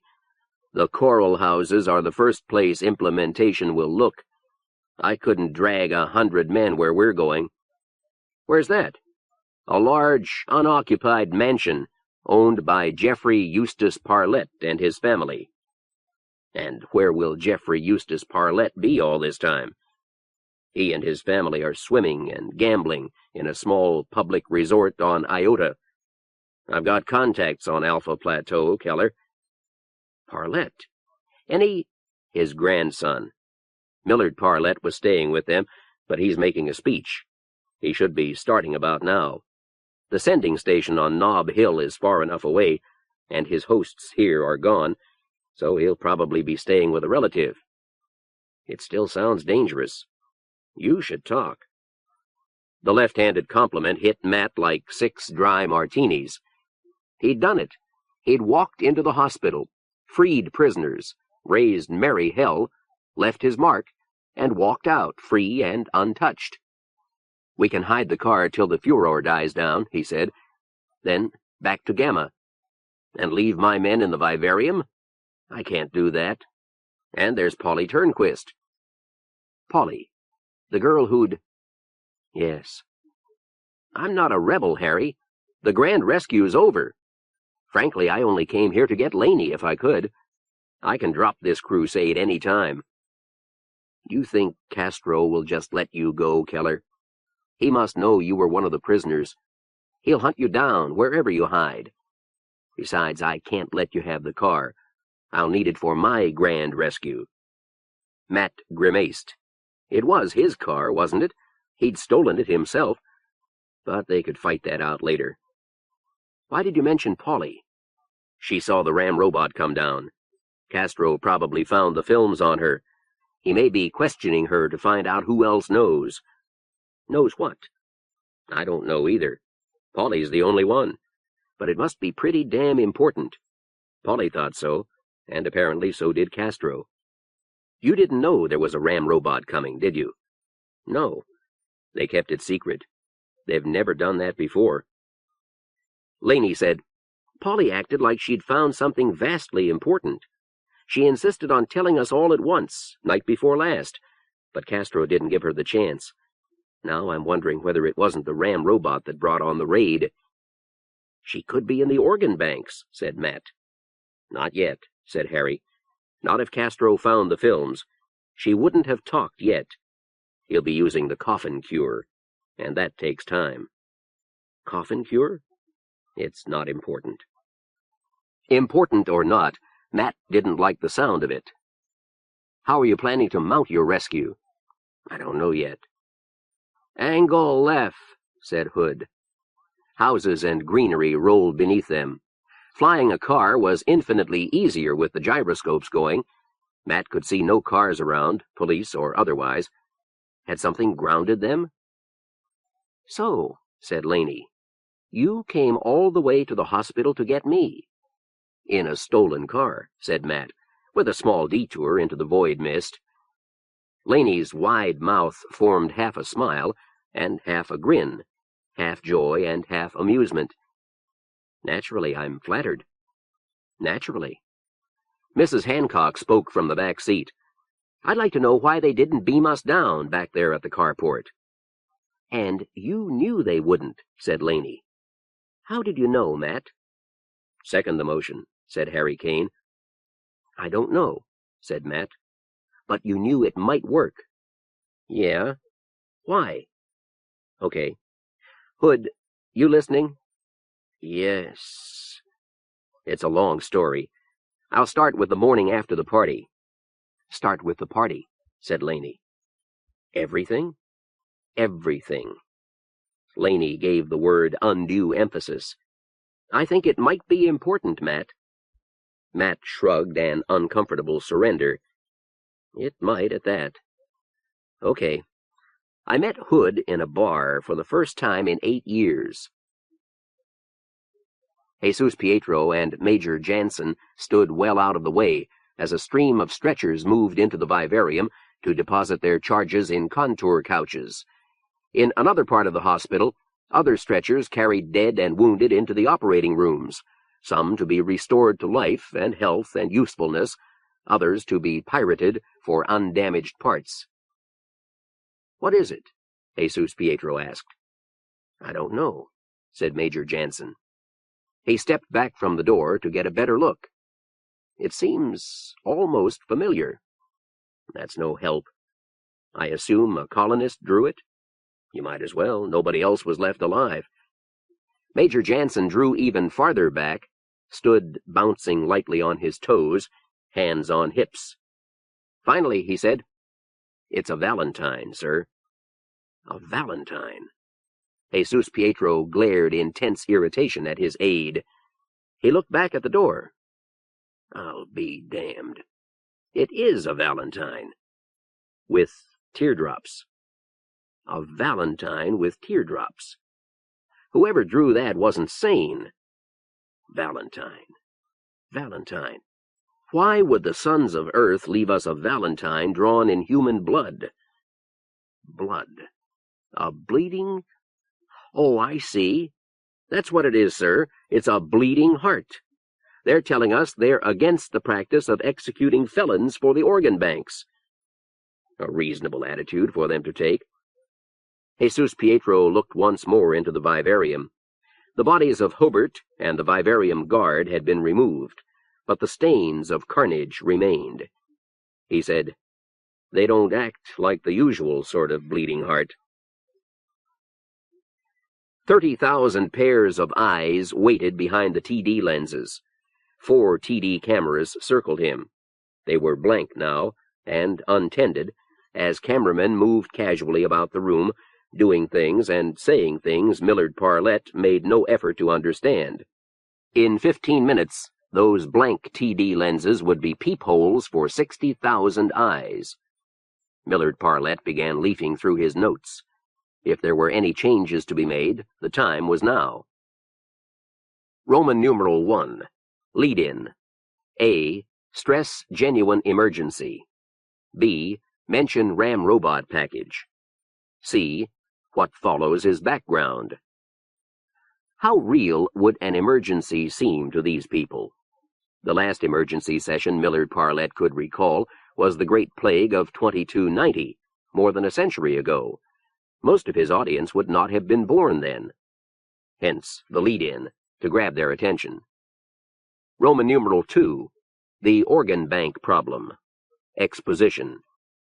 A. Earth calls it a problem. We do not. Therefore, Earth knows considerably more about it. B. Any citizen, with the help of the organ banks, can live as long as it takes his central nervous system to wear out. This can be a very long time, if his circulatory system is kept functioning. C. But the citizen cannot take more out of the organ banks than goes into them. He must do his utmost to see that they are supplied. D. The only feasible method of supplying the organ banks is through execution of criminals. Demonstrate this. Show why other methods are inadequate. E. A criminal's pirated body can save a dozen lives. There is now no valid argument against capital punishment for any given crime, for all such argument seeks to prove that killing a man does society no good. Hence, the citizen who wants to live as long and as healthily as possible will vote any crime into a capital crime if the organ banks are short of material. 1. Cite Earth's capital punishment for false advertising, income tax evasion, air pollution, having children without a license. The wonder was that it had taken so long to pass these laws. The organ bank problem could have started in the year 1900, when Karl Landsteiner separated human blood into 4 types, A, B, AB, and O. Or in 1914, when Albert Houston found that sodium citrate would prevent blood from clotting. Or in 1940, when Landsteiner and Wiener found the Rh factor. Blood banks could so easily have been supplied by condemned criminals, but apparently nobody had realized it. And there was Hamburger's work in the 1960s and 1970s in a Parisian hospital where kidney transplants were made from donors who were not identical twins. There were the anti-rejection serums discovered by Mostel and Granovich in the 2010s. Nobody seemed to have noticed the implications until the middle of the 21st century. There were organ banks all over the world, inadequately supplied by people kind enough to will their bodies to medical science. How useful is the body of a man who dies of old age? How fast can you reach a car accident? And in 2043, Arkansas, which had never rescinded the death penalty, made the organ banks the official state method of execution. The idea had spread like wildfire, like a moral plague, as one critic of the time had put it. Millard Parlette had researched it very thoroughly, then cut all of the historical matter out of his speech, afraid it would lose him his audience. People, especially crew, did not like to be lectured. F. Thus, the government, which controls the organ banks, is more powerful than any dictator in history. Many dictators have had the power of death, but organ banks give a government power of life and death. 1. Life. The organ banks can cure nearly anything, and the government can regulate which citizens shall benefit, on grounds that materials are running short. Priorities become vital. 2. Death. No citizen will protest when the government condemns a man to die, not when his death gives the citizen his chance to live. Untrue and unfair. There were always altruists, but let it stand. Roman numeral 3. The organ bank problem. Colonies. A. Alloplasty. The science of putting foreign materials in the human body for medical purposes. B. Examples. 1. Implanted hearing aids. 2. heart pacemakers and artificial hearts. 3. Plastic tubing for veins, arteries. C. Alloplasty in use on Earth for 500 years. D. No alloplasty for a colony world. Alloplasty needs a high technology. E. Every colony world has organ bank facilities. The stasis room of a slowboat is designed to freeze organs. The ships themselves thus become the center of an organ bank. F. Thus the organ bank problem is unrelieved even by the alternative of alloplasty on any colony world. Roman numeral 4. The organ bank problem as it relates to the power politics of Mount Lookitthat. A. The covenant of planetfall. Millard Parlette frowned. How would the average crew react to the truth about the covenant of planetfall? What they were taught in school was true, in the main. The covenant of planetfall, the agreement which gave the crew authority over the colonists, had existed since the Planck landing. The colonists had agreed to it, all of them. The rationale held, too. The crew had taken all the risks, done all the work of decades, suffered and slaved through years of training to reach a target which might be habitable. The colonists had slept peacefully through all those weary years in space. It was right that the crew should rule. But how many crew knew that those first colonists had signed the covenant at gunpoint, that 8 had died rather than sign away their freedom? Was it Millard Parlette's place to tell them? Yes, it was. They had to understand the nature of power politics. He left the notation unchanged. B. The hospital. 1. Control of electric power. 2. Control of news media. 3. Control of justice, of the police, of trials, of executions. 4. Control of medicine and the organ banks, the positive side of justice. C. Organ replacement for colonists? Yes. 1. Colonists in good standing are obviously entitled to medical care, obviously even to themselves. 2. Justice must have a positive side. 3. The organ bank problem implies that the colonists who can hope for medical treatment will support the government. Roman numeral 5. The Ramrobot capsule. Show pictures. Give them the full tour. Use number 1 for visual impact, but concentrate on implications of rotifer. There was something he could add to that. Millard Parlette looked down at his right hand. It was coming along nicely. Already the contrast with his untreated left hand was dramatic. That'd make him sit up. Roman numeral 6. The danger of the Ramrobot capsule. A. It does not make the organ banks obsolete. The capsule held only 4 items. To replace the organ banks would require hundreds or thousands, each a separate project. B. But any colonist report would blow it out of all proportion. Colonists would assume that capital punishment would stop now. Millard Parlette glanced behind him and shuddered. You couldn't be rational about Ramrobot capsule number 143. The visual impact was too great. If his speech got dull at any point, he could get their attention back by simply cutting to a shot of the Ramrobot packages. C. Capital punishment cannot stop in any case. 1. Decrease the severity of punishment, and crime increases drastically. Cite examples from Earth history. Unfortunate that Mount Lookitthat has none. 2. What punishment to substitute for capital punishment? No prisons on Mount Lookitthat. Warning notes and jottings on one's record hold power only through threat of the organ banks. Roman numeral 7. Conclusion. Violently or peaceably, the rule of the crew ends when the colonists learn of Ramrobot capsule number 143. 3 minutes to go. No question of changing the speech now. The question was, and had always been, the speech itself. Should 30,000 crew be told what had arrived in Ramrobot capsule number 143? Could they be made to understand its importance? And could such a secret be kept by that many? Members of the council had fought bitterly to prevent this event. Only Millard Parlette's sure control, his knowledge of the ways of power, and the weaknesses of his fellow council members, even his own striking authority figure appearance, which he used ruthlessly, only Millard Parlette's determination had brought the council to issue their declaration of emergency. And now, every crew on Alpha Plateau and elsewhere was before his TD set.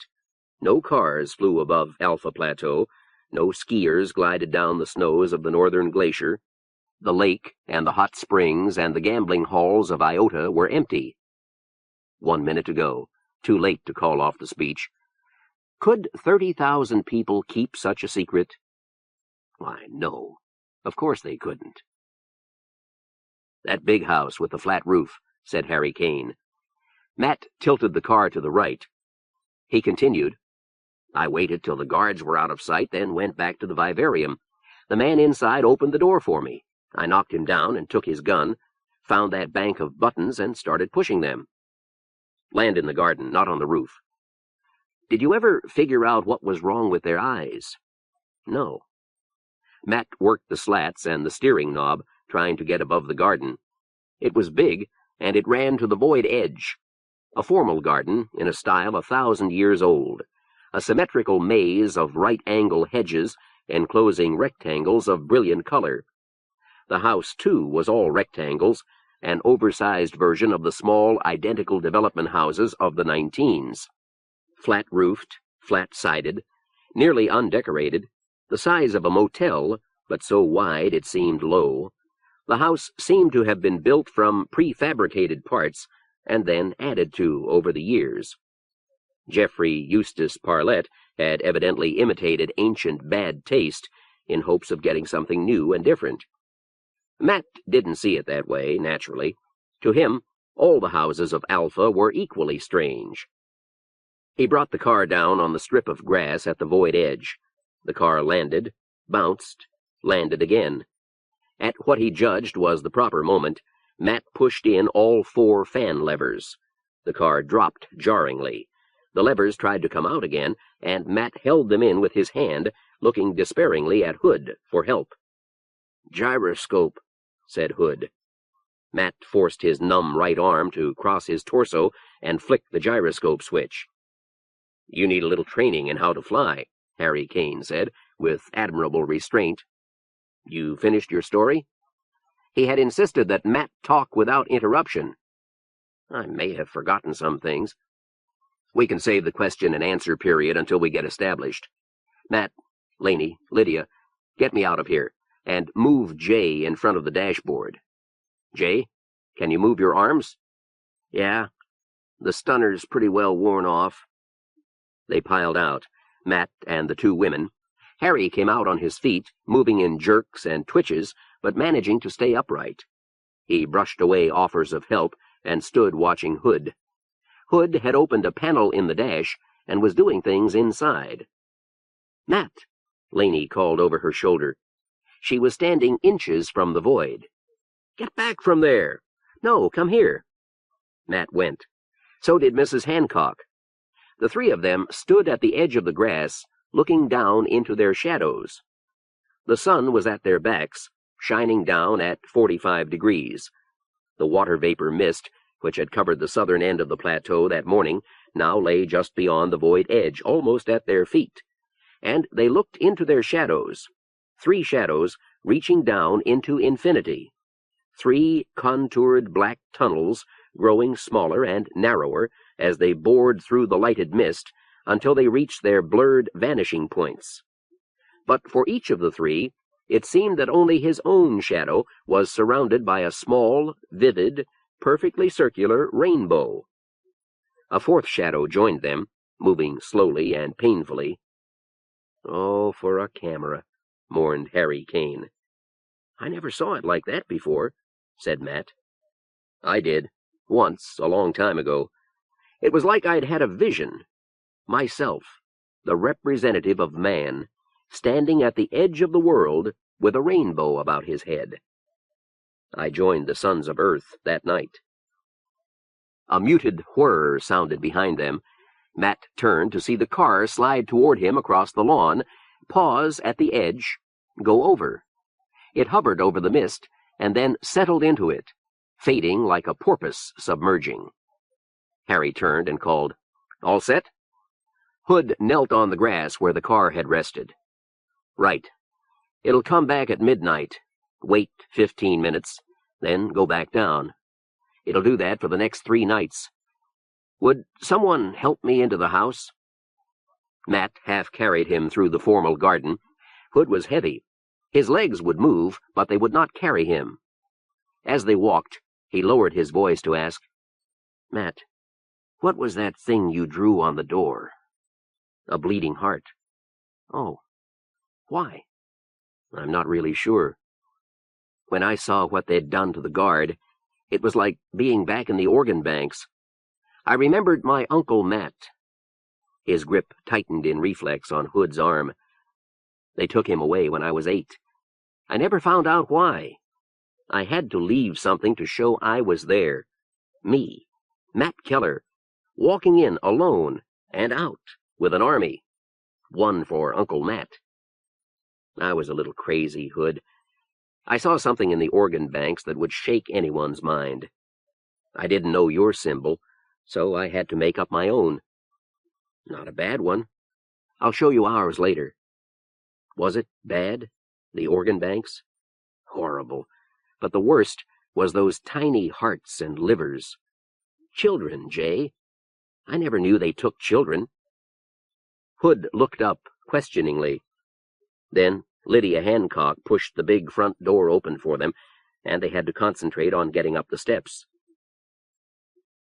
Jesus Pietro was furious. He'd spent some time in his office, knowing he would be most useful there, but he'd felt cramped. Now he was at the edge of the carport, watching the last of the sonic victims being carried away. He wore a belt phone. His secretary could reach him through that. He'd never hated colonists before. To Jesus Pietro, human beings came in 2 varieties, crew and colonist. On other worlds, other conditions might apply, but other worlds did not intrude on Mount Lookitthat. The crew were masters, wise and benevolent, at least in the aggregate. The colonists were ordained to serve. Both groups had exceptions. There were crew who were in no way wise, and who did not work at being benevolent, who accepted the benefits of their world and ignored the responsibilities. There were colonists who would overthrow the established order of things, and others who preferred to turn criminal rather than serve. When brought into contact with crew he did not admire, Jesus Pietro treated them with the respect due their station. The renegade colonists he hunted down and punished. But he didn't hate them, any more than Matt Keller really hated mining worms.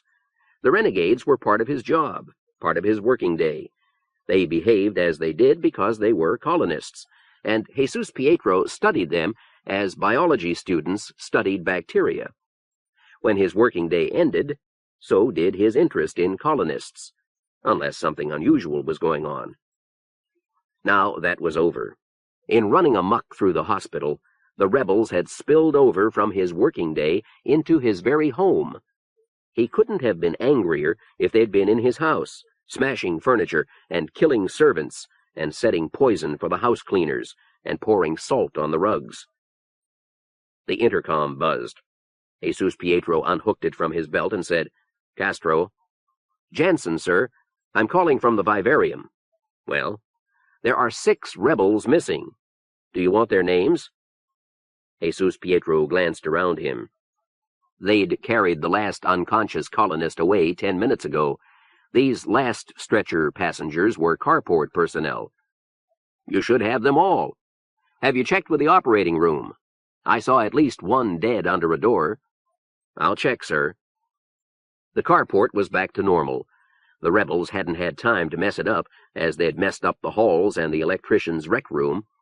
Jesus Pietro debated whether to return to his office or to trace the rebels' charge back through the rec room. Then he happened to notice 2 men arguing by the garages. He strolled over. "You had no right to send Bessie out," one was shouting. He wore a raider's uniform, and he was tall, very dark, enlistment poster handsome. "You bloody raiders think you own these cars," the mechanic said contemptuously. Jesus Pietro smiled, for the mechanics felt exactly the same. "What's the trouble?" he asked. "This idiot can't find my car." "Sorry, sir." "And which car is yours, Captain?" "Bessie. I've been using Bessie for 3 years, and this morning some idiot took it out to spray the woods. Now, look. They've lost her, sir." The man's voice turned plaintive. Jesus Pietro turned cold blue eyes on the mechanic. "You've lost a car?" "No, sir. I just don't happen to know where they've put it." "Where are the cars that came back from spraying the woods?" "That's one of them." The mechanic pointed across the carport. "We were half finished unloading her when those fiends came at us. Matter of fact, we were unloading both of them." The mechanic scratched his head. He met Jesus Pietro's eyes with the utmost reluctance. "I haven't seen the other one since." "There are prisoners missing, you know that?" He didn't wait for the mechanic's answer. "Find Bessie's serial number and description and give them to my secretary. If you find Bessie, call my office. For the moment, I'm going to assume the car is stolen." The mechanic turned and ran toward an office. Jesus Pietro used his hand phone to issue instructions regarding a possible stolen car. Jansen came back on the line. "1 rebel dead, sir. That leaves 5 missing." He listed them. "All right. It's beginning to look like they took a car. See if the wall guards saw one leaving." "They'd have reported it, sir." "I'm not so certain." "Find out." "Sir, the carport was attacked. The guards had to report 5 prisoners stealing an air car during a mob attack." "Jansen, I think they might have forgotten to. You understand me?" There was steel in his voice. Jansen signed off without further protest. Jesus Pietro looked up at the sky, rubbing his mustache with 2 fingers. A stolen car would be easy to find. There were no crew pleasure cars abroad now, not in the middle of Millard Parlette's speech, but they might have landed it, and if a car had been stolen in full view of the wall guards, it had been stolen by ghosts. That would fit admirably with the other things that had been happening at the hospital. Chapter 8. Polly's Eyes. Jeffrey Eustace Parlette's house was different inside. The rooms were big and comfortable, furnished in soft good taste. They were innumerable. Toward the back were a pool table, a small bowling alley, an auditorium and stage with pull-down movie screen. The kitchen was the size of Harry Kane's living room. Matt and Laney and Lydia Hancock had moved through the entire house with stun guns at the ready. They had found no living thing, barring the rugs and the no less than 6 house-cleaner nests.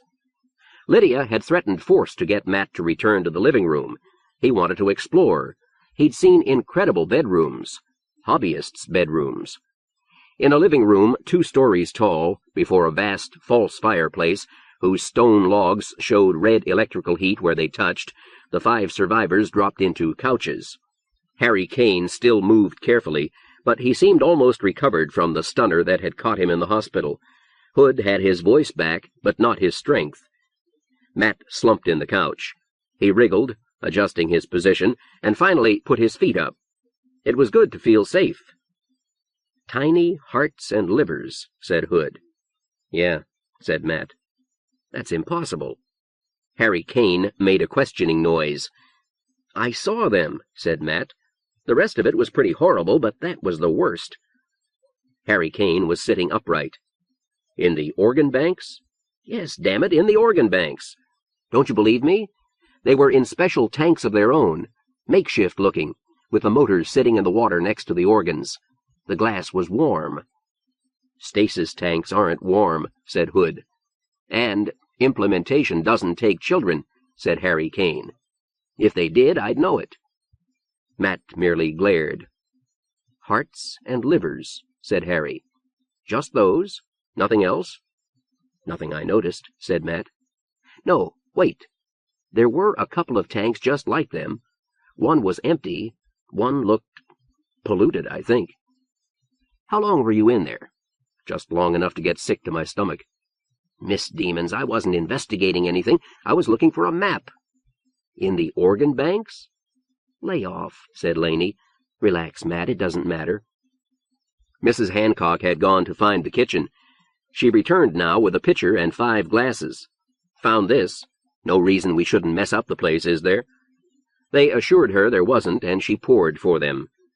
Hood said, I'm more interested in your alleged psychic powers.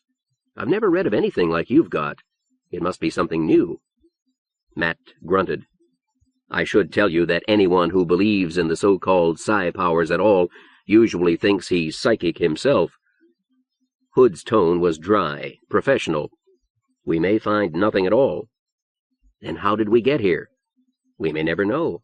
Some new implementation policy? Or maybe the mist demons love you, Matt. I thought of that, too. Mrs. Hancock returned to the kitchen. When you tried to sneak up to the hospital, Hood continued, you were spotted right away. You must have run through the electric eye net. You didn't attempt to run? They had 4 spotlights on me. I just stood up. Then they ignored you? They let you walk away? That's right. I kept looking back, waiting for that loudspeaker to say something. It never did. Then I ran. And the man who took you into the hospital, did anything happen just before he went insane and ran back to the gatehouse? Like what? Anything involving light? No. Hood looked disappointed. Laney said, People seem to forget about you. Yeah, it's been like that all my life. In school, the teacher wouldn't call on me unless I knew the answer. Bullies never bothered me. I should have been so lucky, said Hood. Laney wore the abstracted look of one tracing an idea. The eyes, said Harry Kane, and paused for thought. He had been listening without comment, in the attitude of the thinker, jaw on fist, elbow on knee. You said there was something strange about the guard's eyes. Yeah, I don't know what. I've seen that look before, I think, but I can't remember. What about the one who finally shot you? Anything odd about his eyes? No. Laney came out of her abstraction with a startled look. Matt, do you think Polly would have gone home with you? What the mist demons does that have to do with anything? Don't get mad, Matt. I've got a reason for asking. I can't imagine. That's why you called in the experts. All right, yes. I thought she was going home with me. Then she suddenly turned and walked away. Yeah, the bitch just... Matt swallowed the rest of it. Not until now, when he could feel his pain and rage and humiliation in bearable retrospect, did he realize how badly she'd stung him. She walked away like she'd remembered something more important than me, but not particularly important for all that. Laney, could it have been her hearing aid? The radio? No, not that early. Harry, did you tell Polly anything by radio that you didn't tell the rest of us? I told her I'd call for her speech at midnight, after everyone had gone home. They could hear it through the radios. Otherwise, nothing. So she had no reason to drop me, said Matt. I still don't see why we have to dig into this. It's strange, said Hood. It can't hurt to look at anything strange in your young life. Laney said, Did you resent it? Damn right I did. I hate being left flat like that. Toyed with, and then dropped. You didn't offend her? I don't see how I could have. I didn't get drunk till afterward. You told me it's happened before like that. Every time. Every damn time. Until you. I was virgin until Friday night. Matt looked belligerently around him. Nobody said anything. That's why I can't see how it helps to talk about it. Damn it, it isn't unusual in my young life. Hood said, It's unusual in Polly's young life. Polly's not a tease. Am I wrong, Laney? No. She takes her sex seriously. She wouldn't make a play for someone she didn't want. I wonder. I don't think I was kidding myself, Laney. Neither do I. You keep saying something was strange about the guard's eyes. Was there anything strange about Polly's eyes? What are you getting at? You claim every time you're getting ready to lose your virginity to a girl, she drops you. Why? You aren't ugly. You probably don't have the habit of being grossly impolite. You weren't with me. You bathe often enough. Was there something about Polly's eyes? Damn it, Laney. Eyes. Something changed in Polly's face. She seemed to be listening to something only she could hear. She certainly wasn't looking at anything. Her eyes went past him and through him, and they looked blind. She looked abstracted. What do you want me to say? She looked like she was thinking of something else, and then she walked away. Was it sudden, this loss of interest? Did she... Laney, what do you think? I drove her away deliberately? Matt jumped to his feet. He couldn't take any more. He was wires stretched on a bone frame, every wire about to break. Nobody had ever so assaulted his privacy. He had never imagined that a woman could share his bed, listen in sympathy to all the agony of the secrets that had shaped his soul, and then spill everything she knew into a detailed, clinical round-table discussion. He felt like one who has been disassembled for the organ banks, who, still aware, watches a host of doctors probing and prodding his separated innards with none too clean hands, hears them making ribald comments about his probable medical and social history. And he was about to say so in no mild terms when he saw that nobody was looking at him. Nobody was looking at him. Laney was staring into the artificial fire. Hood was looking at Laney. Harry Kane was in his thinker position. None of them were really seeing anything, at least not anything there in the room. Each wore an abstracted look. One problem, Harry Kane said dreamily. How the blazes are we going to free the rest of us, when only 4 of us escaped? He glanced around at his inattentive audience, then went back to contemplating his navel from the inside. Matt felt the hair stir on his head. Harry Kane had looked right at him, but he certainly hadn't seen Matt Keller. And there was something very peculiar about his eyes. Like a man in a wax museum. Matt bent to look into Harry Kane's eyes. Harry jumped as if he'd been shot. Where the blazes did you come from? He stared as if Matt had dropped from the ceiling. Then he said, Oh, you did it. There wasn't a doubt of it. Matt nodded. You all suddenly lost interest in me. What about our eyes? Hood seemed about to spring at him, he was so intense. Something. I don't know. I was bending down to see when... Matt shrugged. It wore off. Harry Kane used a word your publisher will cut. Hood said, Suddenly? I don't remember its being sudden. What do you remember? Matt asked. Well, nothing, really. We were talking about eyes. Or was it about Polly? Sure, Polly. Matt, did it bother you to talk about it? Matt growled in his throat. Then that's why you did whatever you did. You didn't want to be noticed. Probably. Hood rubbed his hands briskly together.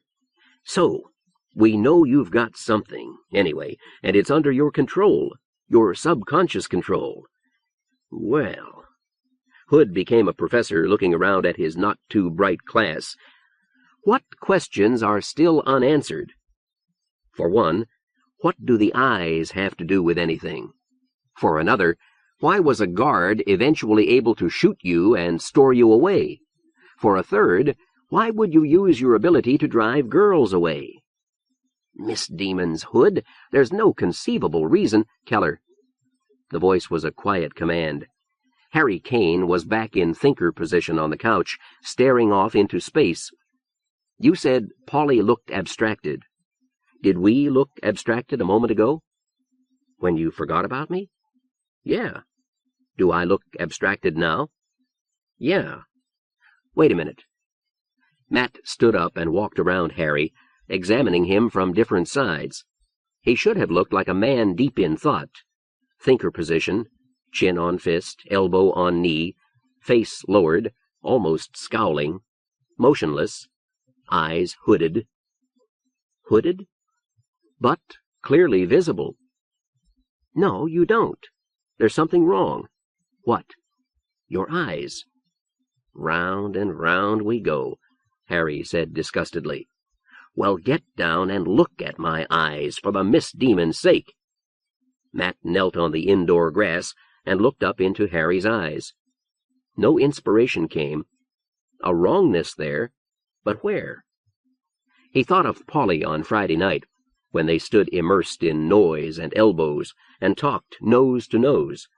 They'd touched from time to time, half accidentally, hands and shoulders brushing. He'd felt the warm blood beating in his neck. And suddenly, "Too big," said Matt. "Your pupils are too big. When somebody really isn't interested in what's going on around him, the pupils are smaller." "What about Polly's eyes?" Hood probed. "Dilated or contracted?" "Contracted. Very small. And so were the guards' eyes, the ones who came for me this morning." He remembered how surprised they'd been when he yanked on the handcuffs that still dangled from his wrists. They hadn't been interested in him. They'd merely unlocked the chains from their own wrists. And when they'd looked at him, that's it. That's why their eyes looked so funny. The pupils were pinpoints. Hood sighed in relief. "Then that's all of it," he said, and got up. "Well, I think I'll see how Lydia's doing with dinner." "Come back here." Harry Kane's voice was low and murderous. Hood burst out laughing. "Stop that cackling," said Harry Kane. "Whatever Keller's got, we need it. Talk." Whatever Keller's got, we need it. Matt felt he ought to protest. He didn't intend to be used by the Sons of Earth, but he couldn't interrupt now. "It's a very limited form of telepathy," said J. Hood, "and because it is so very limited, it's probably more dependable than more general forms. Its target is so much less ambiguous." He smiled. "We really ought to have a new name for it. Telepathy doesn't apply, not quite." 3 people waited patiently but implacably. "Matt's mind," said Hood, "is capable of controlling the nerves and muscles which dilate and contract the iris of another man's eye." And he smiled, waiting for their response. "So what?" asked Harry Kane. "What good is that?" "You don't understand?" "No, I suppose you don't. It's more in my field. Do you know anything about motivational research?" 3 heads waggled no. The science was banned on Earth long, long ago because its results were being used for immoral advertising purposes. But they found out some interesting things first. One of them involved dilation and contraction of the pupil of the eye. It turns out that if you show a man something and measure his pupil with a camera, you can tell whether it interests him. You can show him pictures of his country's political leaders in places where there are 2 or more factions, and his eyes will dilate for the leader of his own. Take him aside for an hour and talk to him, persuade him to change his political views, and his pupils will dilate for the other guy. Show him pictures of pretty girls, and the girl he calls prettiest will have dilated pupils. He doesn't know it. He only knows she looks interested. In him. "I wonder," said Hood, smiling dreamily at himself. Some people love to lecture. Hood was one. Could that be the reason the most expensive restaurants are always dark? A couple comes in, they look at each other across a dinner table, and they both look interested. What do you think? Harry Kane said, "I think you'd better finish telling us about Keller." "He has," said Laney. "Don't you see? Matt's afraid of being seen by someone, so he reaches out with his mind and contracts the man's pupils whenever he looks at Matt. Naturally, the man can't get interested in Matt." "Exactly." Hood beamed at Laney. "Matt takes a reflex and works it in reverse to make it a conditioned reflex. I knew light had something to do with it. You see, Matt, it can't work unless your victim sees you. If he hears you, or if he gets a blip when you cross an electric eye beam, or if I'm not concentrating on being scared. That's why the guard shot me." "I still don't see how it's possible," said Laney. "I helped you do your research on this, Jay. Telepathy is reading minds. It operates on the brain, doesn't it?" "We don't know, but the optic nerve is brain tissue, not ordinary nerve tissue." Harry Kane stood up and stretched. "That doesn't matter. It's better than anything the sons of Earth have put together. It's like a cloak of invisibility. Now we have to figure out how to use it." The missing car was still missing. It was nowhere in the implementation garages. It had not been found by the search squad, neither in the air nor on the ground. If a policeman had taken it out for legitimate purposes, it would have been visible. If it had not been visible, it would have been in trouble of some kind, and the pilot would have phoned a mayday. Apparently, it really had been stolen. To Jesus Pietro, it was disturbing. A stolen car was one thing. An impossible stolen car was another. He had associated Keller with miracles, with the miracle that had left him unhurt when his car fell into the void mist, with the miracle that had affected Hobart's memory last night. On that assumption, he had sounded the prisoners loose. And lo, there were prisoners running amok in the corridors. He had associated missing prisoners with a missing car, with the miracles of Keller. Thus he had assumed a stolen car where no car could have been stolen. And, lo, a car had indeed been stolen. Then Major Jansen had called from the Vivarium. Nobody had noticed, until that moment, that the sleeper helmets were still running. How, then, had 98 prisoners walked away? Miracles.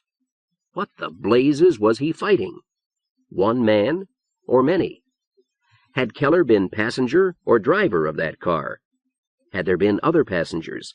Had the sons of Earth discovered something new? Or was it Keller alone? That was an evil thought. Matthew Keller, come back from the void in the person of his nephew to haunt his murderer. Jesus Pietro snorted. He'd doubled the guard at the Alpha Beta Bridge. Knowing that the bridge was the only way off the cliff and across the Long Fall River at the bottom, he had nonetheless set guards along the cliff edge. No normal colonist could leave Alpha Plateau without a car, but could something abnormal walk unseen past the guards? And no fugitive would leave in a police car. Jesus Pietro had ordered all police cars to fly in pairs for the duration. The fugitives would be flying alone. As part colonist, Jesus Pietro had not been allowed to hear Millard Parlette's speech, but he knew it was over. Crew cars were flying again. If the fugitives stole a crew car, they might have a chance, but the hospital would be informed immediately if a crew car was stolen. Really? A police car had been stolen, and he'd had to find out for himself. Nobody and nothing had been found in the abandoned coral houses. But would anything important have been seen? Most of the escaped prisoners were safe in the Vivarium, from which they had escaped before, without bothering to turn off their sleeper helmets. Jesus Pietro wasn't used to dealing with ghosts. It would require brand new techniques. Grimly, he set out to evolve them. The arguments began during dinner. Dinner took place at the unconventional hour of 3 o'clock. It was good, very good. Lydia Hancock still looked like a sour old harridan, but to Matt, anyone who could cook like her deserved the benefit of the doubt. They had finished the mutton chops when Harry Kane turned to business. "There are 5 of us left," he said. "What can we do to get the rest of us loose?" "We could blow the pumping station," Hood suggested. It developed that the pumping station, which supplied Alpha Plateau with water from the Long Fall, was the crew's only source of water. It was located at the base of the Alpha Beta Cliff. The sons of Earth had long ago planted mines to blow it apart. It would give us a diversion. "And cut off the power, too," said Matt, remembering that hydrogen for fusion can be taken from water. "Oh, no. The power plants only use a few bucketfuls of water in a year, Keller." "A diversion for what, Jay? Any suggestions?" "Matt. He got us out once. He can do it again, now that he knows." "Oh, no, you don't. I am not a revolutionary. I told you why I went to the hospital, and I won't go there again. Thus the arguments. On Matt's side, there was little said. He wasn't going back to the hospital. If he could, he would return to Gamma and live out his life there, trusting his psi power to protect him. If he had to live elsewhere, even if he had to spend the rest of his life in hiding on Alpha Plateau, so be it. His life might be disrupted now, but it was not worthless enough to throw away. He got no sympathy from anyone, not even from Laney. On their part, the arguments ranged from appeals to his patriotism or to his love of admiration, to attacks on his personality, to threats of bodily harm to himself and his family. J. Hood was the most vituperative. You would have thought he had invented the luck of Matt Keller, that Matt had stolen it. He seemed genuinely convinced that he held a patent on psi power on the plateau. In a way, it was ludicrous. They begged him, they browbeat him, they threatened him, and with never a chance of succeeding. Once they actually succeeded in frightening him, and once their personal comments annoyed him beyond the limits of patience. Both times the arguments ended abruptly, and Matt was left alone in his irritation while the Sons of Earth discussed whatever came to mind, their pupils contracting to pinpoints whenever they looked at him. After the second such episode, Harry Kane realized what was happening, and ordered the others to lay off. It was interfering with their ability to make plans, he said. Go somewhere else, he told Matt. If you're not going to help us, at least don't listen to our plans. Feeble though they'll probably be, there's no reason we should risk your hearing them. You might use the information to buy your way back into Castro's good graces. You're an ungrateful son of a bitch, said Matt, and I demand an apology. Okay, I apologize. Now, go somewhere else. Matt went out into the garden. The mist was back, but it was an overhanging mist now, turning the sky steel gray, bleaching colors out of the garden, turning the void from a fuzzy flat plain into a dome around the universe. Matt found a stone bench and sat down and put his head in his hands. He was shaking. A mass verbal attack can do that to a man, can smash his self-respect and set up doubts which remain for hours or days or forever. There are well-developed verbal techniques for many to use against one. You never let the victim speak without interruption, never let him finish a sentence. You interrupt each other so that he can't quite catch the drift of your arguments, and then he can't find the flaws. He forgets his rebuttal points because he's not allowed to put them into words. His only defense is to walk out. If, instead, you throw him out... Gradually, his confusion gave way to a kind of sick, curdled anger. The ungrateful. He'd saved their worthless lives twice, and where was their thanks? Well, he didn't need them. He'd never needed them for a moment. He knew what he was now. Hood had given him that much. He knew, and he could take advantage of it. He could become the world's first invulnerable thief. If implementation would not let him resume his mining career, he would do just that. Weaponless, he could rob storehouses in broad daylight. He could pass guarded bridges unnoticed, be at work on Gamma, while they were searching him out in every corner of Eta. Eta, now. A nice place to rob, if he couldn't return to his old life.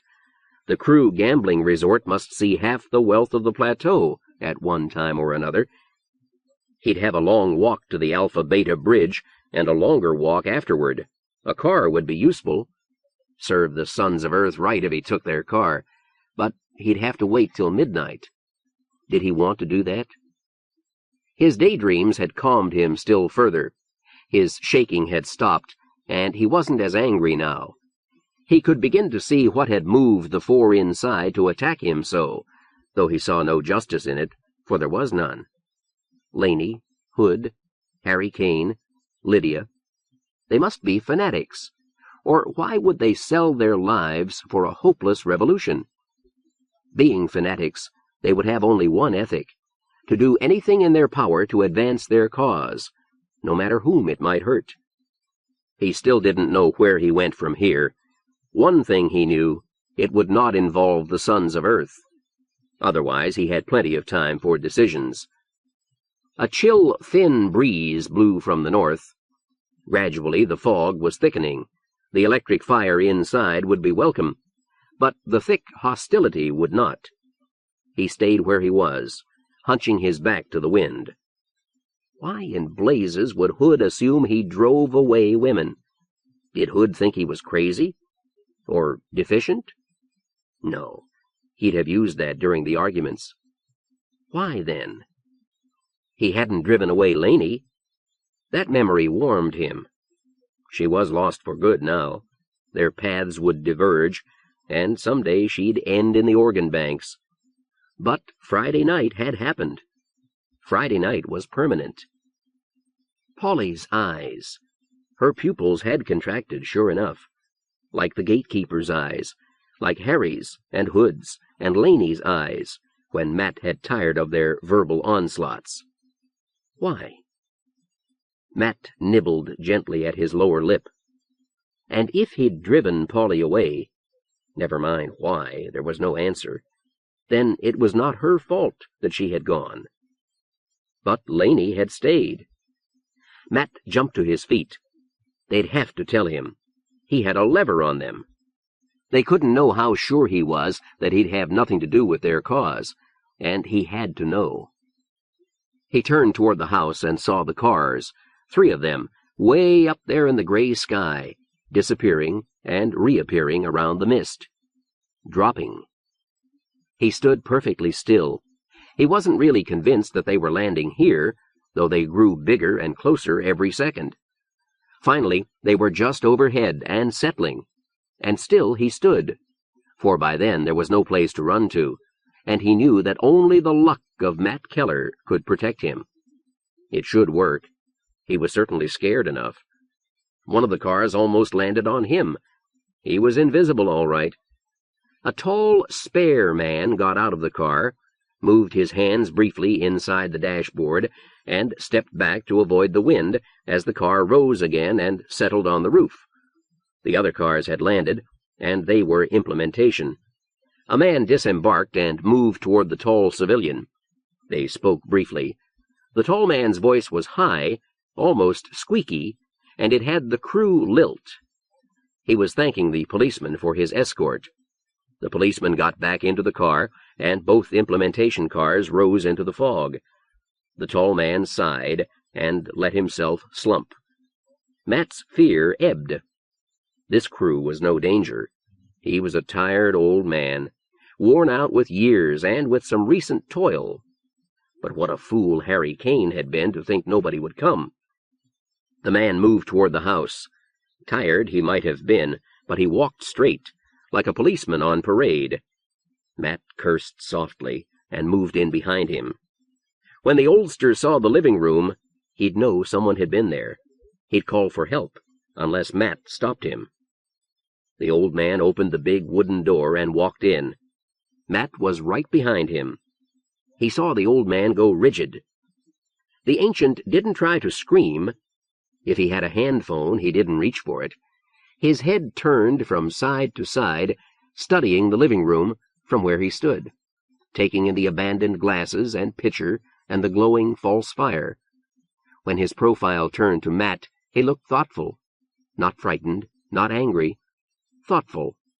And when the old man smiled, it was a slow, tense smile, the smile of a chess player who sees victory almost within his grasp. Or defeat, for his opponent might have set an unsuspected trap.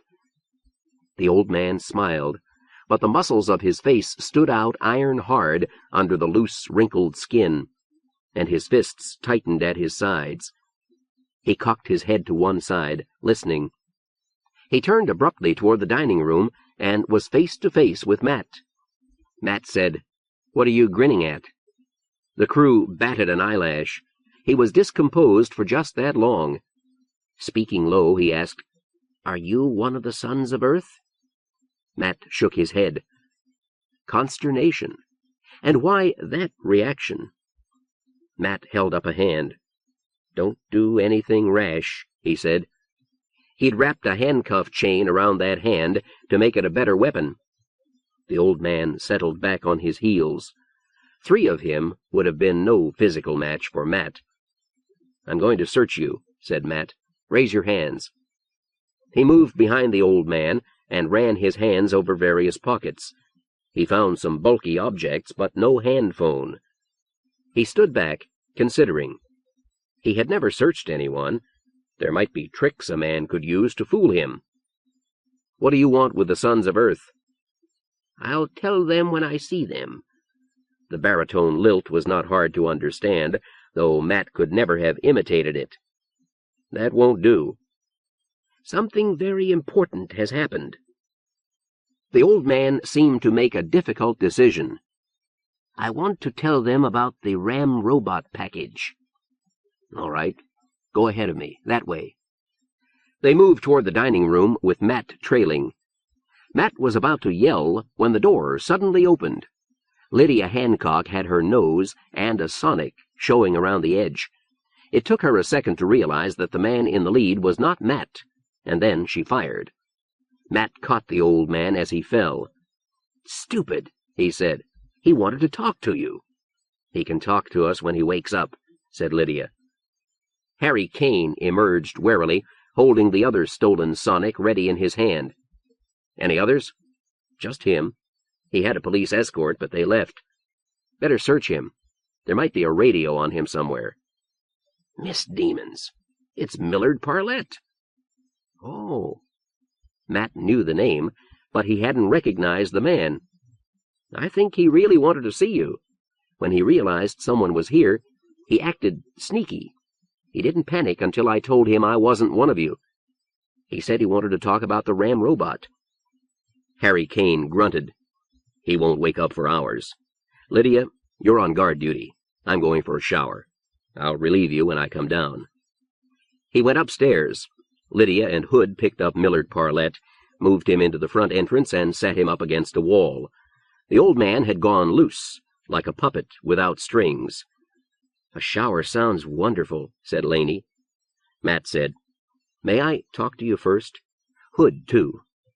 They got J. Hood and went into the living room. Hood and Laney flopped in front of the fire, but Matt was too restless to sit. "Hood, I've got to know. What makes you think I've been using my psi power to drive away women?" "You'll recall it was Laney's idea first, but the evidence seems good. Do you doubt that Polly left because you contracted her irises?" Of course he doubted it, but he couldn't back it up. He looked at Laney, waiting. "It's important, isn't it, Matt?" "Yeah." "You remember, just before the raid, when you asked me if everyone was as nervous as you were?" Yeah, I remember. You said, not that nervous, but still nervous." "What are you two talking about?" "Jay, do you remember your first... do you remember when you stopped being a virgin?" Hood threw back his head and laughed. "What a question, Laney. Nobody ever forgets the first time. It was... Right.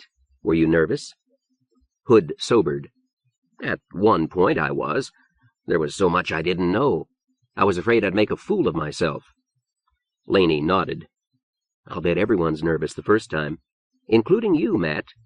You suddenly realize this is it, and you get all tensed up. Then your girl's eyes go funny." Matt said a bad word. This was exactly what he hadn't wanted to hear. "But what about us? Laney, why didn't I defend myself against you?" "I don't know." Hood snapped. "What difference does it make? Whatever you've got, you're not going to use it." "I have to know." Hood shrugged and went to stand before the fire. "You were pretty sloshed," said Laney. "Could that have had anything to do with it?" "Maybe." She couldn't have known why it was important, but she was trying to help. "Maybe it's because I'm older than you. Maybe you decided I knew what I was doing." "I didn't decide anything. I was too drunk. And too bitter." She turned restlessly, her wrinkled party dress swirling out around her. She stopped. "Matt, I remember. It was pitch dark in there." Matt closed his eyes. Why, so it was. He'd stumbled unseeing across the bed. He'd had to turn on a light to see Laney at all. That's it. I didn't even realize what was going on until the door was closed. Okay, he sighed, letting all his breath rush out with the word, leaving him an empty man. Hood said, "That's great. Are you finished with us?" "Yeah." Hood left without looking back. Laney, on the verge of leaving, hesitated. Matt looked half dead, as if every erg of energy had been drained out of him. She touched his arm. "What's wrong, Matt?" "I drove her away. It wasn't her fault." "Polly?" She grinned into his eyes. "Why let it bother you? You got me the same night." "Oh, Laney. Laney. She could be in the organ banks. She could be in the coffin cure, whatever the hell that is. It's not your fault. If you'd found her in the vivarium—" "Is it my fault that I was glad? She dropped me like a sick house cleaner, and an hour later, implementation took her away. And when I found out, I was glad. I had revenge." His hands were on her upper arms, squeezing, almost hard enough to hurt. "It wasn't your fault," she repeated. "You'd have saved her if you could." "Sure." But he wasn't hearing her. He let go of her arms. "I've got to go after her," he muttered, saying the words aloud, trying the taste of them. "Yeah, I've got to go after her." He turned and made for the entrance. Chapter 9. The Way Back. "Come back here, you idiot!" Matt stopped halfway to the door. "Huh? Isn't this what you all want? Come back here. How are you going to get over the wall? You can't pound on the gate again." Matt turned back. He felt feverish, unable to think. Castro would be ready for that, wouldn't he? He may not know what happened last night, but he must know something's wrong. We tried hard enough to tell him. Come here. Sit down. Don't underestimate that man, Matt. We've got to think this through. That wall. How am I going to get over? Oh, damn. You're tired. Why not wait till Harry comes down? Then we can get things organized. Oh, no. I'm not taking help from the Sons of Earth. This has nothing to do with them. How about me? Will you take my help? Sure, Laney. She decided not to question the illogic of this. All right, let's start at the beginning. How are you going to reach the hospital? Yeah, too far to walk. Parlette's car. It's on the roof. But if Castro gets it, it'll lead him straight here. I'd have to wait till midnight to get the other car. That may be the only way. Laney wasn't tired. She'd had twice as much sleep as she needed in the vivarium, but she felt used, ready for the laundry. A hot bath would help. She put it out of her mind. Maybe we can raid a crew house for another car. Then we set the autopilot to take Parlette's car back here. That'll take time. We'll have to take it. We'll also have to wait till after sunset before we start. Will we need darkness that early? It would help. And suppose the fog cleared while we were over the void. Oh. Colonist and crew alike, the people of the plateau loved to watch the sun setting over the void mist. The colors were never the same twice. Land along the void edge always cost 3 times as much as land anywhere else. Suddenly we'd have 1,000 crew looking down at us. It might be a mistake to use the void at all. Castro may have thought of that. We'll be safe if the fog holds, but whatever we do, we'll have to wait till dark. Matt stood up and stretched muscles that felt knotted. Okay, so we get to the hospital. How do we get in? Laney, what's an electric eye? She told him. Oh, I didn't see any light. Ultraviolet, of course, or infrared. I should be able to get over that. You're not invisible, Laney. I am if I stick close to you. Foot. I'll have to come that far with you anyway. You can't program an autopilot. Matt got up to pace. Leave that a moment. How do we get over the wall? I don't, said Laney, and stopped. There may be a way, she said. Leave it to me. Tell me. I can't. The cold breeze outside had become a wind, audible through the walls. Laney shivered, though the electric fire was hot enough. The fog beyond the south windows was growing dark. "We'll need guns," she said. "I don't want to take one of yours. You've only got the 2 we picked up on the way to the car." "Matt, I know more than you do about crew. They all go in for sports of one kind or another." "So?" "Some of them hunt. A long time ago, Earth sent us some frozen, fertilized deer and caribou ova in a cargo Ramrobot. The hospital hatched them out, grew them to adulthood, and scattered them around the bottom edge of the glacier north of here. There's enough grass there to keep them happy." "Then we might find guns here." "It's a good bet. The richer a crew is, the more sports equipment he buys, even if he never uses it." The gun rack was in a room in the upper story, a room lined with paintings of more or less wild animals, and with heads and hooves of deer and caribou. The rack held half a dozen air-powered rifles. They searched the room, and eventually Laney found a drawer containing several boxes of crystal slivers, each sliver 2 inches long. "They look like they'd stop a bandersnatch," said Matt. He'd never seen a bandersnatch, except in filmed maser messages from Jinx, but he knew they were big. "They'll stop an elk cold, but the guns only fire 1 at a time. You'll have to be accurate." "Makes it more sporting?" "I guess so." Implementation mercy guns fired a steady stream of tiny slivers. One would make the victim woozy. It took half a dozen to drop him in his tracks. Matt closed and pocketed the box of oversized mercy slivers. Getting hit with one of these would be like being stabbed with an ice pick, even without the knockout effect. "Will they kill a man?" "I don't know," said Laney. She chose 2 guns from the rack. "We'll take these." Jay. Hood stopped halfway to the living room, turned, and made for the entrance hall. Lydia Hancock was bending over Millard Parlette. She had folded his flaccid hands neatly in his lap. "Come here and have a look at this." Hood looked down at the stunned crew. Millard Parlette was coming around.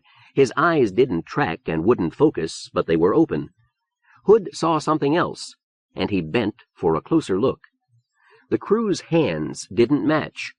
The skin of one was mottled with age.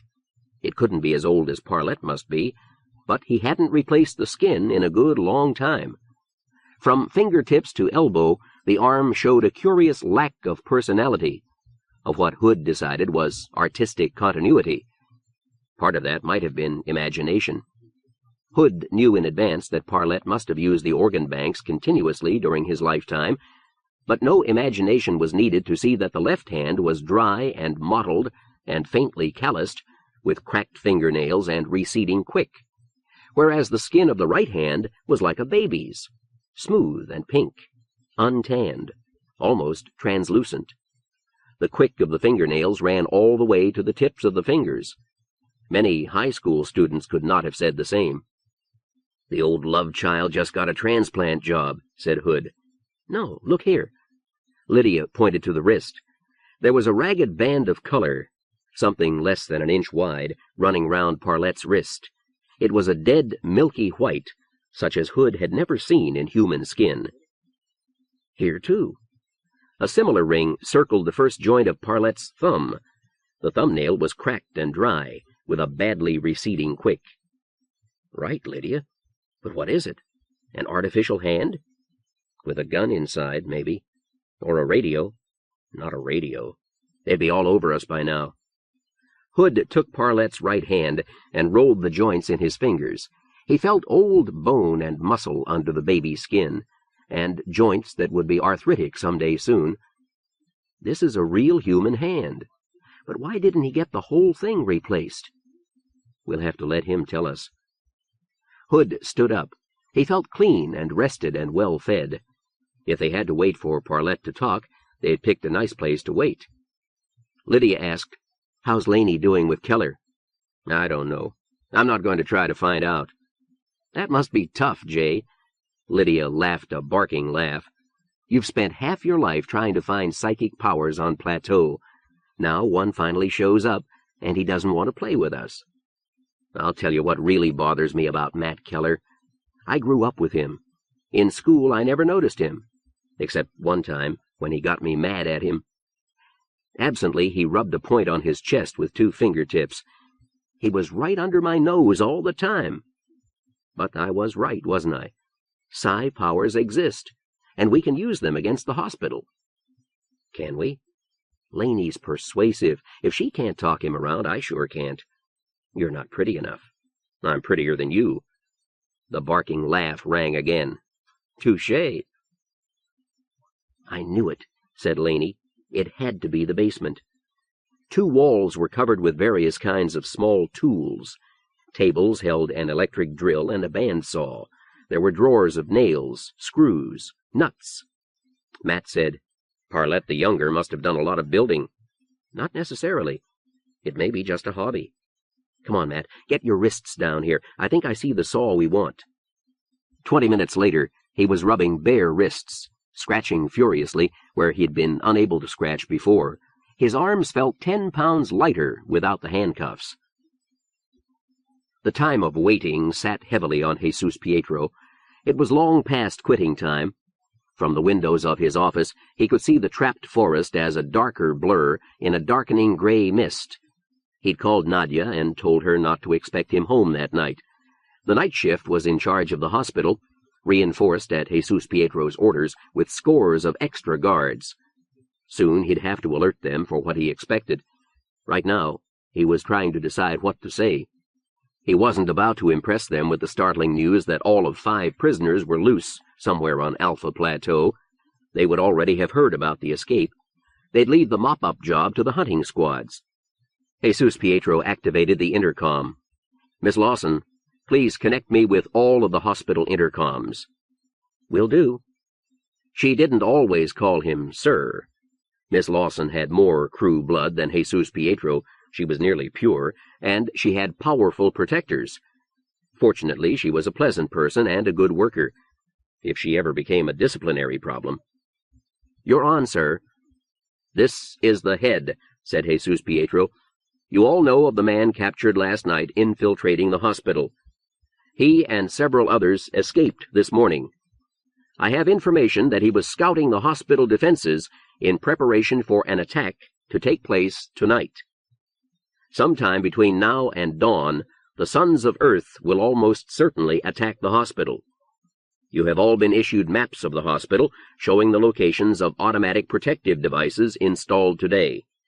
Memorize them, and don't stumble into any of the traps. I have issued orders for maximum dosage of anesthetic in these traps, and they can kill. Repeat, they can kill. I think it unlikely that the rebels will make any kind of frontal attack. Unlikely indeed.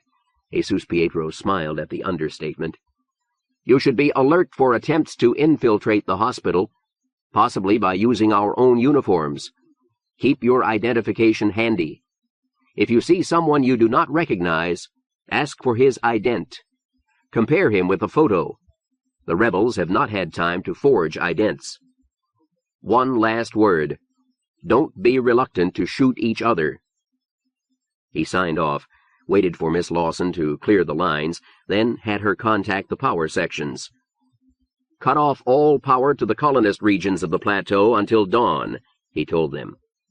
The men of power took pride in their work, and their work was to keep the power running. There were loud protests. Do it, said Jesus Pietro, and cut them off. Once again, he thought longingly of issuing death darts to his men, but then they would be afraid to shoot each other. Worse, they'd fear their own weapons.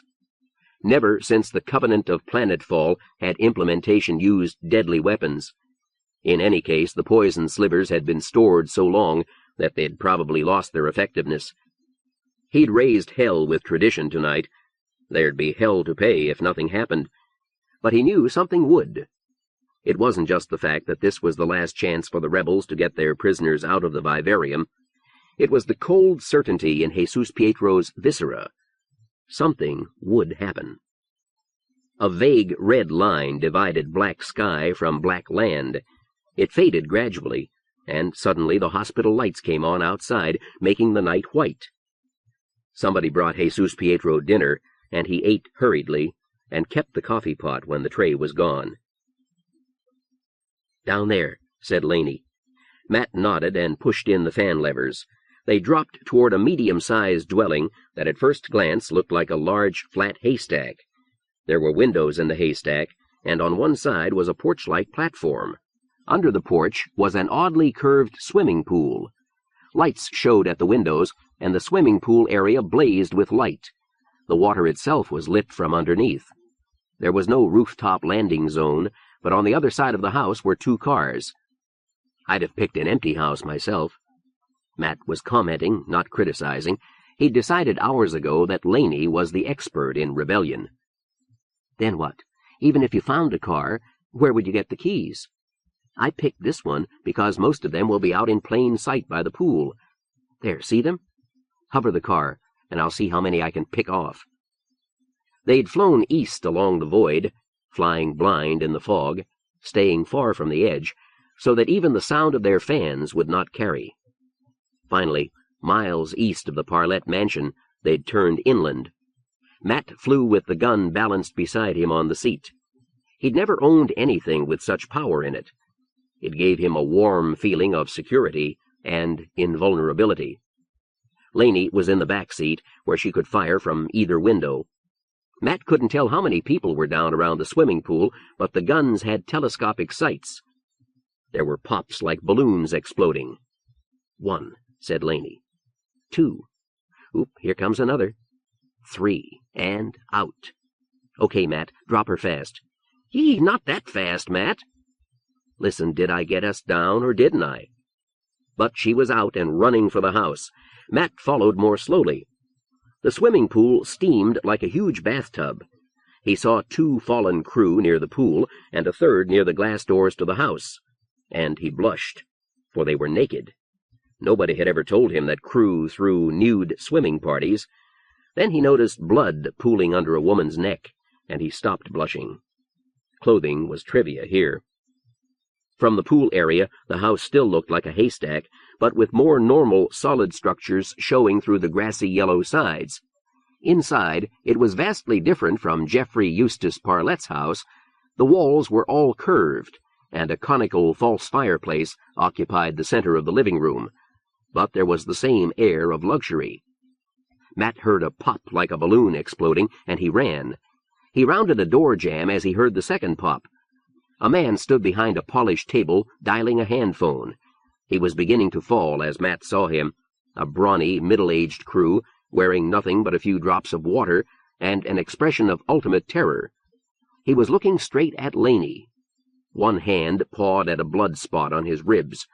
His terror seemed to fade as he fell, but Matt remembered it.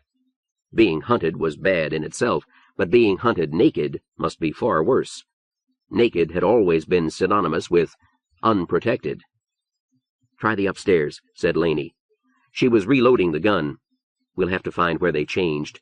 If you find a pair of pants, search the pockets for keys. Hurry, we can't stay here long." He came down a few minutes later with a bunch of keys dangling from his finger. "They were in the bedroom," he said. "Good. Throw 'em away." "Was that a funny? I found these." She, too, had a key ring. "Think it through. Those clothes upstairs must belong to the owner of the house. If we take his car, implementation can trace it back here. It may not matter. I can't think of any way they could trace us from here back to Parlette's. But if we take a visitor's car, they can't trace us anywhere. So these are the ones we want. You can ditch yours." They went back to the pool area for Parlette's car. Laney opened the dash and fiddled inside. "I don't dare send it back," she muttered. "Harry'll have to use the other one." "Ah, so I'll just send it 10 miles up and tell it to head south forever." "Okay, Matt, let's go." They found a key to fit one of the cars on the roof. Matt flew east and north directly toward the hospital. The fog had not been abnormally thick on the ground, but at this height it was the edge of creation. Matt flew for an hour before he saw a faint yellow blur to the left. "The hospital," Laney agreed. They turned. A faint yellow blur on the left, and white lights forming and clarifying all around them. Matt dropped the car instantly. They came down hard on water. As the car bobbed to the surface, they dived out opposite doors. Matt came up gasping with the cold. The fans washed spray over him, and he turned his face to avoid it. Ducks quacked in panic. The white lights were dropping toward them. Matt called, "Where are we?" "Parlette Park, I think." Matt stood up in the water, waist deep, holding his gun high. The car skidded across the duck pond, hesitated at the edge, and then continued on until it nudged into a hedge. The fog was turning yellowish-gray as car lights dropped toward the pond. A thought struck him. "Laney, got your gun?" "Yeah." "Test it." He heard it puff. "Good," he said, and pitched his own gun away. He heard it splash. Car lights were settling all around them. Matt swam toward the sound of Laney's shot until he bumped into her. He took her arm and whispered, "Stay close." They waded toward shore. He could feel her shivering. The water was cold, but when they stood up, the wind was colder. "What happened to your gun?" "I threw it away. My whole purpose in life is being scared, isn't it? Well, I can't get scared with a gun in my hand." They stumbled onto the grass. White lights surrounded them at ground level, faintly blurred by the lifting mist. Others hovered overhead, spotlights casting a universal glow over the park. In that light, men showed as running black silhouettes. A car settled on the water behind them, gently as a leaf. "Put me through to the head," said Major Chin. He rested at ease in the back seat of his car. The car sat a foot above the water on a small duck pond in Parlette Park, supported on its ground-effect air cushion. In such a position, it was nearly invulnerable to attack. "Sir, we've caught a stolen car." "Yes, sir. It must have been stolen. It landed the moment we flew over to investigate. Went down like a falling elevator. It was flying straight toward the hospital. I imagine we're about 2 miles southwest of you. They must have abandoned the car immediately after landing it on a duck pond." "Yes, sir. Very professional. The car ran into a hedge and just stayed there, trying to butt its way through on autopilot." "License number BRGY." "No, sir. Nobody in it. But we've surrounded the area. They won't get through." "No, sir. Nobody's seen them yet. They may be in the trees, but we'll smoke them out." A puzzled expression chased itself across his smooth, round face. "Yes, sir," he said, and signed off. He thought about directing the search by belt phone, but he had no further orders to give. All around him were the lights of police cars. The search pattern was fixed. When someone found something, he'd call. But what had the head meant by that last remark? "Don't be surprised if you don't find anyone." His eyes narrowed. The car, a decoy? On autopilot? But what would that accomplish? Another car flying in above him, this empty car to hold his attention while the other got through. He used the belt phone. "Carson, you there? Lift your car out of there, up to 1,000 feet.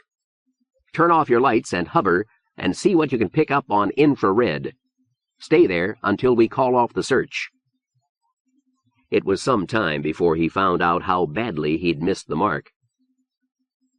"Calling Major Chin," said Doheny, hovering 100 feet above Parlette Park. Controlled excitement tinged his voice with the thrill of the chase. "Sir, I've got an infrared spot just leaving the pond. Could be 2 people. This fog is messing up my imagine. Western shore. They're out now, moving toward where all the men are milling around." "You don't?" "They're there, I swear it." Okay, but if they aren't there, then something's wrong with my infrascope." "Sir?" "Yes, sir." Annoyed but obedient, Doheny settled back and watched the dim red spot merge with the bigger spot that was a car motor. That tears it, he thought. That makes them police, whether they're real or not. He saw the larger infrared source move away, leaving behind a second source, smaller than a car, but comfortably bigger than one man. That jerked him alert, and he moved to the window to check.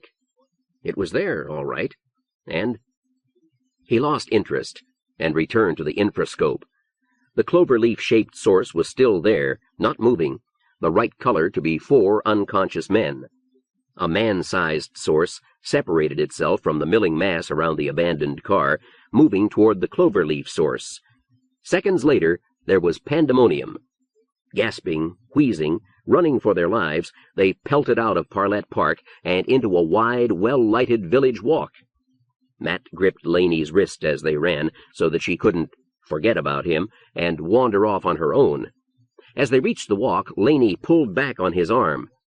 "Okay, we can relax now."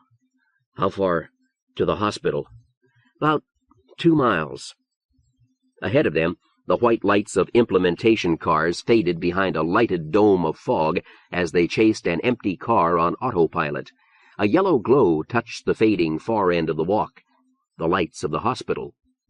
The walk was a rectangular pattern of red brick, luxuriously wide, with great spreading chestnut trees planted down the middle in a pleasantly uneven row.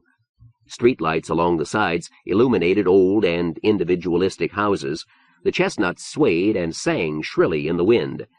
The wind blew the still thinning fog into curls and streamers. It cut steel cold through wet clothes and wet skin to reach meat and marrow. "We've got to get some clothes," said Matt. "We'll meet someone. We're bound to. It's only 9. How could those crew stand it? Swimming. The water was hot. Probably they had a sauna bath waiting somewhere. I wish we did. We should have taken that car. Your power wouldn't have hidden us. At night they couldn't see your face in a car window. They'd have seen a stolen car, and they'd have bathed it in sonics, which is just what they must be doing now. And why did you insist on stripping that policeman? And having got the damn suit, why did you throw it away? For the Miss Demon's sake, Matt, will you trust me?" "Sorry. We could either of us use that coat." "It's worth it. Now they'll be looking for one man in an implementation uniform. Hey, in front of me, quick." A square of light had appeared several houses down. Matt stepped in front of her and stooped, hands on knees, so she could use his shoulder as a gun rest. It had worked on 4 police in Parlette Park. It worked now. A crew couple appeared in the light. They turned and waved to their hosts, turned again, and moved down the steps, hunching slightly against the wind. The closing door cut the light from them and left them as dim, moving shadows. As they touched the brick, they crossed the flat trajectories of 2 hunting slivers. Matt and Laney stripped them and left them propped against a garden hedge for the sun to find. "Thank the Miss Demons," said Matt. He was still shivering inside the dry clothes. Laney was already thinking ahead. "We'll stick with the houses as far as we can. These houses give off a lot of infrared. They'll screen us. Even if a car does spot us, he'll have to drop and question us to be sure we're not crew." "Good. What happens when we run out of houses?" Laney didn't answer for a long time. Matt didn't press her. Finally she said, "Matt, there's something I'd better tell you." Again he didn't press her. "As soon as we get through the wall, if we get through the wall, I'm going to the Vivarium. You don't have to come along, but I've got to go." "Won't that be the first thing they expect?" "Probably." "Then we'd better not. Let's hunt down Polly first. We ought to keep the noise down as long as possible. Once your sons of Earth come charging out, assuming we get that far, those doors will drop right away. In fact, if we—" At this point he glanced over at her and stopped. Laney was looking straight ahead. Her face was hard and mask-like. So was her voice, deliberately hard. "That's why I'm telling you now. I'm going to the Vivarium. That's why I'm here." She seemed about to break off. Then she went on in a rush. "That's why I'm here, because the sons of Earth are in there and I'm one of them. Not because you need me, but because they need me. I need you to get me in. Otherwise I'd be trying it alone." "I see," said Matt. He was about to go on, but no, he couldn't say that. He'd leave himself wide open to be slapped down, and in this mood Laney would do it. Instead he said, "What about Polly's big secret?" "Millard Parlette knows it too. He seemed eager to talk. If he isn't, Lydia will get it out of him anyway." "So you don't need Polly anymore." "That's right. And if you've got the idea I'm here for love of you, you can forget that too. I'm not trying to be boorish, Matt, or cruel either. I just want you to know where you stand. Otherwise, you'll be counting on me to make intelligent decisions. You're transportation, Matt. We need each other to get in. Once we're inside, I'll go straight to the Vivarium, and you can do whatever you have to stay alive." For some time they walked in silence, arm in arm, a crew couple strolling home along a distance too short to use a car. Other crew appeared from time to time. Mostly they walked quickly, bent against the wind, and they ignored Matt and Laney and each other in their hurry to get out of the cold. Once a good dozen men and women, varying from merely high to falling down drunk, poured into the street ahead of them, marched 4 houses down, and began banging on the door. Matt and Laney watched as the door opened, and the party-goers poured in. And suddenly Matt felt intensely lonely. He gripped Laney's arm a little tighter, and they went on. The brick walk swung away to the left, and they followed it around. Now there were no houses on the right, just trees, high and thick, screening the hospital from view. The barren defense perimeter must be just the other side. "Now what?" "We follow it," said Laney. "I think we ought to go in along the trapped forest." She waited for him to ask why, but he didn't. She told him anyway. "The Sons of Earth have been planning an attack on the hospital for decades. We've been waiting for the right time, and it never came. One of the things we planned was to go in along the edge of the trapped woods. The woods themselves are so full of clever widgets that the guards on that side probably never notice it." "You hope." "You bet." "What do you know about the hospital defenses?"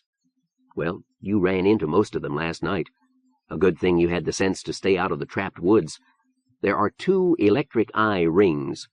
You saw the wall, guns and spotlights all over it. Castro probably put extra men on it tonight, and we can bet he closed off the access road.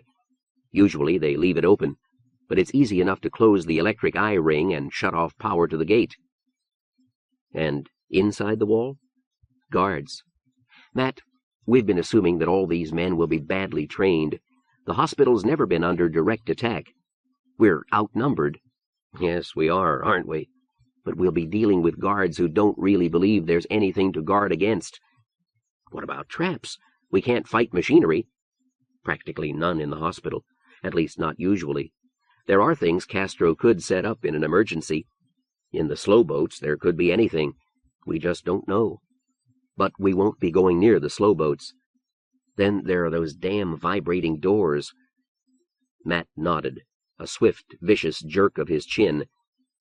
"Those doors surprised us all. We should have been warned." "By who?" "Never you mind. Stop a second.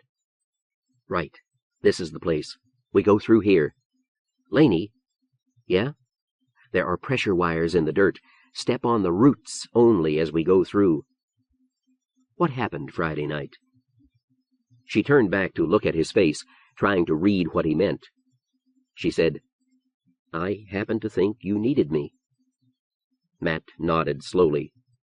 "You happened to think right. Okay, that's what I'm there for. The Sons of Earth are mostly men. Sometimes they get horribly depressed, always planning, never actually fighting, never winning when they do, and always wondering if they aren't doing just what implementation wants. They can't even brag except to each other, because not all the colonists are on our side. Then, sometimes, I can make them feel like men again." "I think I need my ego boosted about now." "What you need right now, brother, is a good scare. Just keep thinking scared, and you'll be all right. We go through here. I just thought of something." "What's that?" "If we'd stayed here this afternoon, we'd have saved all this trouble. Will you come on? And don't forget to step on the roots." Chapter 10.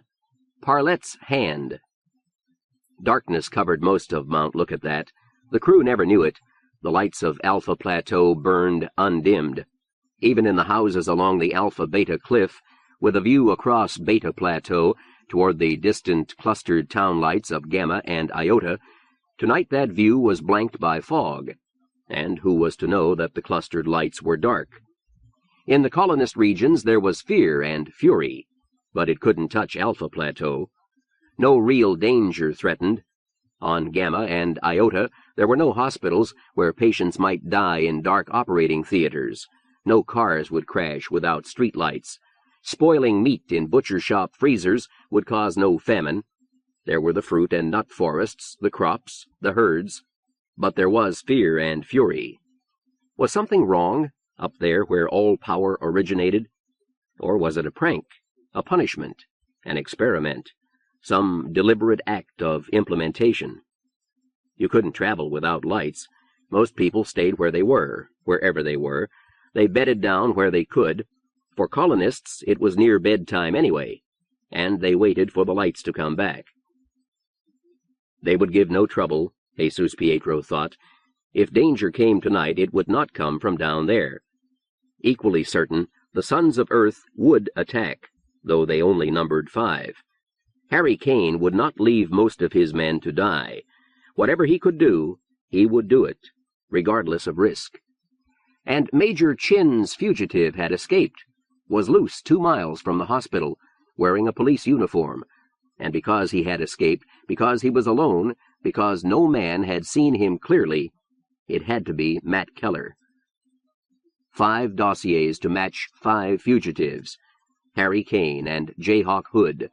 These were old friends, the most dangerous of the sons of Earth. Elaine Matson and Lydia Hancock, and Matthew Keller. These he had come to know by heart during the long hours following the break this afternoon. He could have recognized any of them a mile away, or told them their life stories. The slimmest dossier was Matt Keller's, 2.5 skimpy pages. Mining engineer, not much of a family man, few love affairs, no evidence he had ever joined the Sons of Earth. Jesus Pietro was worried. The Sons of Earth, if they got this far, would go straight to the Vivarium to free their compatriots. But if Matthew Keller was his own agent, if the ghost of Alpha Plateau was not a rebel, but a thing with its own unpredictable purpose, Jesus Pietro worried. His last sip of coffee suddenly tasted horrible, and he pushed the cup away. He noted with relief that the mist seemed to be clearing. On his desk were a stack of 5 dossiers, and a 6th, all alone, and a mercy bullet gun. In the lights of the hospital, the sky glowed pearl gray. The wall was a monstrous mass above them, a sharp black shadow cutting across the lighted sky. They heard regular footsteps overhead.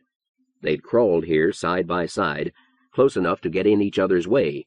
They'd broad-jumped the electric eye barriers, Matt first, then Laney making her move, while Matt stared up at the wall and willed nobody to see her. So far, nobody had. "We could get around to the gate," said Matt. "But if Castro's cut off the power, we can't get it open." "No, there's a better way." "Show me. We may have to risk a little excitement." "Here it is." "What?" "The fuse. I wasn't sure it'd be here." "Fuse?" "See, a lot of implementation is pure colonist. We have to be careful who we approach, and we've lost good men who talked to the wrong person. But it paid off. I hope." "Someone planted a bomb for you?" "I hope so. There are only 2 Sons of Earth in implementation, and either or both of them could be ringers." She fumbled in the big loose pockets of her mud-spattered crewish finery. Bitch didn't carry a lighter. "Matt? Let's see. Here." She took the lighter, then spoke deliberately. "If they see the light, we're done for." She crouched over the wire. Matt crouched over her, to shield the light with his body. As he did so, he looked up. 2 bumps showed on the straight black shadow of the wall. They moved. Matt started to whisper, "Stop." Yellow light flared under him, and it was too late. The heads withdrew. Laney shook his arm. "Run, along the wall." He followed the pull. "Now, flat." He landed beside her on his belly. There was a tremendous blast. Metal bits sang around them, raising tiny pings against the wall. Something bit a piece from Matt's ear, and he slapped at it like a wasp sting. He didn't have time to curse. Laney jerked him to his feet, and they ran back the way they had come. There was confused shouting on the wall, and Matt looked up to meet 100 eyes looking down. Then suddenly the area was bright as hell. "Here!" Laney dropped to her knees, slapped his hand onto her ankle, and crawled. Matt heard mercy bullets spattering around his ankles as he went in after her. On the outside, the hole was just big enough to crawl through on hands and knees. The bomb must have been a shaped charge, but the wall was thick and the hole was smaller on the inside. They emerged on their bellies with scratches. Here, too, was light, too bright, making Matt's eyes water. Startlingly, there were pits all in a row in the dirt along this side of the wall, and over the cordite stink was the smell of rich, moist, new earth. "Bombs," he said wonderingly. Pressure bombs, set off by the explosion, originally intended to explode under an invader dropping from the top of the wall. Bombs meant to kill. "I'm flattered," he whispered to himself, and lied. "Shut up." Laney turned to glare, and in the lurid artificial light he saw her eyes change. Then she turned and ran. She was beyond reach before Matt had time to react. Feet pounded all around them, all running at top speed toward the hole in the wall. They were surrounded. Amazingly, nobody tried to stop Laney, but he saw someone jerk to a stop, then go pelting after her. And nobody tried to stop Matt. He was invisible enough, but he'd lost Laney. Without him, she had nothing but the gun, and he didn't know how to reach Polly. He stood there, lost. Frowning, Harry Kane inspected hands which didn't match. He'd seen transplantees before, but never such a patchwork man as Millard Parlette. Lydia said, "It isn't artificial, is it?" "No, but it's not a normal transplant job either." "He should be coming around." "I am," said Millard Parlette. Harry started. "You can talk?" "Yes." Parlette had a voice like a squeaky door, altered by a would-be musical crew lilt, slurred by the effects of a sonic stunner. He spoke slowly, consciously enunciating. "May I have a glass of water?" "Lydia, get him some water." "Here." The stocky virago supported the old man's head with her arm and fed him the water in small sips. Harry studied the man. They'd propped him against a wall in the vestibule. He hadn't moved since then, and probably couldn't, but the muscles of his face, which had been slack and rubbery, now reflected a personality. "Thank you," he said in a stronger voice. "You shouldn't have shot me, you know." "You have things to tell us, Mr. Parlette." "You're Harry Kane." "Yes, I have things to tell you. And then I'll want to make a deal of sorts with you." "I'm open to deals. What kind?" "You'll understand when I finish. May I start with the recent Ramrobot package? This will be somewhat technical." "Lydia, get Jay." Lydia Hancock quietly withdrew. "I'll want him to hear anything technical. Jay is our genius." "Jay Hawk Hood? Is he here too?" "You seem to know a good deal about us." "I do. I've been studying the sons of Earth for longer than you've been alive. Jay Hawk Hood has a fine mind. By all means, let us wait for him." "You've been studying us, have you?" "Why?" "I'll try to make that clear to you, Kane. It will take time. Has the situation on Mount Lookitthat ever struck you as artificial? Fragile? Foot. If you've been trying to change it as long as I have, you wouldn't think so." "Seriously, Kane, our society depends entirely on its technology. Change the technology, and you change the society.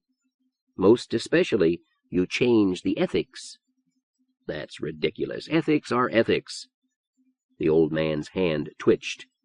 "Let me speak, Kane." Harry Kane was silent. "Consider the cotton gin," said Millard Parlette. "That invention made it economically feasible to grow cotton in quantity in the southern United States, but not in the northern states. It brought slaves in great numbers to one section of that nation, while slavery died out in another. The result was a problem in racial tolerance which lasted for centuries." Consider feudal armor. The ethics of chivalry were based on the fact that armor was a total defense against anything which wasn't similarly armored. The cloth-yard arrow, and later gunpowder, ended chivalry and made a new ethic necessary. Consider war as a tool of diplomacy. Millard Parlette stopped to gasp for breath. After a moment he went on. It was, you know. Then came poison gas, and fission bombs, and fission fusion bombs, and a possible fission fusion radio-cobalt bomb. Each invention made war less and less useful for imposing one's will, more and more randomly destructive, until nationalism itself became too dangerous to be tolerated, and the United Nations on Earth became more powerful than any possible minority alliance of nations. Consider the settling of the Belt, a solely technological development, yet it created the wealthiest population in the system in a region which absolutely required new ethics, where stupidity automatically carries its own death penalty. The old man stopped again, exhausted. "I'm no historian," said Harry, "but morals are morals. What's unethical here and now is unethical anywhere, anytime." "Kane, you're wrong. It is ethical to execute a man for theft? Of course. Did you know that there was once a vastly detailed science of rehabilitation for criminals? It was a branch of psychology, naturally, but it was by far the largest such branch. By the middle of century 21, nearly 2/3 of all criminals could eventually be released as cured." "That's silly. Why go to all that trouble when the organ banks must have been crying for—" "Oh, I see. No organ banks." The old man was finally smiling, showing perfect new white teeth, sparkling teeth, and keen gray eyes. The real Millard Parlette showed behind the cracked, wrinkled, loose rubber mask of his face. Except that the teeth couldn't be his, thought Harry. Nuts to that. "Go on," he said. "One day, a long time ago, I realized that the ethical situation on Mount Lookitthat was fragile. It was bound to change someday, and, suddenly, what with Earth constantly bombarding us with new discoveries, I decided to be ready." There were footsteps on the stairs, running. Lydia and Hood burst in. Harry Kane introduced Hood to Millard Parlette as if they were already allies. Hood took his cue and shook hands formally, wincing inside himself because Parlette's hand still felt like something dead. "Keep that hand," said Millard Parlette. "Examine it." "We already did." "Your conclusions?" "Ask you about it." "Apparently, Earth is using biological engineering for medical purposes. There were 4 gifts in the Ramrobot package, along with complete instructions for their care and use. One was a kind of fungus-virus symbiote. I dipped my little finger in it. Now the muck is replacing my skin." "Replacing—" "Sorry," said Hood. It was difficult not to interrupt Parlette. His speech was so irritatingly slow. "That's right. First, it dissolves the epidermis, leaving only the living cells beneath. Then it somehow stimulates the DNA memory in the derma. Probably the virus component does that. You may know that a virus does not reproduce. It compels its host to produce more virus by inserting its own reproductive chains into the host cells." "You may have a permanent guest," said Hood. "No. The virus dies after a short time. Any virus does that. Then the fungus starves." "Wonderful. The muck moves in a ring, leaving new skin behind." Hood considered. "Earth really came through this time. But what happens when it reaches your eyes?" "I don't know. But there were no special instructions. I offered myself as a test subject because I could use a new pelt. It's even supposed to get rid of scar tissue. It does. "That's quite an advance," said Harry. "But you don't see why it's important. Kane, I showed you this first because I happened to bring it along. The others will jolt you." Parlette let his head droop to relieve the strain on his neck. "I don't know what animal gave birth to the second gift, but it now resembles a human liver.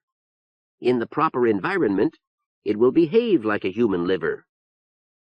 Harry's eyes went wide and blank. Lydia made a startled hissing sound, and Millard Parlette added, "The proper environment is, of course, the environment of a human liver. They have not been tested because they are not fully grown. We can expect disadvantages due to the lack of nervous connections." Keller told the truth. "Little hearts and livers," Harry exclaimed. "Parlette, was the third gift an animal to replace the human heart?" "Yes, nearly all muscle. It reacts to adrenaline by speeding up, but once again the lack of nervous—" "Yee-ha!" Harry Kane began to dance. He grabbed Lydia Hancock, spun her around and around. Hood watched, grinning foolishly.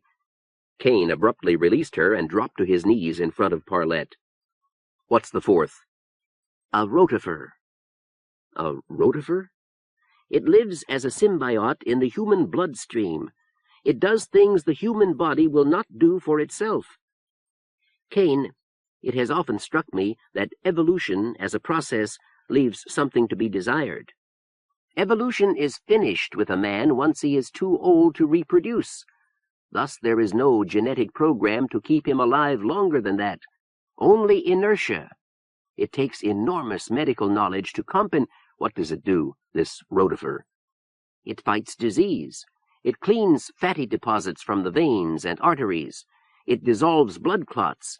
It is too big to move into the small capillaries, and it dies on contact with air. Thus it will not impede necessary clotting. It secretes a kind of gum to patch weak points in the walls of the arteries and larger capillaries, which is reassuring to a man of my age. But it does more than that. It acts as a kind of catch-all gland, a supplementary pituitary. It tends to maintain the same glandular balance a man is supposed to have at around age 30. It will not produce male and female hormones, and it takes its own good time disposing of excess adrenaline. But otherwise it maintains the balance. Or so say the instructions." Harry Kane sank back on his heels. "Then the organ banks are done. Obsolete. No wonder you tried to keep it secret." "Don't be silly." "What?" Parlette opened his mouth, but Harry rode him down. "I tell you the organ banks are done for. Listen, Parlette, the skin mold replaces skin grafting, and does it better. The heart animal and the liver animal replace heart and liver transplants, and the rotifer keeps everything else from getting sick in the first place. What more do you want?" "Several things. A kidney beast, for example, or—" "Quibbling." "How would you replace a lung? A lung destroyed by nicotine addiction?" Hood said, "He's right. Those 4 Ramrobot gifts are nothing but a signpost. How do you repair a smashed foot, a bad eye, a baseball finger?" He was pacing now in short, jerky steps. "You'd need several hundred different artifacts of genetic engineering to make the organ banks really obsolete. All the same—" "All right, cut," said Harry Kane, and Hood was silent. "Parlette, I jumped the gun. You're right, but I'll give you something to think about. Suppose every colonist on Mount Lookitthat knew only the facts about the Ramrobot package, not Hood's analysis and not yours, just the truth. What then?" Parlette was smiling.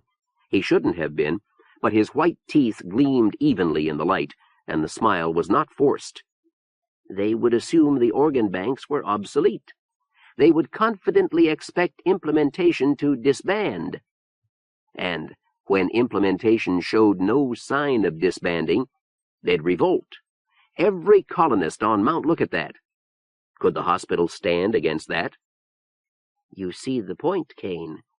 I am inclined to think the hospital could stand against any such attack, though I would not like to gamble on it." But I am sure we could lose half the population of this planet in the bloodbath, win or lose." "Then you've already thought of this?" Parlette's face twisted. His hands fluttered aimlessly, and his feet jumped against the floor as the effects of the sonic gave up their hold on him. "Do you think me a fool, Harry Kane? I never made that mistake about you.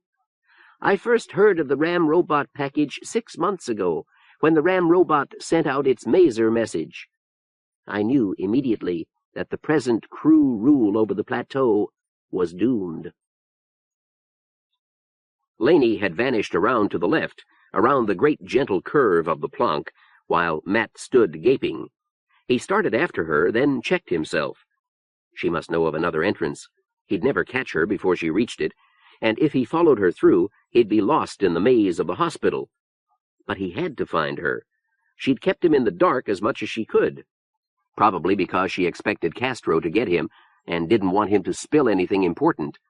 She hadn't mentioned the bomb until the fuse was in her hand, nor the detailed plans for invading the hospital until she was already following them. Eventually, she'd have told him how to find Polly.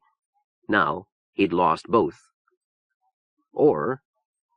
He ran toward the main entrance, dodging police who tried to run through his solid bulk. He would meet Laney at the Vivarium, if she got there, but he knew only one route to reach it. The great bronze doors swung open as he approached. Matt hesitated at the bottom of the wide stairs. Electric eyes? Then 3 uniformed men trotted through the entrance and down, and Matt trotted up between them.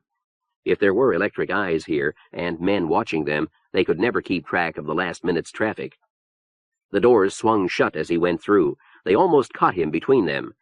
He cursed in a whisper and stepped aside for a running policeman with a whistle in his mouth, like the ultrasonic whistle the gateman had used to get in last night. He'd need one to get out. But later. He needn't think about leaving yet. His legs ached savagely. He slowed to a brisk walk and tried not to pant. Right, up a flight, take a right, then a left. Vivarium. He saw the door down the corridor, and he stopped where he was and sagged gratefully against a wall. He'd beaten her here, and he was horribly tired. His legs were numb. There was a singing in his head. He wanted to do nothing but breathe. A taste in his mouth and throat reminded him of the hot metal taste of the void mist when he'd bored for the bottom less than 36 plateau hours ago. It seemed he'd been running forever, terrified forever. His blood had carried adrenaline for too long. The wall felt soft against his back. It was good to rest. It was good to breathe. It was good to be warm. And the hospital walls were warm, almost too warm for a cold-weather, crewish overjacket. He'd ditch it when it got too hot. Probing idly in his pockets, he found a double handful of unshelled roasted peanuts. Corporal Hallie Fox rounded the corner and stopped. He saw a crew resting against a wall, wearing his overjacket indoors.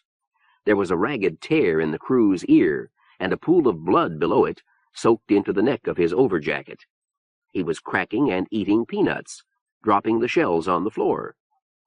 It was strange, but not strange enough. Hallie Fox was in the 3rd generation of a family which traditionally produced implementation police. Naturally, he had joined implementation. His reflexes were not quick enough to make him a raider, and he made a better follower than a leader. For 8 years now, he had been a competent man in a good position that did not require much responsibility. Then, last night, he'd caught a colonist invading the hospital. This morning, there'd been a break from the Vivarium, the first since the Vivarium was built. Corporal Fox had seen blood for the first time. Man's blood, not drained into an organ bank tank, but spilled recklessly along a hallway in conscious, murderous violence. This evening the head had warned of an impending attack on the hospital. He'd practically warned Corporal Fox to shoot his own fellow guards. And everyone was taking him seriously. Minutes ago there'd been a hell of a big blast outside the windows, and half the guards had deserted their posts to see what had happened. Corporal Fox was slightly punch-drunk. He had not deserted his post. Things were confused enough. He stuck to his training as something he knew to be solid. and when he saw a crew resting against a wall eating peanuts, he saluted and said, "Sir?" Matt looked up to see a police officer standing stiff as a board, holding the short barrel of a mercy bullet pistol slantwise across his forehead. Effectively, he disappeared. Corporal Fox continued down the hall, stepping wide around the vivarium door. At the end of the corridor, he stopped, half-turned, and fell. Matt got unsteadily to his feet. The sight of the guard had damn near stopped his heart. Laney came around fast. She saw Matt, dodged back, poked the gun around. "Stop! It's me!" "Oh, Matt! I thought I'd lost you." He moved toward her. "I saw someone come after you. Did you get him?" "Yeah." She looked down at Corporal Fox. "They're badly trained. That's something. Where'd you learn to shoot like that?" "Never you mind. Come on." She moved back toward the vivarium. "Hold it. Where do I find Polly?" "I really don't know. We've never known where they administer the coffin cure." She reached for the door handle. Matt caught her wrist. "Come now, Matt," she said. "You had fair warning. The door is booby-trapped." "Oh?" "I saw the way that guy walked around it." She frowned at the handle. Then, with effort, she tore a strip from the bottom of Matt's jacket. She tied it to the handle, moved back as far as it would reach. Matt backed away. He said, "Before you do something irrevocable, won't you please tell me where to find Polly?" "Honestly, Matt, I don't know." She wasn't trying to hide the fact that he was an unneeded distraction. "Okay, where's Castro's office?" "You're out of your mind." "I'm a fanatic, like you." That got a grin. "You're crazy. But okay. You go back the way I came, turn the only way you can, and go up another flight. Follow the hall until you see signs. The signs will take you the rest of the way. The office is up against the hull of the Plonk, but if you stick with me, we may find an easier way." "Pull, then." Laney pulled. The handle came down and clicked. Immediately, something fired from the ceiling, a conical burst of mercy bullets spattering the area where anyone would have stood to pull the handle, and a siren blared in the corridor, loud and raucous and familiar. Laney jumped straight back in surprise, fetched up against the wall. The door swung open a couple of inches. "In!" she cried, and dove through, followed by Matt. The puffs of mercy bullets were lost in the sound of the siren, but Matt saw 4 men in the room, crouched in target-shooting position in a line opposite the door. They were still firing as Laney fell. Doomed? Really? Even to himself, Harry sounded inane. But he'd expected no such easy capitulation. "How many sons of Earth are there?" "I can't tell you that." "I can tell you," said Millard Parlette. "Less than 400. On all of Mount Lookitthat, there are less than 700 active rebels. For 300 years, you and your kind have been trying to build a rebellion. You've made no progress at all." "Precious little." "You enlist your rebels from the colonists, naturally. Your trouble is that most colonists don't really want the crew to lose control of the plateau. They're happy the way they are. Yours is an unpopular cause. I tried to explain why before. Let me try again." With obvious effort, he moved his arms enough to fold his hands in his lap. Random muscles in his shoulders twitched from time to time. "It's not that they don't think they could do better than the crew if it came to the point. Everybody always thinks that. They're afraid of implementation, yes, and they won't risk their good blood and bone to make the change. Not when implementation has all the weapons on the plateau and controls all the electrical power, too. But that isn't the point. The point is that they don't really think that the crew rule is wrong. It all depends on the organ banks. On the one hand, the organ banks are a terrible threat. Not only a death penalty, but an ignominious way to die. On the other hand, the banks are a promise. A man who deserves it, and can pay for it, even a colonist, can get medical treatment at the hospital. But without the organ banks, there'd be no treatment. He'd die. Do you know what your rebels would do if they could beat the crew to their knees? Some would insist that the organ banks be abolished. They'd be killed or ostracized by their own members. The majority would keep the banks just as they are, but use the crew to feed them. His neck was stronger now, and he looked up to see patient stares, a good audience, and he had them hooked. Finally, "Up to now," he went on, "you couldn't start a rebellion because you couldn't convince enough fighting men that your cause was just. Now you can. Now you can convince the colonists of Mount Lookitthat that the organ banks are and should be obsolete. Then wait a little. When implementation doesn't disband, you move." Harry Kane said, "That's exactly what I was thinking, only you seem to be way ahead of me. Why did you call me silly?" "You made a silly assumption. You thought I was trying to keep the Ramrobot package a secret." "Quite the contrary. Just this afternoon I finally got it," said Hood. "You've decided to join the winning side, have you, Parlette?" "You fool. You bad-mouthed colonist fool." J. Hood flushed. He stood perfectly straight, with his arms at his sides and his fists clenched. He was no angrier than Parlette. The old man was trying to shift his weight, and every muscle in his body was jumping as a result. He said, "Do you think so little of me, to think I'd follow such motives?" "Relax, Jay. Parlette, if you have something to say, say it. If we jump to the wrong conclusions, please assume that you're expressing yourself badly, and don't try to shift the blame." "Why don't you all count to infinity?" Lydia Hancock suggested. Parlette spoke slowly and evenly. "I am trying to prevent a bloodbath. Is that clear enough for you? I'm trying to prevent a civil war that could kill half the people in this world." "You can't do it," said Harry Kane. "It's coming." "Kane, cannot you and I and your associates work out a new constitution for Mount Lookitthat? Obviously, the covenant of planetfall will no longer work. Obviously. I made a speech today. In fact, I seem to be spending the whole damn day and night making speeches. This afternoon, I called an emergency session, rammed it through the council. You know what that means?" "Yeah. You were talking to every crew on the plateau, then." "I told them what was in Ramrobot Package 143. I showed them.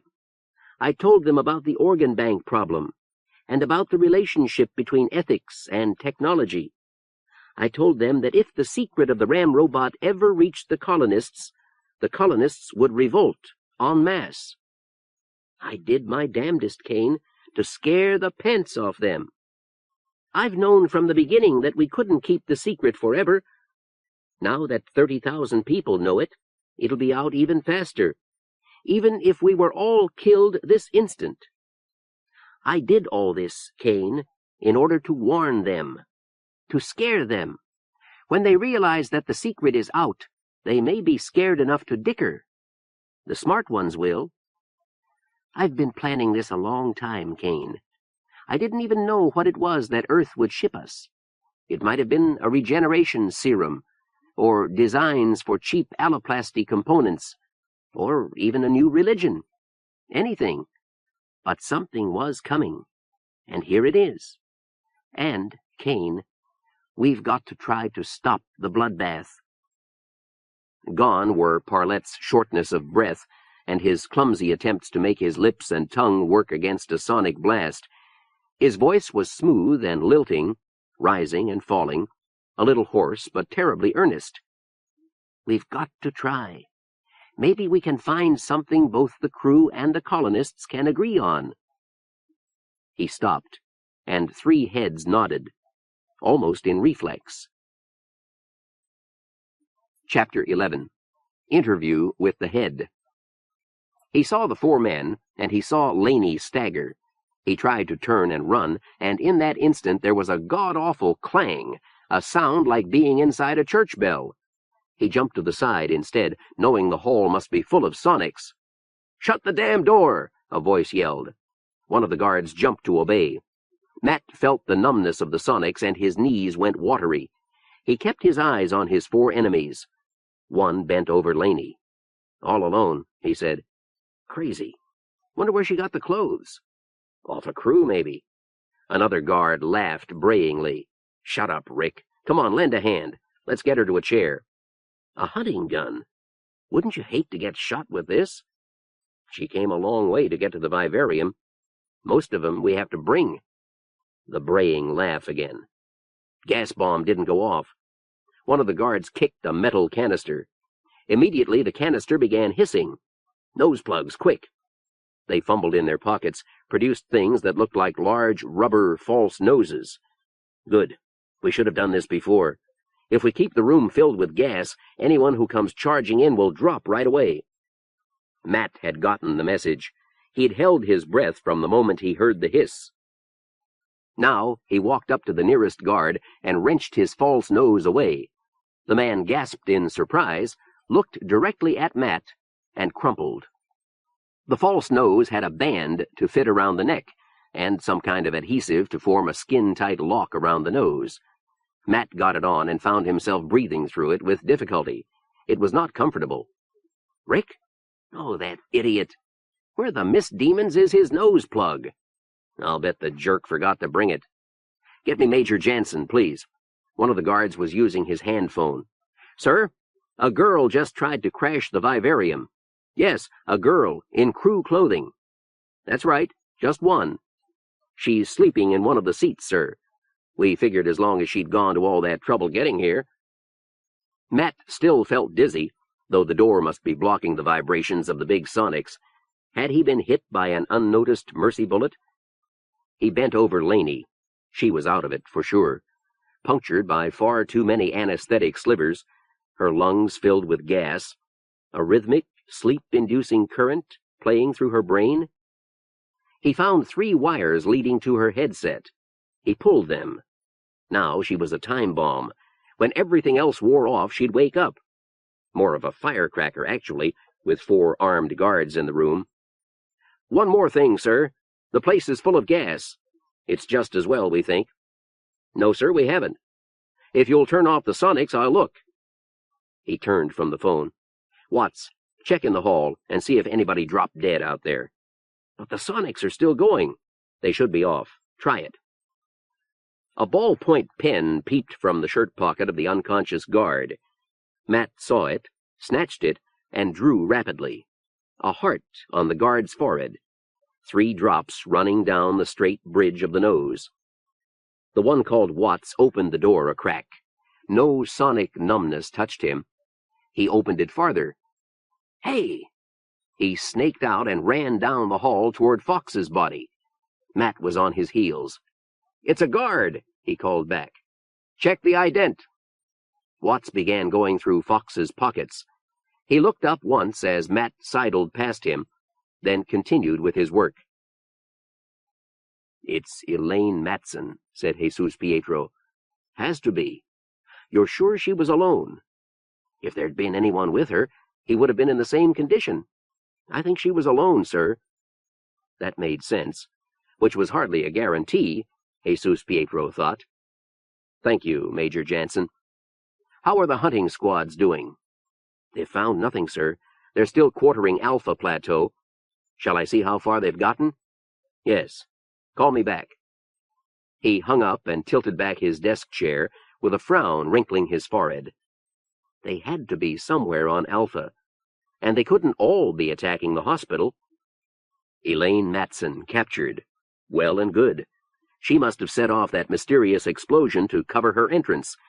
Had she also worn that implementation uniform? It might be. She'd pass at a distance, long enough to knock out a crew woman and get a better disguise. Maybe. Maybe. He picked up the 6th dossier, the one lying alone next to the stunner. Polly Turnquist's life. Born 22 years ago, firstborn in a family with no known connection to the sons of Earth, her father's left eye had come from the organ banks after he'd lost his own to a fishing fly. a good, loyal colonist, a disciplinarian in his own family. Raised on Delta, Sector 4, studied at Colony University with good grades.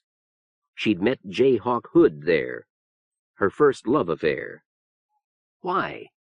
Hood would have made a bad gigolo, small, puny, not good-looking. But some girls like a man with a mind. Finished high school and college, went to work at Delta Retransmitting Station. Affair with Hood had cooled to friendship, apparently, but she'd joined the Sons of Earth. Revolting against authority? Her father would have turned her in, had he known. Look at the lines of disapproval in that ferret face, Without those lines, he'd look something like Jayhawk Hood. It all helped. By now she'd been in the coffin cure for 30 hours. If a voice came to her now, the only sensory stimulus in her cosmos, she'd listen and believe, as others had, especially if the voice appealed to the right incidents in her past. But for now she'd have to wait. The Sons of Earth came first. 1 down, 4 to go. Jesus Pietro reached for his cup and found the coffee stone cold. A question touched his mind. He grimaced, pushed it back to wherever it had come from. He opened his desk phone and said, "Miss Lawson, will you order me more coffee?" "Are you sure? You'll be awash with the stuff. Just get it."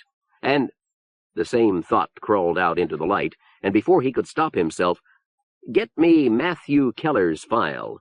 Not the one on my desk, the one in the dead file."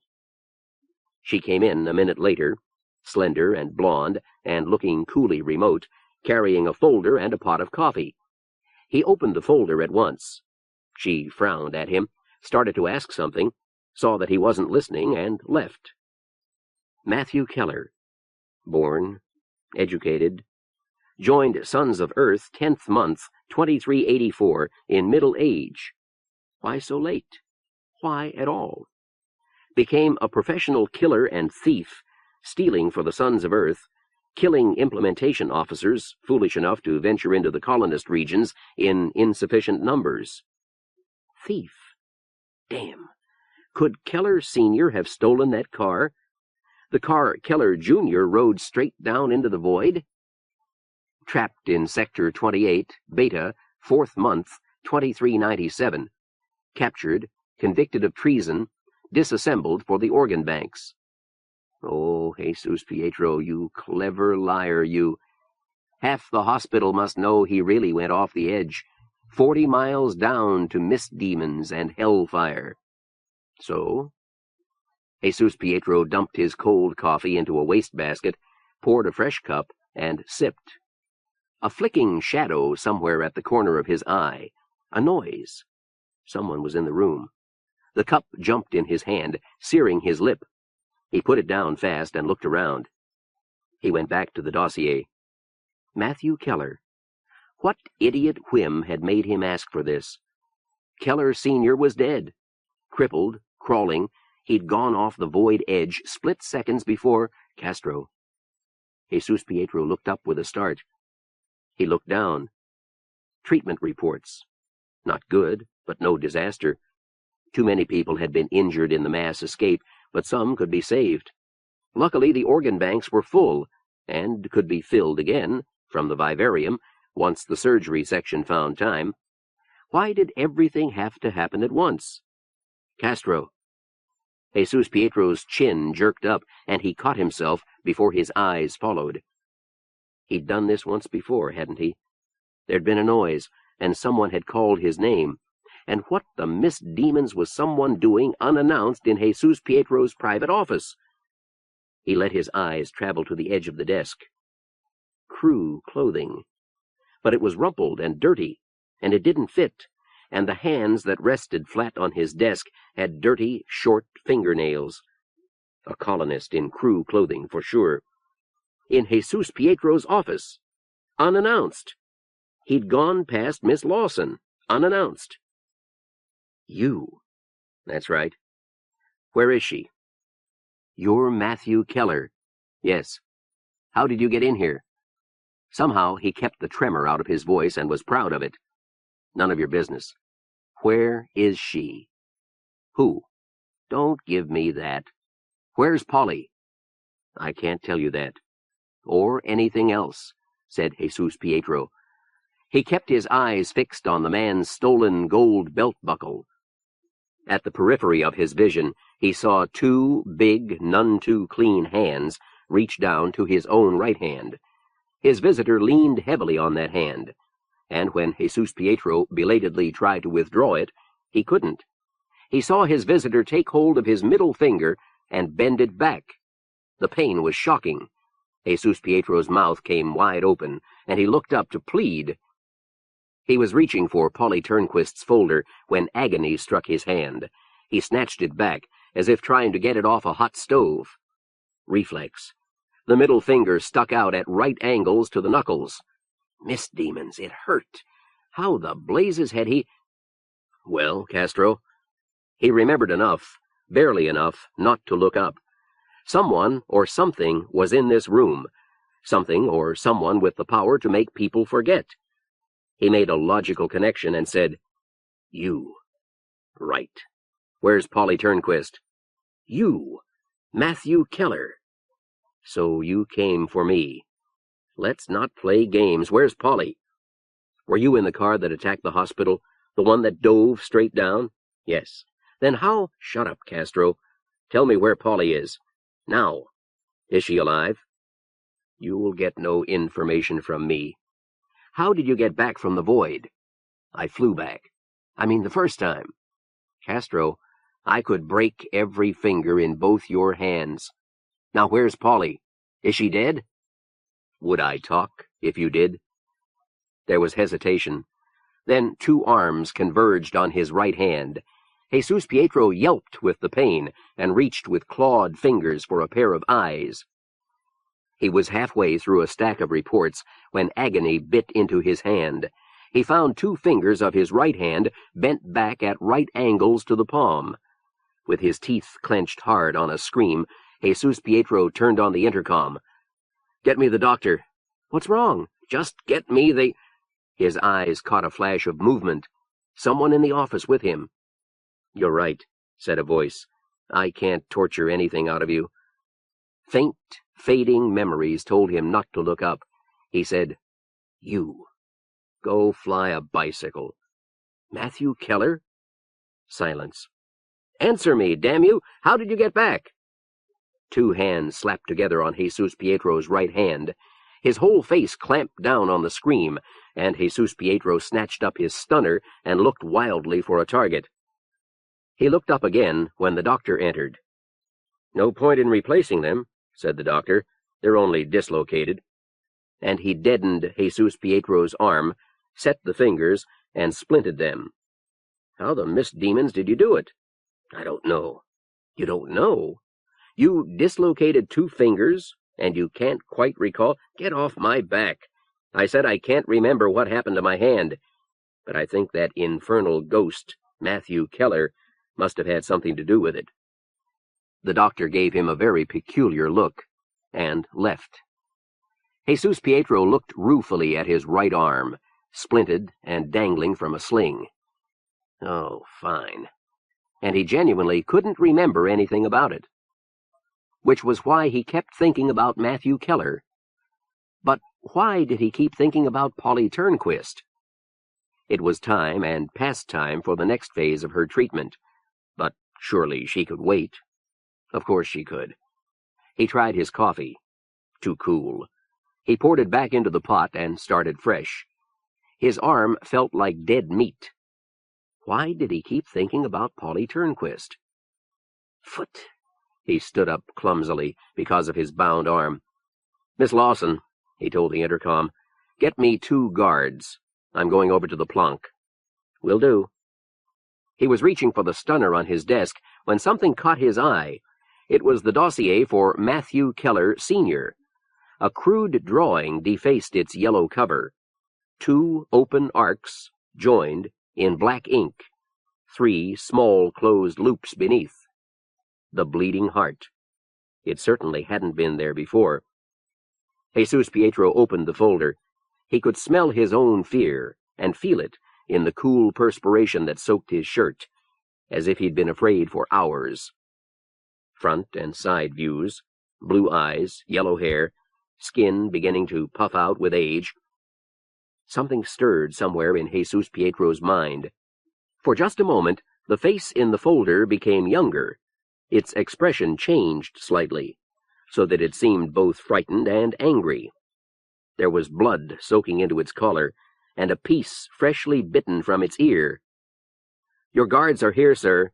"Thank you," said Jesus Pietro. He took one last look at the dead man and closed the folder. He put the stunner in his pocket before he left. "I wish we could warn Laney," said Harry Kane. "This changes everything." "You wouldn't even know what to tell her yet. Here, take this out." Mrs. Hancock put a steaming pitcher of hot cider on a tray, added 4 mugs. They were in the kitchen. Hood was in the living room with Millard Parlette. Parlette, leaning on J. Hood, had managed to stagger into the living room and into an armchair. It had seemed a good time to call a break. The wind screamed against black windows. To 4 conspirators in front of a convincing fire, drinking hot spiced cider against the cold, the living room seemed a haven, a temporary haven. "You've been thinking about this longer than we have," said Harry. "We never dreamed the crew might compromise. Just what are you prepared to offer?" "To start with, amnesty for the sons of Earth, for you and whoever remains in the Vivarium. That comes free. We'll need you. Once the colonists lose faith in the crew, you'll be the only force for law and order in the colony regions." "That'll be a switch." "We need to discuss 3 types of medical care," said Millard Parlette. "Organic transplants, the Ramrobot gifts, and minor medical treatment. You already have some access to standard drugs at the med-check stations. We can expand those. I'm sure we can offer free access to the heart beasts and liver beasts and so forth. For a while, your colonists will have to come up to the hospital to get treatment with the Ramrobot symbiotes. But eventually, we can build culture tanks in Gamma and Delta and Eta." "Very good. What about the organ banks?" "Right." Millard Parlette wrapped his arms around his narrow rib cage and stared into the fire. "I couldn't plan for that part, because I didn't know just what technological change was coming. What are your ideas?" "Abolish the organ banks," Mrs. Hancock said firmly. "Throw away tons of organic transplant material? Dump it on the grass?" "Yes." "Would you also abolish crime? The organ banks are our only way to punish thieves and murderers. There are no prisons on Mount Lookitthat. Then build prisons. You've been killing us long enough." Parlette shook his head. Harry Kane intervened. "It wouldn't work. Look, Lydia, I know how you feel, but we couldn't do it. If we dumped all that transplant material out, we'd have the whole plateau against us. We can't even abolish execution by the organ banks, partly because crime would run rampant without capital punishment, and partly because there are too many crew like Parlette who need the banks to live. If we did that, we might as well declare war here and now." Lydia turned appealingly to Hood. "I pass," said Hood. "I think you're all ignoring something." Harry said, "Oh? I'm not sure yet. I'll have to wait and see. Keep talking." "I don't understand," said Lydia. "I don't understand any of you. What have we been fighting for? What have we been dying for? To smash the organ banks." "You're overlooking something, Mrs. Hancock," Parlette said gently. "It isn't that the crew wouldn't agree to that, and it isn't that the colonists wouldn't agree to that. They wouldn't, of course. But I won't let you kick in the organ banks." "No."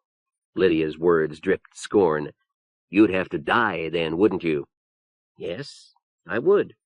And you need me. Why? What have you got for us besides your influence and your good advice?" "A small army. I have more than 100 lineal descendants. They've been prepared for this day for a very long time." Not all of them will follow me, but most will obey my orders without question. They all have hunting weapons." Lydia sighed raggedly.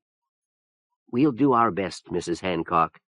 We can't eliminate the organ banks, but we can eliminate the injustice." "What we'll have to do," said Harry, "is establish a first-come, first-served basis for what's already in the banks. Whoever gets sick first, you see what I mean? Meanwhile, we set up a new code of law, so that a crew stands just as much chance of getting into the banks as a colonist." "Don't push too hard there, Kane. Remember, we have to satisfy both groups." "Foot," said Lydia Hancock. It was hard to tell whether she was ready to cry or to start a fist fight. They were a circle of three, leaning toward each other across the coffee table, holding forgotten mugs. Hood sat a little back from the coffee table, ignored, waiting for something. "The thing is," said Parlette, "we can make everyone equal before the law. We can do that, and get away with it, provided that there is no redistribution of property. Do you agree to that?" "Not completely." "Look at the logic. Everyone is equal in the courts. A crime is a crime. But the more property a man has, the less likely he is to want to commit a crime. It gives the crew something to protect, and it gives the colonists something to gain." "It makes sense, yes, but there are a few things we'll want." "Go ahead." "Our own electrical power sources." "Fine. We'll supply it free until we can build plants on Gamma and Delta. We can put hydraulic plants along the Muddy and Long Fall rivers." "Good. We want free access to the organ banks, guaranteed." "That's a problem. An organ bank is like any other bank. You can't take out more than you put in. We'll have less condemned criminals and a lot more sick colonists to take care of." Hood had his chair tilted back on two legs, with his feet on the edge of the table. His eyes were half closed, as if he was dreaming pleasant daydreams. "Lotteries, then. Fair lotteries. And heavy research into alloplasty, financed by the crew." "Why the crew?" "You've got all the money." "We can work out a graduated tax." "Anything else?" "There are a lot of unjust laws. We'll want to build houses as we see fit. No restrictions on the clothes we wear. Free travel. The right to buy machinery, any machinery, at the same price a crew pays. We'll want to put some solid restrictions on implementation, for—" "Why?" "They'll be police. They'll be enforcing your laws." "Parlette, have you ever had a squad of police come crashing through the wall of your house, throwing mercy bullets and sleepy gas around, dragging house cleaners into the light, tearing up the indoor lawn?" "I've never been a rebel." "The hell you say." Parlette smiled. It made him look too much like a death's head. "I've never been caught." "Point is, implementation can do that to anyone, and does constantly. The householder doesn't even get an apology when they don't find evidence of crime."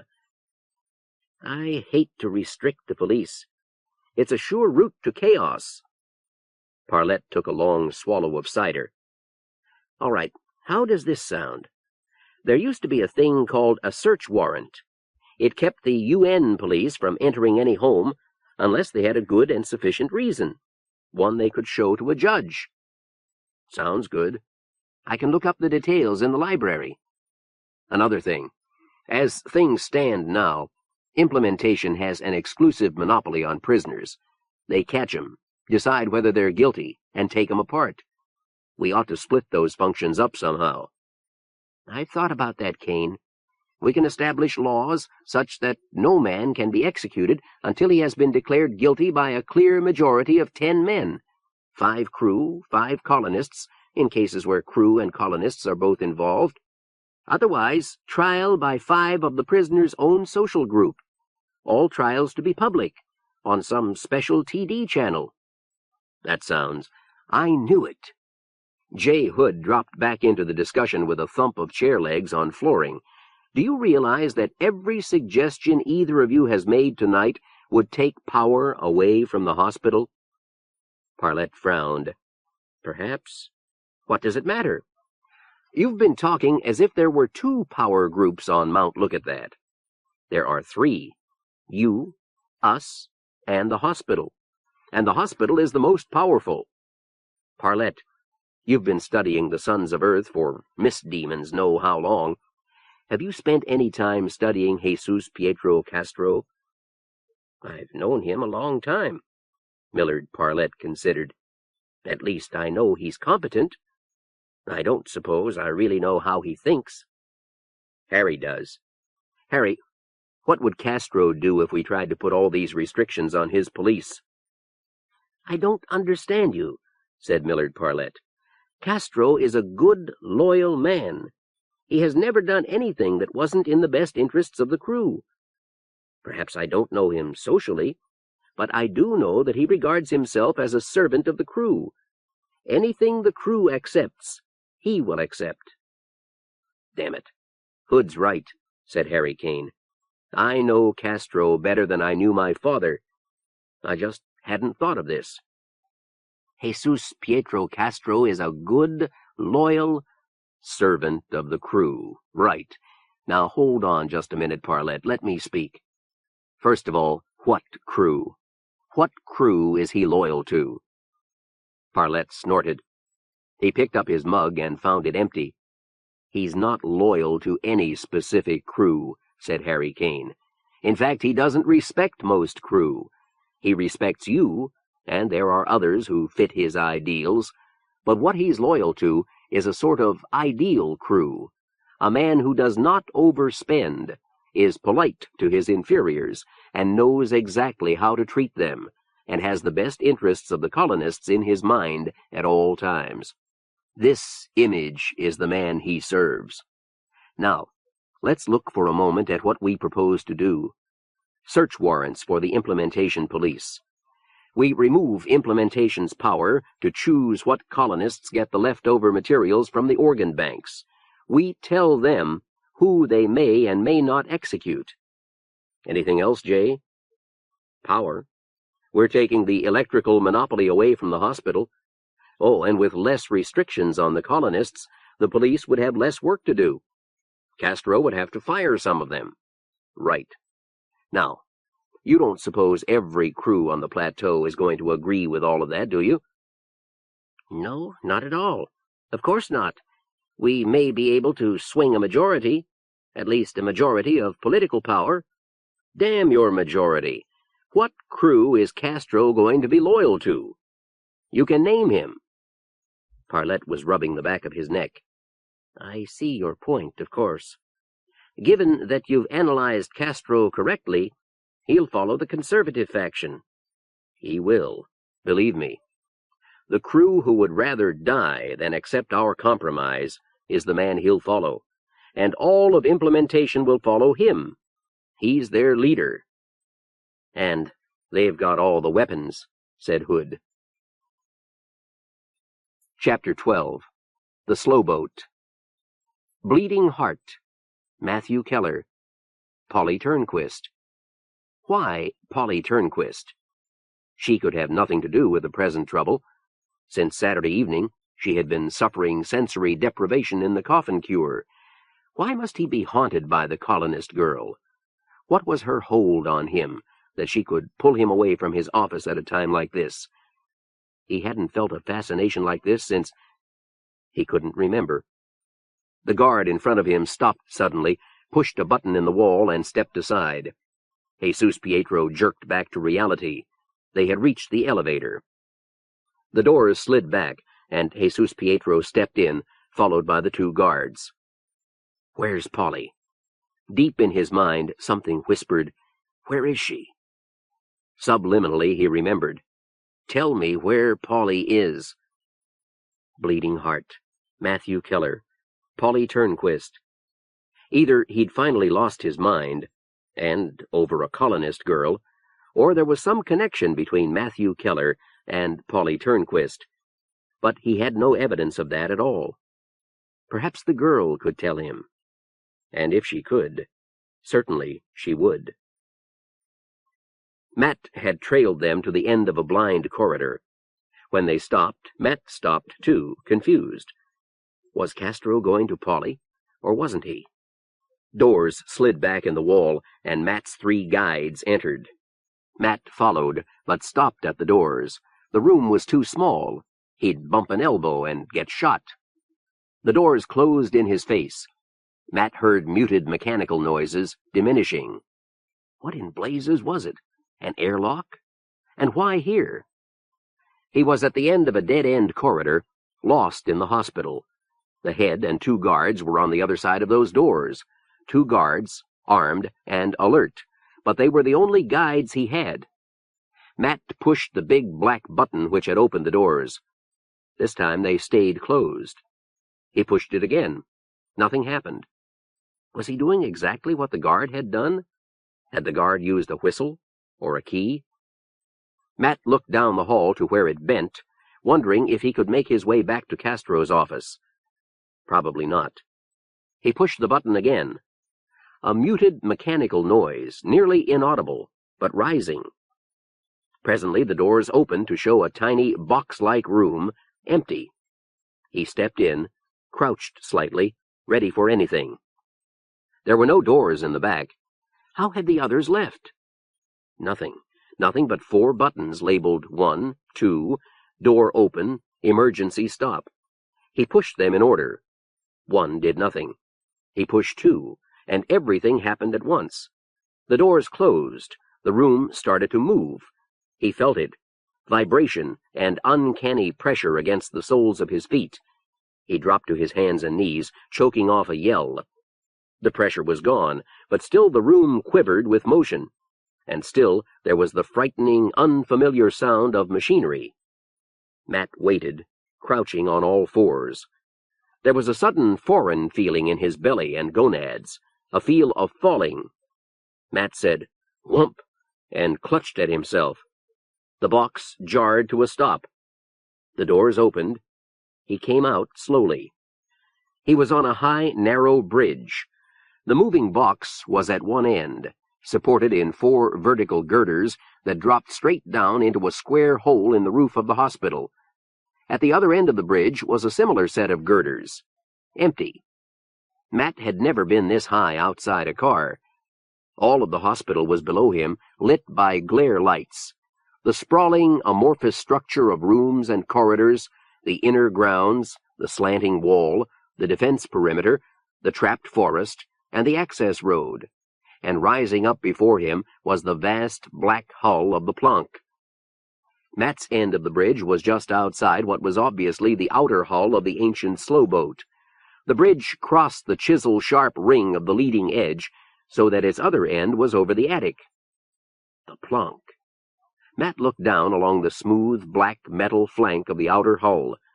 For most of its length, the ship was cylindrical, but the tail, the trailing edge, flared outward for a little distance, and the leading edge was beveled like a chisel, curving in at a 30-degree angle to close the 20-foot gap between outer and inner hulls, the gap that held the guts of the ship.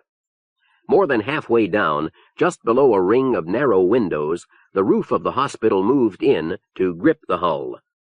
Something hummed behind him. The moving box was on its way down. Matt watched it go, and then he started across the bridge, sliding his hands along the hip-high handrails. The dropping of the box might mean that someone would be coming up. At the other end, he looked for a black button in one of the 4 supporting girders. It was there, and he pushed it. Then he looked down. The attic, the space enclosed by the inner hull, was as perfectly cylindrical as a soup can with both ends removed. 4 airfoils formed a cross at the stern, a few yards above the ground, and where they crossed was a bulky, pointed casing. There was a ring of 4 windows halfway down the inner hull.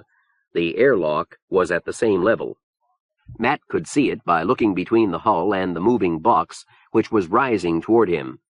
Matt felt a chill as he looked down at that pointed casing between the fins. The ship's center of mass was directly over it. Therefore, it had to be the fusion drive. The Planck was rumored to be a dangerous place, and not without reason. A ship that had carried men between the stars, a ship 300 years old, was bound to inspire awe. But there was real power here. The Planck's landing motors should still be strong enough to hurl her into the sky. Her fusion drive supplied electrical power to all the colonist regions, to TD stations, homes, smokeless factories, and if that fusion plant ever blew, it would blow Alpha Plateau into the void. Somewhere in the life system, sandwiched between inner and outer hull, were the controls that could blow the bomb in that casing. The head was in there, too. Somewhere. If Matt could bring them together. The moving box reached the top, and Matt entered. It dropped a long way. The Planck was tall. Even the beveled ring of the leading edge, which had held stored equipment for the founding of a colony, was 40 feet high. The ship was 180 feet high, including a landing skirt, for the inner hull did not quite reach the ground. The stern and the mouths of the landing motors were supported 10 feet above the ground by that flaring skirt-like extension of the outer hull. This moving box was an open grid. Matt could watch his progress all the way down. Had he been acrophobic, he'd have been insane before the box stopped opposite the airlock. The airlock was not much bigger than the moving box. Inside, it was all dark metal, with a dial and control panel in chipped blue plastic. Already Matt was heartily sick of blinking dials and metal walls. It was strange and discomforting to be surrounded by so much metal, and unnerving to wonder what all those dials were trying to tell him. Set in the ceiling was something Matt had trouble recognizing, something simple, almost familiar. Ah, a ladder! A ladder running uselessly from door to wall across the ceiling of the airlock.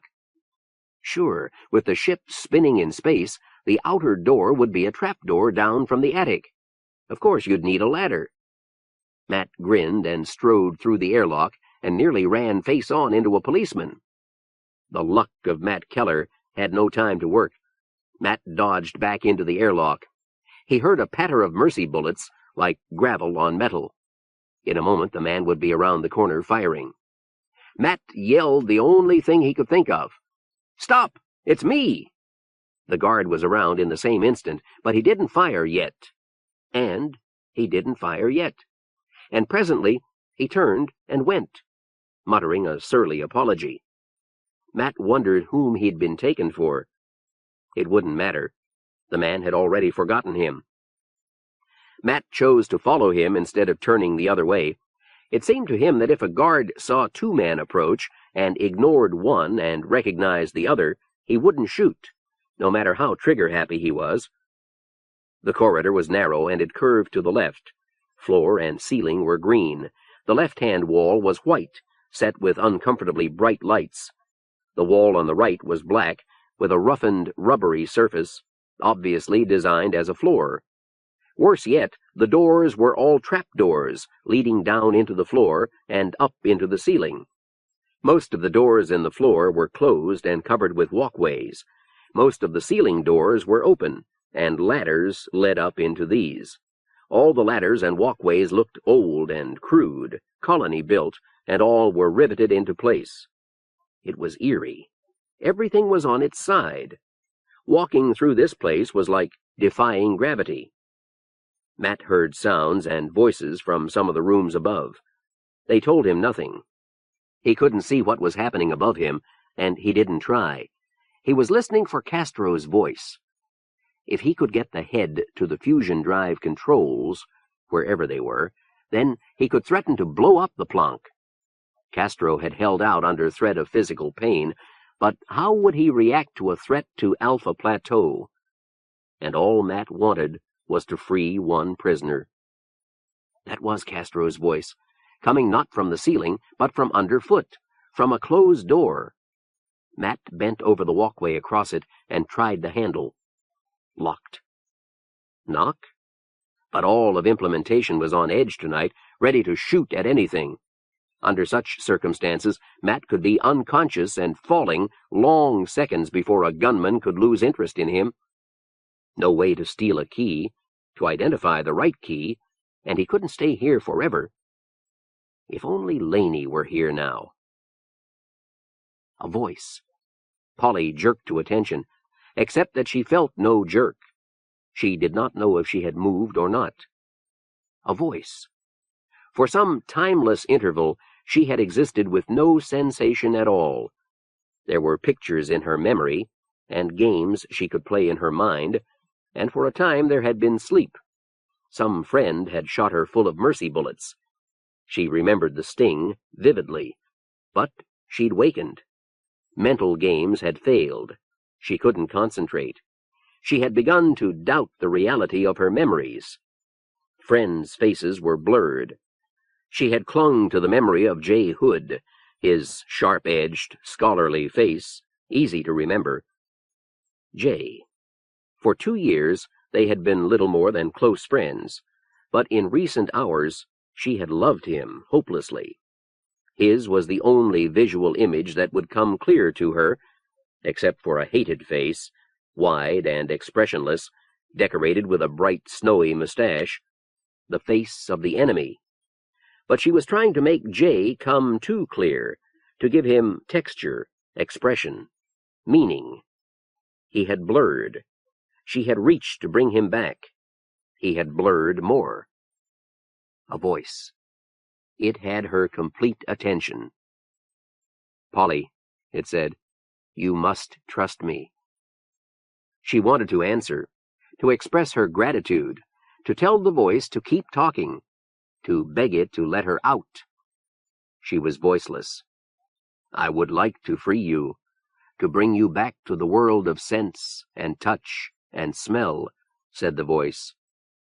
Gently, sympathetically, regretfully, it added, "I cannot do that just yet. There are people making me keep you here." A voice had become the voice, familiar, wholly reassuring.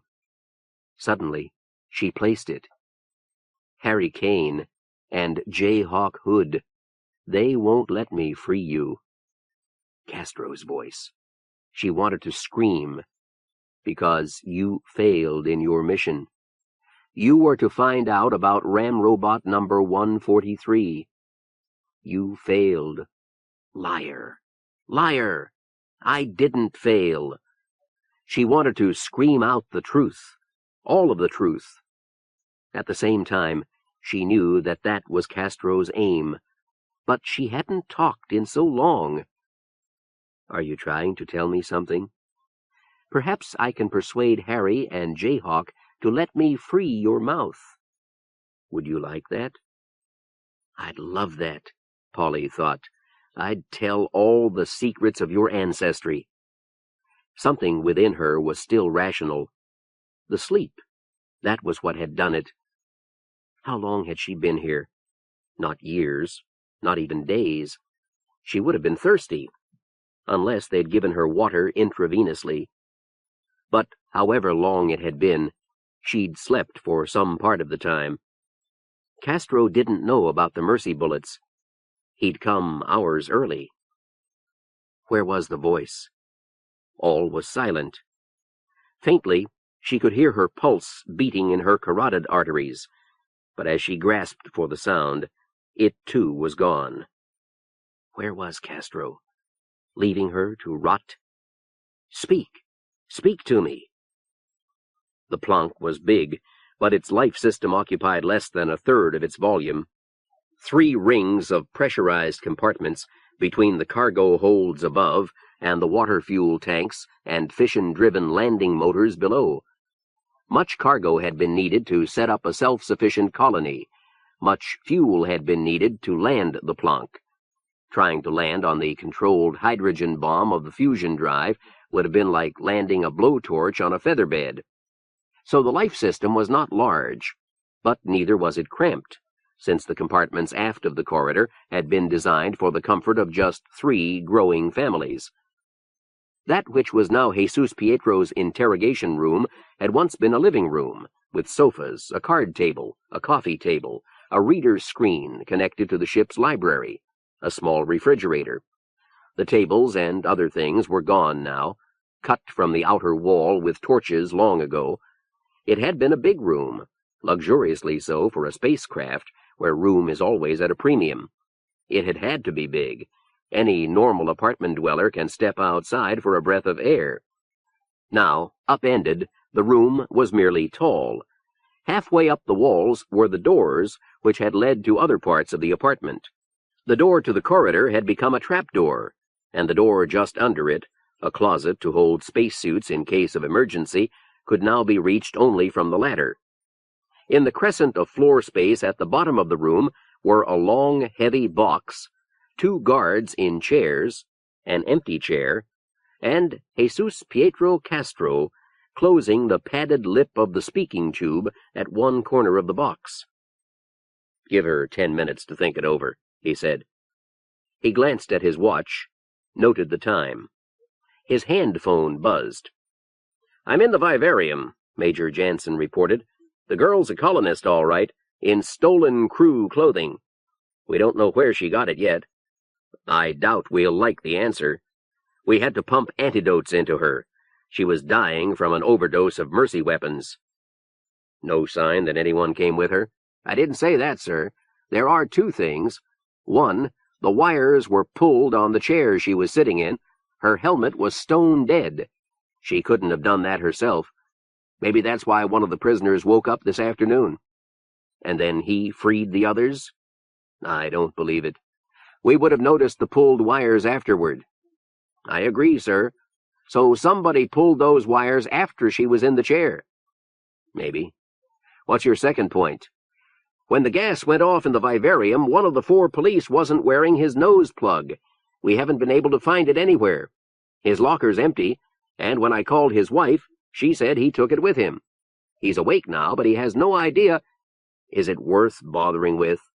The guards aren't used to gas filters, or gas. There was a mark on the man's forehead, sir, like the one we found this afternoon, only this one is in ballpoint ink." "Oh, which means that there must be a traitor in implementation itself, sir." "What makes you think so, Major?" "The bleeding heart symbol does not represent any known revolutionary organization. Further, only a guard could have made that mark. Nobody else has entered the Vivarium tonight."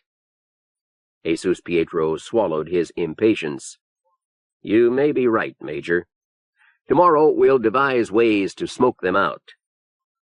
Major Jansen made several suggestions. Jesus Pietro listened, made appropriate comments, and cut him off as soon as he could. A traitor in implementation? Jesus Pietro hated to think so. It was possible, and not a thing to be ignored. But the knowledge that the head suspected such a thing could damage implementation morale more than any possible traitor. In any case, Jesus Pietro was not interested. No traitorous guard could have moved invisibly in Jesus Pietro's office. The bleeding heart was something else entirely. Jesus Pietro called the power room. "You aren't doing anything right now, are you? Good. Would one of you bring us some coffee?"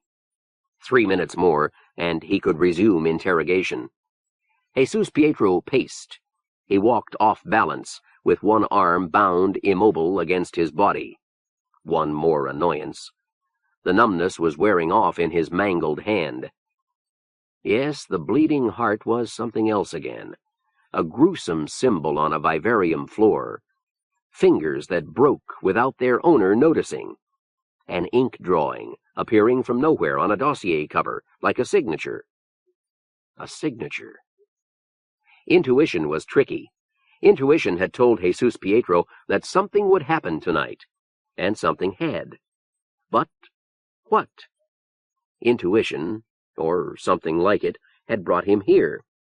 Surely he'd had no logical reason to keep thinking about Polly Turnquist. Did she really know something? Or did his subconscious mind have other motives for bringing him here? Jesus Pietro paced, following the arc of the inner wall. Presently someone knocked on the door overhead. The guards loosened their guns and looked up. Fumbling sounds, and then the door dropped open, and a man backed slowly down the ladder. He balanced a tray in one hand. He did not try to close the door after him. The Slowboat had never been a convenient place to work. Ladders everywhere. The man with the tray had to back a long way down, the full length of what had been a large, comfortable living room, before he touched bottom. Matt poked his head through the doorway, upside down. There was the lab man, backing down the ladder with his coffee tray balanced on one hand. On the floor were 3 more men, and one was Castro. As Matt's head appeared in the doorway, each pair of eyes glanced up, held Matt's stare for a moment, then dropped. Matt started down, looking over his shoulder, trying to hold 8 eyes at once. "Damn it, Hood, help me up." "Parlette, you can't possibly expect—" "Help me over to the phone." "We'd be committing suicide," said Harry Kane. "What would your army of relatives do when they learned we were holding you prisoner in your own house?" "I'm here of my own free will, you know that." "But will they know that?" "My family will stand behind me." Parlette set the palms of his hands on the chair arms, and with tremendous effort stood up. But once up, he was unable to move. "They won't know what's going on," said Harry Kane. "All they'll know for certain is that you're alone in the house with 3 escaped Vivarium prisoners." "Kane, they wouldn't understand what's happening if I talked for 2 hours, but they'll stand behind me." Harry Kane opened his mouth, closed it again, and began to tremble. He had to fold his hands on the table to keep them from shaking.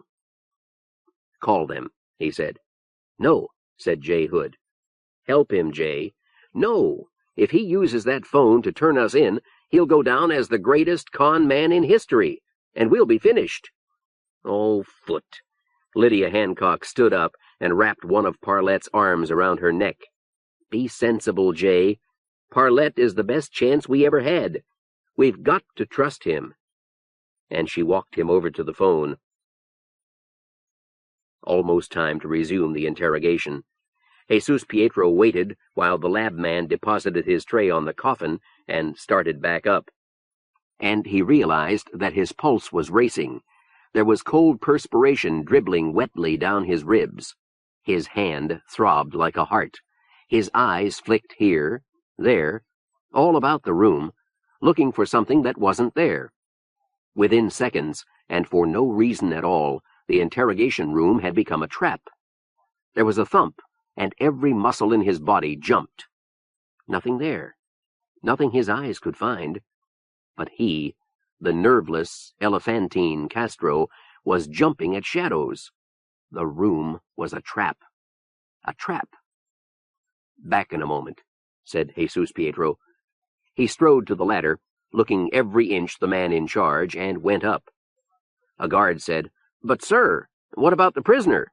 "I'll be right back," said the head, without slowing. He pulled himself through the doorway, reached down, and closed the door. And there he stuck. He'd had no planned destination. Something had screamed at him to get out. Some intuition so powerful that he had followed it without question, right in the middle of an interrogation. What was he afraid of? Was he about to learn some unpleasant truth from Polly Turnquist? Or was it guilt? Surely he no longer lusted after the colonist girl. Surely he could control it if he did. No implementation man had ever seen him thus, shoulders slumped, face set in wrinkles of fatigue, standing in a hallway because he had no place to go. In any case, he had to go back. Polly Turnquist was waiting for the sound of his voice. She might or might not know things he needed to know. He pulled himself together, visibly, and turned to face the door, his eyes sliding automatically around the bright frosted pane in the wall. Men who worked in the slowboats developed such habits. As ceiling lights, the panes would have been just bright enough. As wall lights, they hurt the eyes. Castro's eyes slid around the pane, caught something, and came back. There was a blue scrawl on the frosted pane. Matt was almost down the ladder when the man in the lab coat started up. Matt addressed a sub-vocal comment to the mist demons, who made no obvious response. Then, because the lab man was about to bump into him, he swung around to the underside of the ladder and dropped. He landed with a thump. Every head in the room jerked around. Matt backed into a corner, stepping softly, waiting. He'd known it from the beginning. He couldn't count on this power of his. At some point, he would have enough of being afraid. The glandular caps over his kidneys would stop producing adrenaline. The guards turned their eyes back to the ceiling. The lab man disappeared through the doorway and closed the door after him. Only Castro himself continued to behave peculiarly. His eyes kept darting around the room, as if searching for something that wasn't there. Matt began to breathe more easily. The man with the coffee had appeared at just the right time. Matt had been about to leave, to see if he could find a fusion control room before he got back to Castro.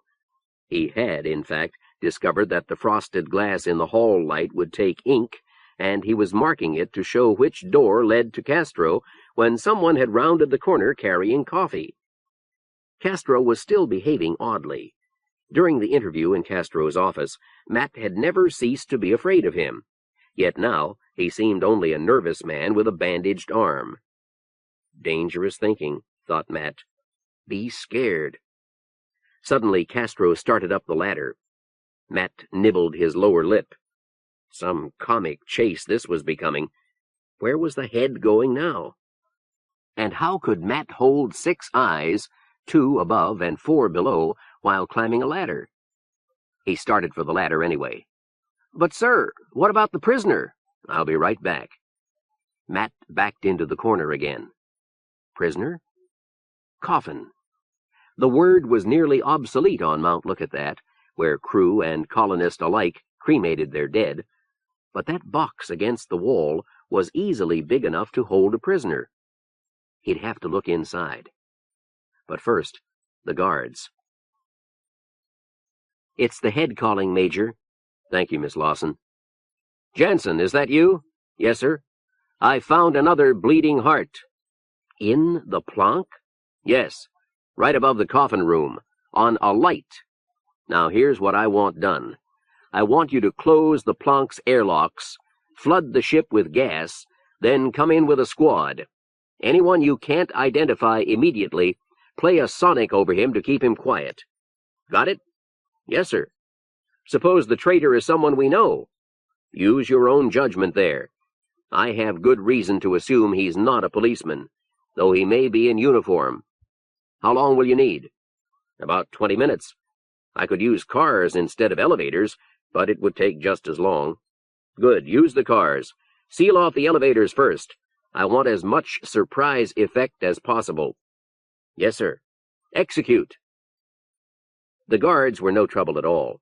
Matt stepped up behind one of the men, pulled the gun from his holster, and shot them both. He kept the gun in his hand. It felt good. He was sick of having to be afraid. It was a situation to drive a man right out of his skull. If he stopped being afraid, even for an instant, he could be killed. But now, at least for the moment, he could stop listening for footsteps, stop trying to look in all directions at once. A sonic stunner was a surer bet than a hypothetical, undependable psi power. It was real, cold, and hard in his hand. The coffin was bigger than it had seemed from the doorway. He found clamps, big and easy to operate. The lid was heavy. Foam plastic covered the inside with a sound-deadening surface of small, interlocking, conical indentations. Inside was something packed very carefully in soft, thick white cloth. Its shape was only vaguely human, and its head was not human at all. Matt felt the back hairs stir on his neck. Coffin, and the thing inside didn't move. If he had found Polly, then Polly was dead. He began unwrapping it anyway, starting with what passed for the figure's head. He found ear cups, and underneath, human ears. They were blood-warm to the touch. Matt began to hope. He unwrapped cloth from a pair of brown eyes. They looked up at him, and then they blinked. Hoping was over.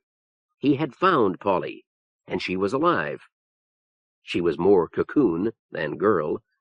Toward the end, she was helping to get the wrappings and paddings and sensory wires off her legs. She wasn't much help. Her fingers wouldn't work. Muscles jerked rhythmically in her jaw, her arms, her legs. When she tried to step out of the coffin, Matt had to catch the full weight of her falling body, and they went down in a heap. "Thanks," she said, unsteadily. "Thanks for getting me out of there. That's why I'm here." "I remember you." She got up, clinging to his arm for support. She had not yet smiled. When Matt had uncovered her mouth and removed the clamps and padding, she had looked like a child expecting to be slapped. She still did. "You're Matt something, aren't you?" "Matt Keller. Can you stand by yourself now?" "Where are we?"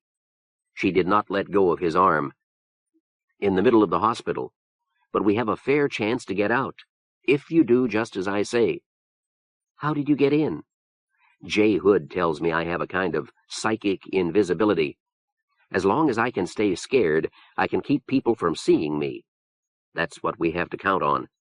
"Hey, are you all right?" "Since you ask, no."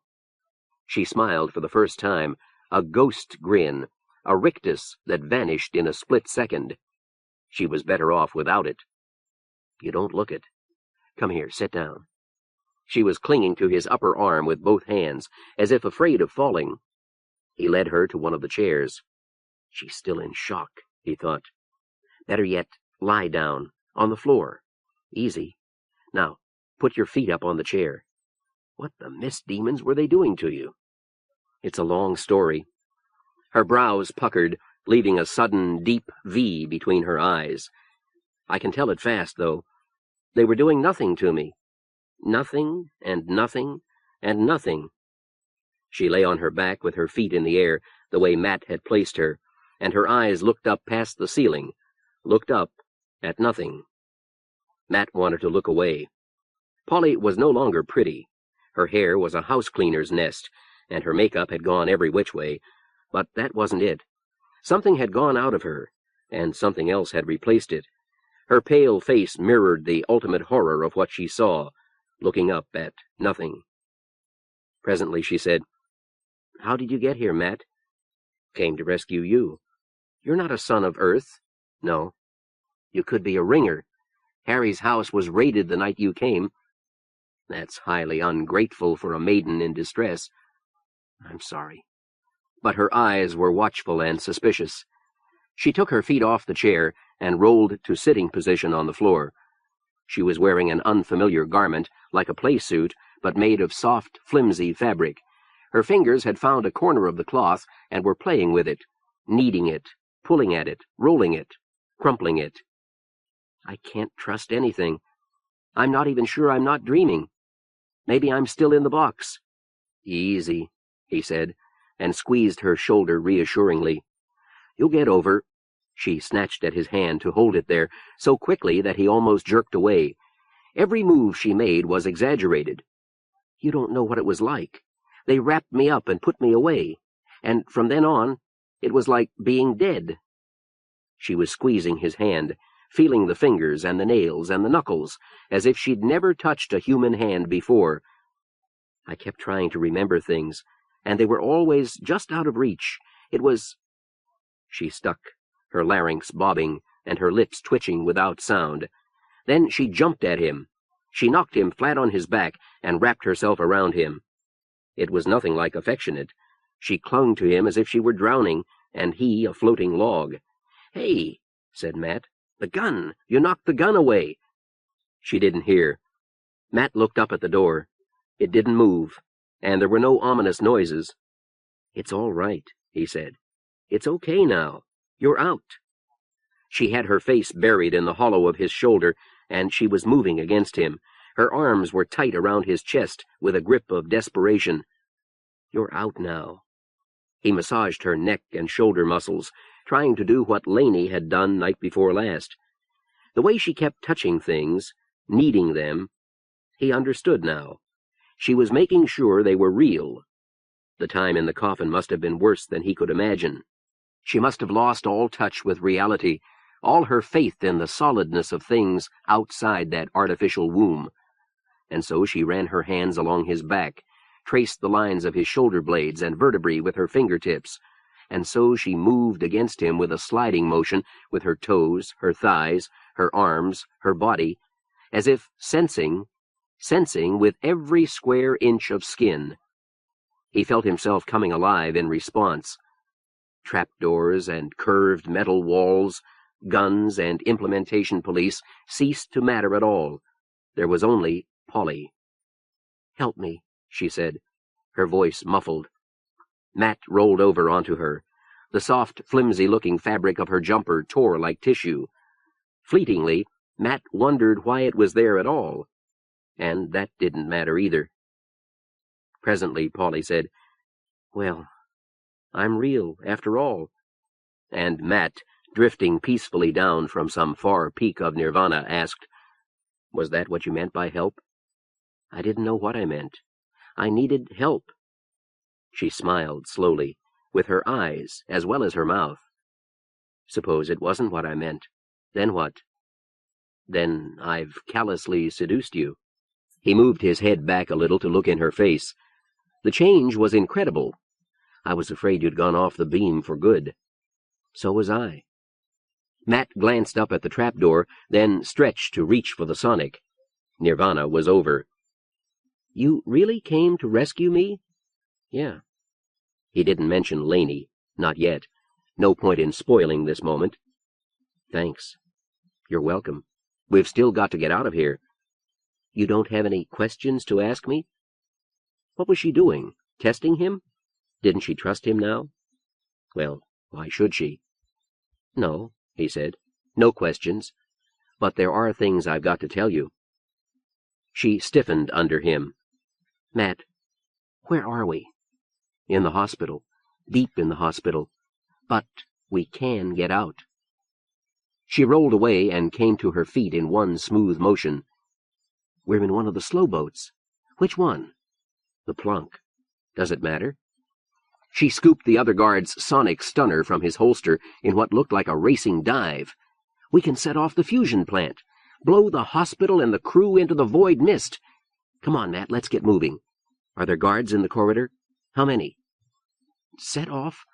Are you out of your mind? We'd wipe out the hospital and most of Alpha Plateau." She picked up her ripped mock playsuit and threw it down again. "I'll have to de-pants one of these police. And that'll be it. We'll win, Matt, all in one stroke." "What win? We'll be dead." She stood up with her hands on her hips and regarded him with disgust. Now she wore a pair of implementation uniform pants too big for her. Matt had never seen anyone more thoroughly alive. "I'd forgotten. You aren't a son of Earth." "All right, Matt, see how far you can get. You may be able to get out of range of the blast.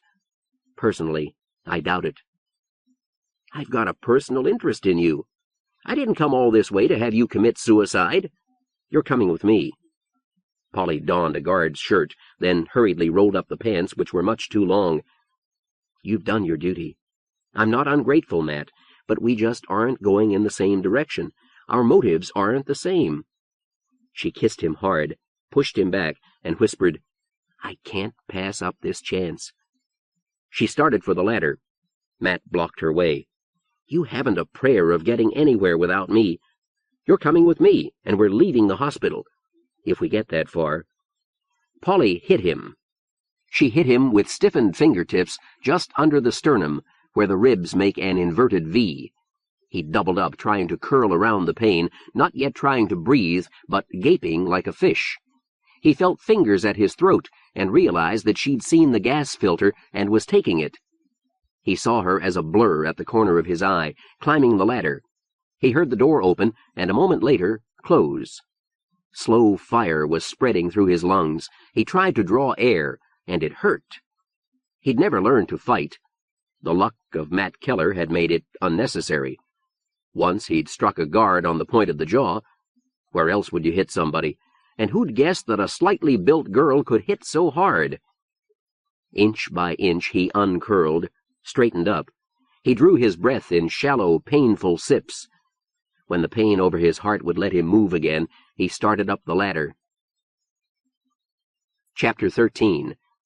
It all happened at once. Polly moved at a gliding run. The gas filter was in place over her nose. She held the sonic straight out ahead of her, pointed around the curve of the inner hull. If an enemy appeared, that was where he would be, right in the gun sight. Nobody would come at her from behind. She was moving too fast. As one of the inner core of the Sons of Earth, Polly knew the Plunk as well as she knew her own home. The flight control room was a diameter's distance from the airlock. She ticked off the doors as she passed under them. Hydroponics, library, flight control. The door was closed, no ladder. Polly crouched and sprang. She caught the handle at the top of her leap. The door was not locked. It was closed because nobody ever used the flight control room. Unfortunately, the door opened inward, upward. She dropped back, frustrated, landing silently on her toes. If she'd chosen the fusion room... But the fusion room was for fine control. There the hospital electricians kept power running to the colonist regions. She'd have run into people, and they might have stopped her. The guard had carried a wallet. She leapt again, caught the knob and turned it, pushed the wallet between the door and the jamb, where the catch of the lock ought to be. Again she dropped, and again she leapt. This time she slapped the flat of her hand hard against the door. It flipped upward and over. Far down the curve of the corridor, someone yelled, "What's going on down there?" Polly's chest heaved, pulling deep lungfuls of air through her nose, under perfect control. She jumped the last time, caught the jamb, and pulled herself up. Heavy footsteps. Before someone could come into sight, she had closed the door. There was a ladder here, built into what had been the ceiling. Doubtless the Planc's original crew had used it to climb down from those 6 control chairs after the first landing. Polly used it now. She squirmed into the second seat on the left and found the control panel and the bypass. Part of the wall had been pried up, and a simple iron bar had been welded into place between 2 plates, removing control from the flight control room and giving it directly to the fusion room. In flight, both control points had been necessary. The fusion room to keep the drive working and stable, and the flight control room to keep it pointed. Now the fusion drive was used only for making electricity, and Polly's control panel was dead. She went down the ladder fast. There was a tool closet by the door. If it held a welding arc, it did. And if there was no anesthetic gas around, or if it wasn't inflammable... Nothing exploded as she turned on the welder. She began welding the door shut. Almost immediately, she attracted attention. She could hear excited voices, muffled by the door. Then there was the faint numbness of a sonic beamer. The door didn't conduct subsonics well, but she couldn't take this long. Nonetheless, she finished the welding job before she went back up the ladder. She used the welding arc to cut away the bypass. It was slow work. Implementation would surely have barged in on her before she finished. Now they could whistle for entrance. She had all the time in the world. In their world. Matt reached the corridor and began to walk, leaving the interrogation room open behind him. He walked bent, with his chest half collapsed and his arms folded over the pane. He'd forgotten to take the remaining sonic. "I'm not the domineering type," he muttered, perversely enjoying the sound of his own voice, and either that, or I'm trying to dominate the wrong woman. A heavy figure came pounding around the curve. Jesus Pietro Castro, wearing a gas filter and carrying a heavy mercy sliver gun, looked up in time to avoid a collision. He jerked to a stop, and then his mouth dropped open as he took in blue eyes, brown hair, a bitter and angry colonist's face, an ear with a small piece bitten out of it, and blood soaked into the collar of a crewish overjacket. "You agree?" Matt said brightly. Castro raised his gun. The luck was off. And all the rage and humiliation in Matt broke loose. "All right," he yelled. "Look at me. Damn you, look at me. I'm Matthew Keller." The head stared. He did not fire. He stared. "I crashed my way into your crummy hospital single-handed. Twice. I came through walls and void mist and sleepy gas and mercy bullets to rescue that damn woman. And when I got her loose, she punched me in the gut and folded me up like a flower. So go ahead and look." Castro looked. And looked. And finally, Matt realized that he should have fired. Castro swiveled his head from side to side in a negative motion, but his eyes never left Matt. And slowly, as if he were knee-deep in hardening cement, he moved one slow step forward. Abruptly, Matt realized what was happening. "Don't look away," he said hastily. "Look at me." The head was close enough now, and Matt reached out and pushed the barrel of the mercy gun aside, still striving to hold Castro's eyes. "Keep looking." They stared, eye to eye. Above his bulky false nose, Castro's eyes were remarkable, all white and black, all whites and huge expanded pupils, with practically no iris showing. His jaw hung loose under the snowy handlebar mustache. He was melting. The perspiration ran in slow streams into his collar. Like a man in an ecstasy of fear, or awe, or worship, he stared. Contract the pupils of eyes not your own, and you got psychic invisibility. Expand them, and you got... what? Fascination? For damn sure, he had the head's complete attention. Matt drew back his fist, cocked it, and couldn't follow through. It would have been like attacking a cripple. Castro was a cripple. One of his arms was in a sling. There was shouting from down the corridor, from the direction Polly had taken. The head moved another gluey step forward. Too many enemies, before and behind. Matt slapped the gun out of Castro's hand, then turned and ran. As he dropped through the door to the coffin room, he saw the head still looking after him, still held in the strange spell. Then he pushed the door closed above him. Polly cut the last of the bar away, and the control board came alight. She ran her eyes quickly over the lighted dials, then once more, slowly. According to the control board, the fusion drive was as cold as Pluto's caves. Polly whistled between her teeth. It was no malfunction of the board. The several dials checked each other too well. Someone had decided to black out the colony regions. She couldn't start the drive from here, and she'd never reach the fusion room. She'd locked herself in with a vengeance. If only this had been the Arthur Clark. Castro would never dare cut power to the crew. The Clark's fusion plant must be going full blast. Well, now, she thought in growing excitement. She slid out onto the ladder. There might be a way to reach the Clark. Jesus Pietro felt a hand shaking his shoulder. He turned and found Major Jansen. "What is it?" "We've flooded the Planck with gas, sir. Everyone who wasn't warned should be unconscious, unless he's behind doors. I wish there weren't so many filters floating around, though. Whoever we're after has had too good a chance to pick one up." "Good," said Jesus Pietro.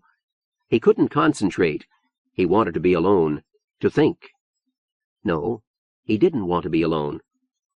"Carry on," he said. "Try the coffin room. He may be in there." "He isn't.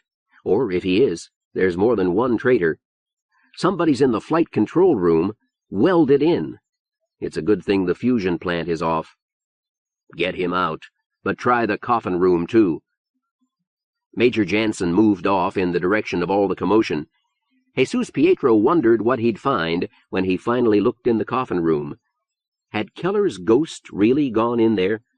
Or had he faded out while running up the corridor?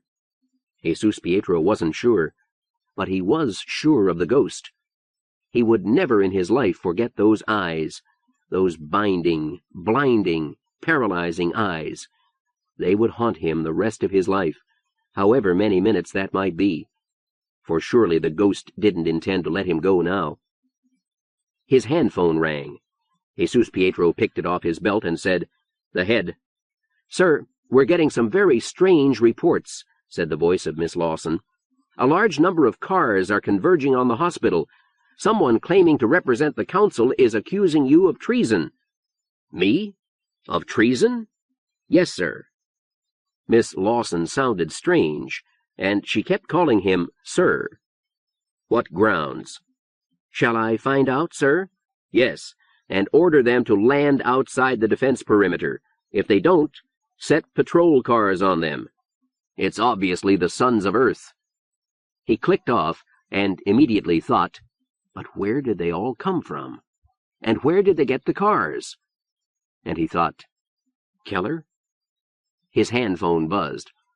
Miss Lawson's voice had turned plaintive, almost querulous. Sir, the fleet of cars is led by Millard Parlette. He accuses you of malfeasance and treason, and he orders you to give yourself up for trial. He's gone insane. Jesus Pietro tried to think. It was all coming at once.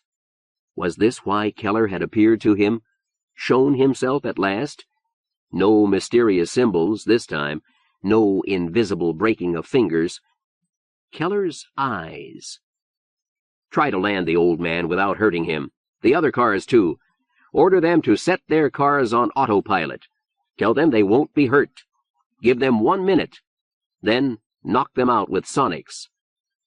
I hesitate to remind you, sir, but Millard Parlette is your superior officer. Will you give yourself up? Then Jesus Pietro remembered that Miss Lawson was almost pure crew. Did her veins carry Parlette blood? It was reputedly easy to come by.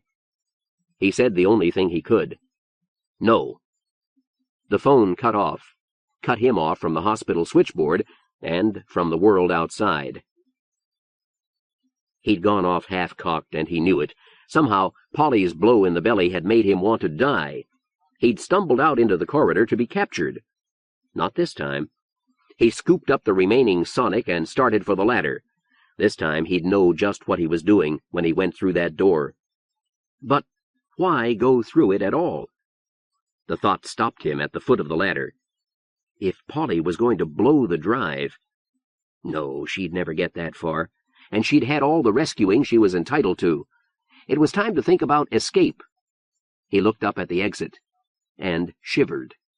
Some escape hatch. The moment he poked his head out there, somebody would shoot at it. He had to see his enemy to use the luck, and he couldn't see in all directions at once. Yet this room was no place to stand off a siege. All anyone would have to do would be to fire mercy needles down toward the floor. If he looked before he fired, the luck would get him. But that statement applied to an ordinary sonic stunner, and so he wouldn't look. He had to get out. But Castro's nosepiece. It meant implementation was using gas. The corridor must be already full of it. Too many things to think about. Matt cursed and began going through a guard's pockets. The guard stirred and tried to strangle Matt with limp fingers. Matt played the sonic over them both, then finished his search. Neither guard had a gas filter. Matt looked up at the door. He could chance it, of course, but if there was gas in the corridor, only that airtight door was protecting him now. It had to be airtight, of course. Get to another room? There were the doors leading to what must be bedrooms, but they were halfway up the walls and too far from the ladder. And there, just under the exit, was a small door placed where any good apartment would have a coat closet. He might be able to reach it. It wasn't a coat closet, of course. It held 2 spacesuits, and it wasn't easy to reach. Matt had to lean far out from the ladder to turn the knob, let the door fall open, and then jump for the opening. Leaving the cubbyhole would be just as bad when the time came. Spacesuits. They had hung on hooks. Now they sprawled on the floor like empty men. Thick, rubbery fabric, with a heavy metal neck ring set with clamps to hold the separate helmet. Metal struts in the fabric braced the rocket backpack and the control unit under the chin. Would the air converter still work? Ridiculous, after 300 years. But there might still be air in the tank. Matt found a knob in the control panel of one suit, twisted it, and got a hiss. So there was still stored air. The suit would protect him against gas, and the big fishbowl of a helmet would not interfere with his vision, nor his luck. He snatched up the gun when the door to the corridor dropped open. A long moment later, 2 legs came into sight of the ladder. Matt played the sonic over them. A man grunted in surprise and toppled into view and down. A voice of infinite authority spoke. "You! Come out of there!" Matt grinned to himself. Quietly, he put the gun aside and reached for the suit. A wave of dizziness made the world go dreamy. He'd been right about the gas. He turned the air knob on full and put his head through the neck ring. He took several deep breaths, then held his breath while he slid feet first into the suit. You haven't got a chance. Come on out, or we'll come in after you." "Do that." Matt pulled the helmet over his head and resumed breathing. The dizziness was passing, but he had to move carefully, especially since the suit was a size too small for him. The door dropped open suddenly, and there was a spattering of mercy slivers. A snarling face and a hand came into view, the hand firing a mercy gun. Matt shot at the face. The man slumped, head down, but he didn't fall. Someone pulled him up out of sight by his ankles. The air in the suit had a metallic smell, thick enough to cut. Matt wrinkled his nose. Anyone else would have been satisfied with one escape from the hospital. Who but lucky Matt Keller would have... There was a roar, like a distant, continuous explosion. What, Matt wondered, are they trying now? He raised the gun. The ship shook, and shook again. Matt found himself bouncing about like a toy in a box. Somehow he managed to brace his feet and shoulders against walls. I thought the son of a bitch was bluffing. He snatched at the stunner as it threatened to slide out into space.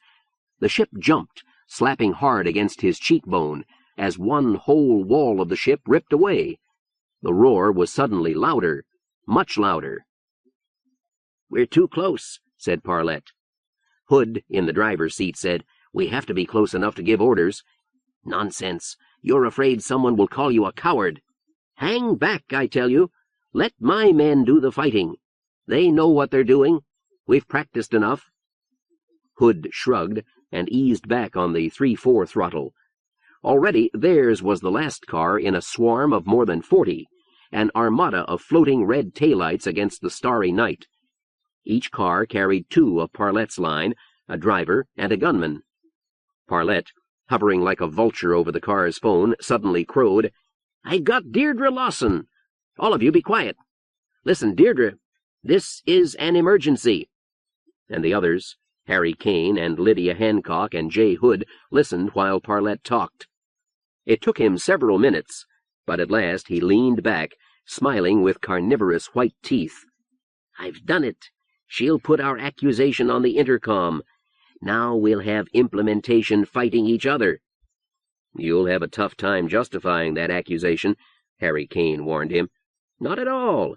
By the time I finished, I could convince Castro himself that he was guilty of treason, malfeasance of duty, and augmented incest. Provided," he paused for effect, "provided we can take the hospital. If I control the hospital, they'll believe me, because I'll be the only one talking. The main point is this. In law, I am the man in charge of the hospital, and have been since Castro was the size of Hood. If it weren't me, it would be some other crew, of course. In practice, it's Castro's hospital, and I have to take it away from him. We have to have control before we can begin changing the government of Mount Lookitthat. But once I've got control, I can keep it." "Look, ahead. Police cars. Not many. Tight formation. I wonder if that's good. None of us ever had any training in dogfights." "Why didn't you fight each other?" "We expected to fight," said Parlette. "We never expected to fight the hospital, so we—" "What the misdemons is that?" Parlette was leaning far forward in his seat, his mismatched hands bracing him against the dashboard. He didn't answer. Harry shook his shoulder. "What is it? It looks like fire all around one end of the hospital." Parlette seemed rigid with shock. And then one whole end of the hospital detached itself from the main structure and moved sedately away. Orange flame bloomed all around its base. "That," said Millard Parlette, "is the Planck, taking off on its landing motors." Polly was in the upper left-hand seat. She manipulated the controls in front of her with extreme delicacy, but still the knobs turned in short jumps. Minute flakes of rust must be coming loose somewhere in the chain of command that led from this control chair to the fission piles. Finally the piles were hot, and Polly tried the water valves. It seemed to her that long ago someone had decided to keep the slow boats ready for a fast takeoff. It must have been during the first years of the colony, when nobody, crew or colonist had been sure that an interstellar colony was possible. Then others had forgotten, and the only changes made since then had been the necessary ones. Until the slowboats themselves were part of the structure of the hospital, and the interiors of the life systems were a maze of ladders and jury rigs. Until the organ banks were moved entirely out of the ships, and the suspended animation rooms were closed off for good. Until the ships were nothing more than electrical generating plants, if one turned a blind eye to the interrogation room, and perhaps to other secrets. And still the tool closets were undisturbed. And still there were spacesuits in the upended rooms, behind doors which hadn't been opened for centuries. And still there was water in the landing fuel tanks, and uranium in the landing motors. Nobody had bothered to remove them. The water had not evaporated, not from tanks made to hold water for 30 years against interstellar vacuum. The uranium... Polly valved water into the hot motors, and the ship roared. She yipped in triumph. The ship shuddered and shook along her whole length. From beneath the welded door there were muffled screams. There was more than one way to tell a joke. The Planck's fusion drive was dead, but the Arthur Clark's drive must be running hot, and when Polly dived the Planck on it from the edge of atmosphere, the explosion would tear the top from Alpha Plateau. "Come loose," she whispered. The Planck pulled loose from the rock around it, rose several feet, and settled mushily. The huge ship seemed to be bouncing ponderously on something soft. Polly twisted the water fuel valve to no effect. Water and pile were running at peak. Polly snarled low in her throat. The pile must be nearly dead. It couldn't even manage to lift the ship against Mount Lookitthat's .8 G. If it weren't for the landing skirt guiding the blast for ground effect, they wouldn't be moving at all. Polly reached far across to the seat on her right. A bar moved under her hand, and at the aft end of the Planck, 2 fins moved in response. The ship listed to the side and drifted back to nudge the hospital, almost gently, once, twice. Live flame roared through the hospital. It was water vapor heated beyond incandescence, to the point where oxygen dissociated itself from hydrogen, and it cut where it hit. Like Death's hurricane, it roared through the corridors, cutting its way through walls where there were no corridors. It killed men before they knew what was killing them, for the first touch of the superheated steam made them blind. The drive flame spread its fiery death through a third of the ground floor. To men inside and outside the hospital, to men who had never met, and never would, this was the night everything happened at once. Sane men locked their doors and found something to hide under while they waited for things to stop happening. "Laney! It must be Laney," said J. Hood. "She got through." "Elaine Matson?" "Right. And she got to the Planck. Can you imagine? She must have a wonderful sense of timing. Do you know what will happen when she blows the drive?" "Oh, my God. What'll we do?" "Keep flying," said Parlette. "We'd never get out of range now. We might just as well bull through with this and hope Miss Matson realizes the colonists are winning." "More police cars," said Harry Kane. "Left and right both." Polly touched the bar again. The ship tilted to the other side and began to drift ponderously away from the hospital. She dared tilt the ship no farther. How much clearance did she have under the landing skirt? A foot? A yard? 10? If the skirt touched the ground, the ship would go over on its side. That was not part of Polly's plan. Behind her, the door had turned red-hot. Polly glanced back with bared teeth. She moved her hands over the board, but in the end left the settings just the way they were. She'd have to circle all the way around the hospital, but then she'd have a gliding run at the Arthur Clark. And she'd hit it again and again until one ship failed. She never noticed when the red spot on the door turned white and burned through. The ship jumped 3 feet upward, and Matt's head snapped down against the closet floor. When he looked up, the outer hull side of the room was tearing away like tissue paper, except for the agonized scream of old metal dying. And Matt was looking straight into Castro's office. He couldn't think. He couldn't move. The scene had a quality of nightmare. It was beyond the rational. Magic, he thought. And not again. The hospital was drifting away, dreamlike. His ears had gone dead, so that it all took place in an eerie silence. The ship was taking off. And there was no air in his helmet. The tank had held only one last wheeze. He was suffocating. He pulled the clamps up with fingers gone limp and tingly, tossed the helmet away, and gulped air. Then he remembered the gas. But it was clean, hot air, air from outside, howling through the gaping hole in the outer hull. He sucked at it, pulling it to him. There were spots before his eyes.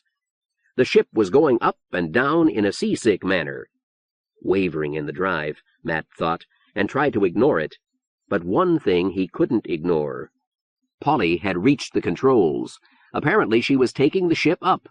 No telling how high they were already. The lights of the hospital had dwindled to the point where everything outside was uniformly black against the lighted room. They were going up, and the room was wide open to naked space, and Matt had no helmet. The room seemed steadier. He jumped for the ladder. The suit was awkward, but he caught the ladder and made his way down, fighting the imbalance caused by his backpack. It wasn't until he touched bottom that the backpack caught his conscious attention. After all, if the Planck's landing motors still worked, why not a spacesuit's backpack?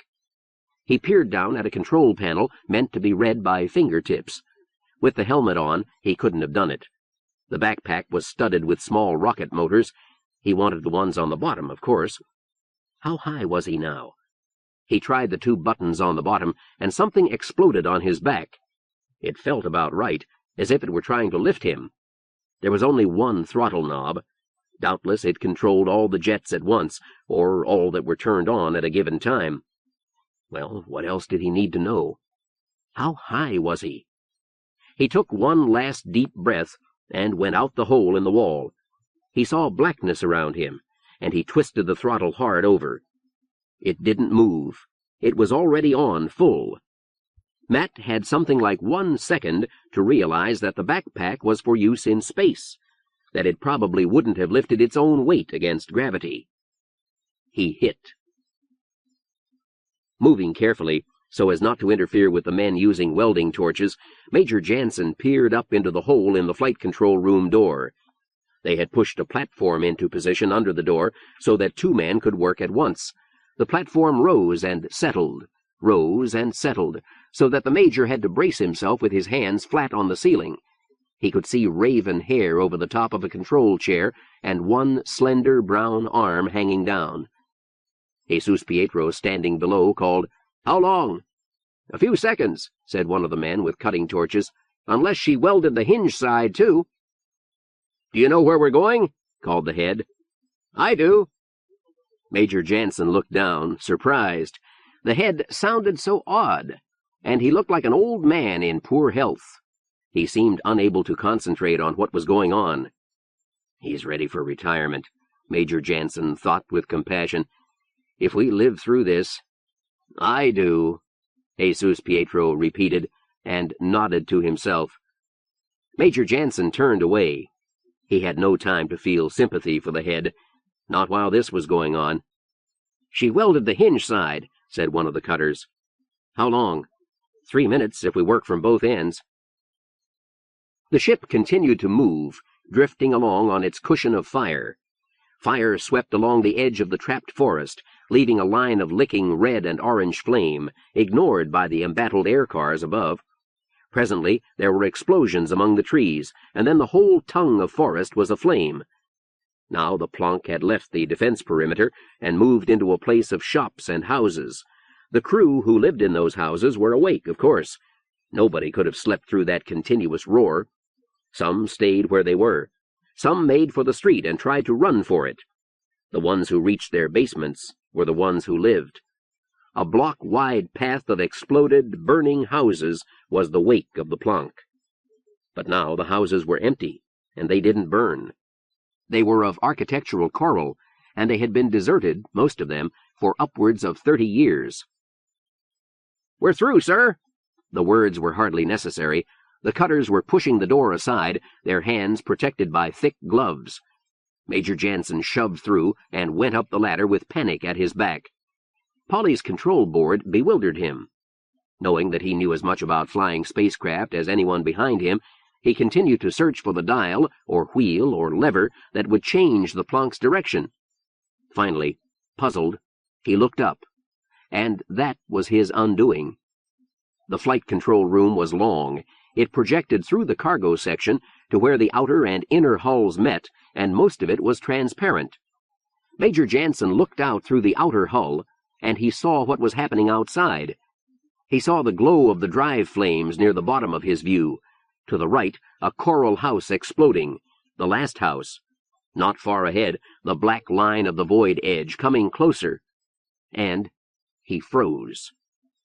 "We're going over," said Jesus Pietro, standing under him on the ladder. He showed neither surprise nor fear. Major Jansen screamed and buried his face in his arms. Jesus Pietro squeezed past him and into the left-hand seat. His decision was based on logic alone. If Major Jansen had not found the right control, then he was looking at the wrong panel, and this was the only other control panel the colonist girl could reach from where she was sitting. He found the fin controls and tried them. The ship tilted back and began to slow. Still slowing, it drifted over the edge. Jesus Pietro leaned back in his seat and watched. The Planck was no longer supported by the ground effect. Jesus Pietro felt a sensation like an elevator starting down. He watched the cliff go by, faster and faster, a black shadow. Presently, it was half the sky, and the other half was stars. Presently, the stars went out. The ship began to grow hot. It was hot and dark outside, and the ancient walls of the Planck creaked and groaned as the pressure rose.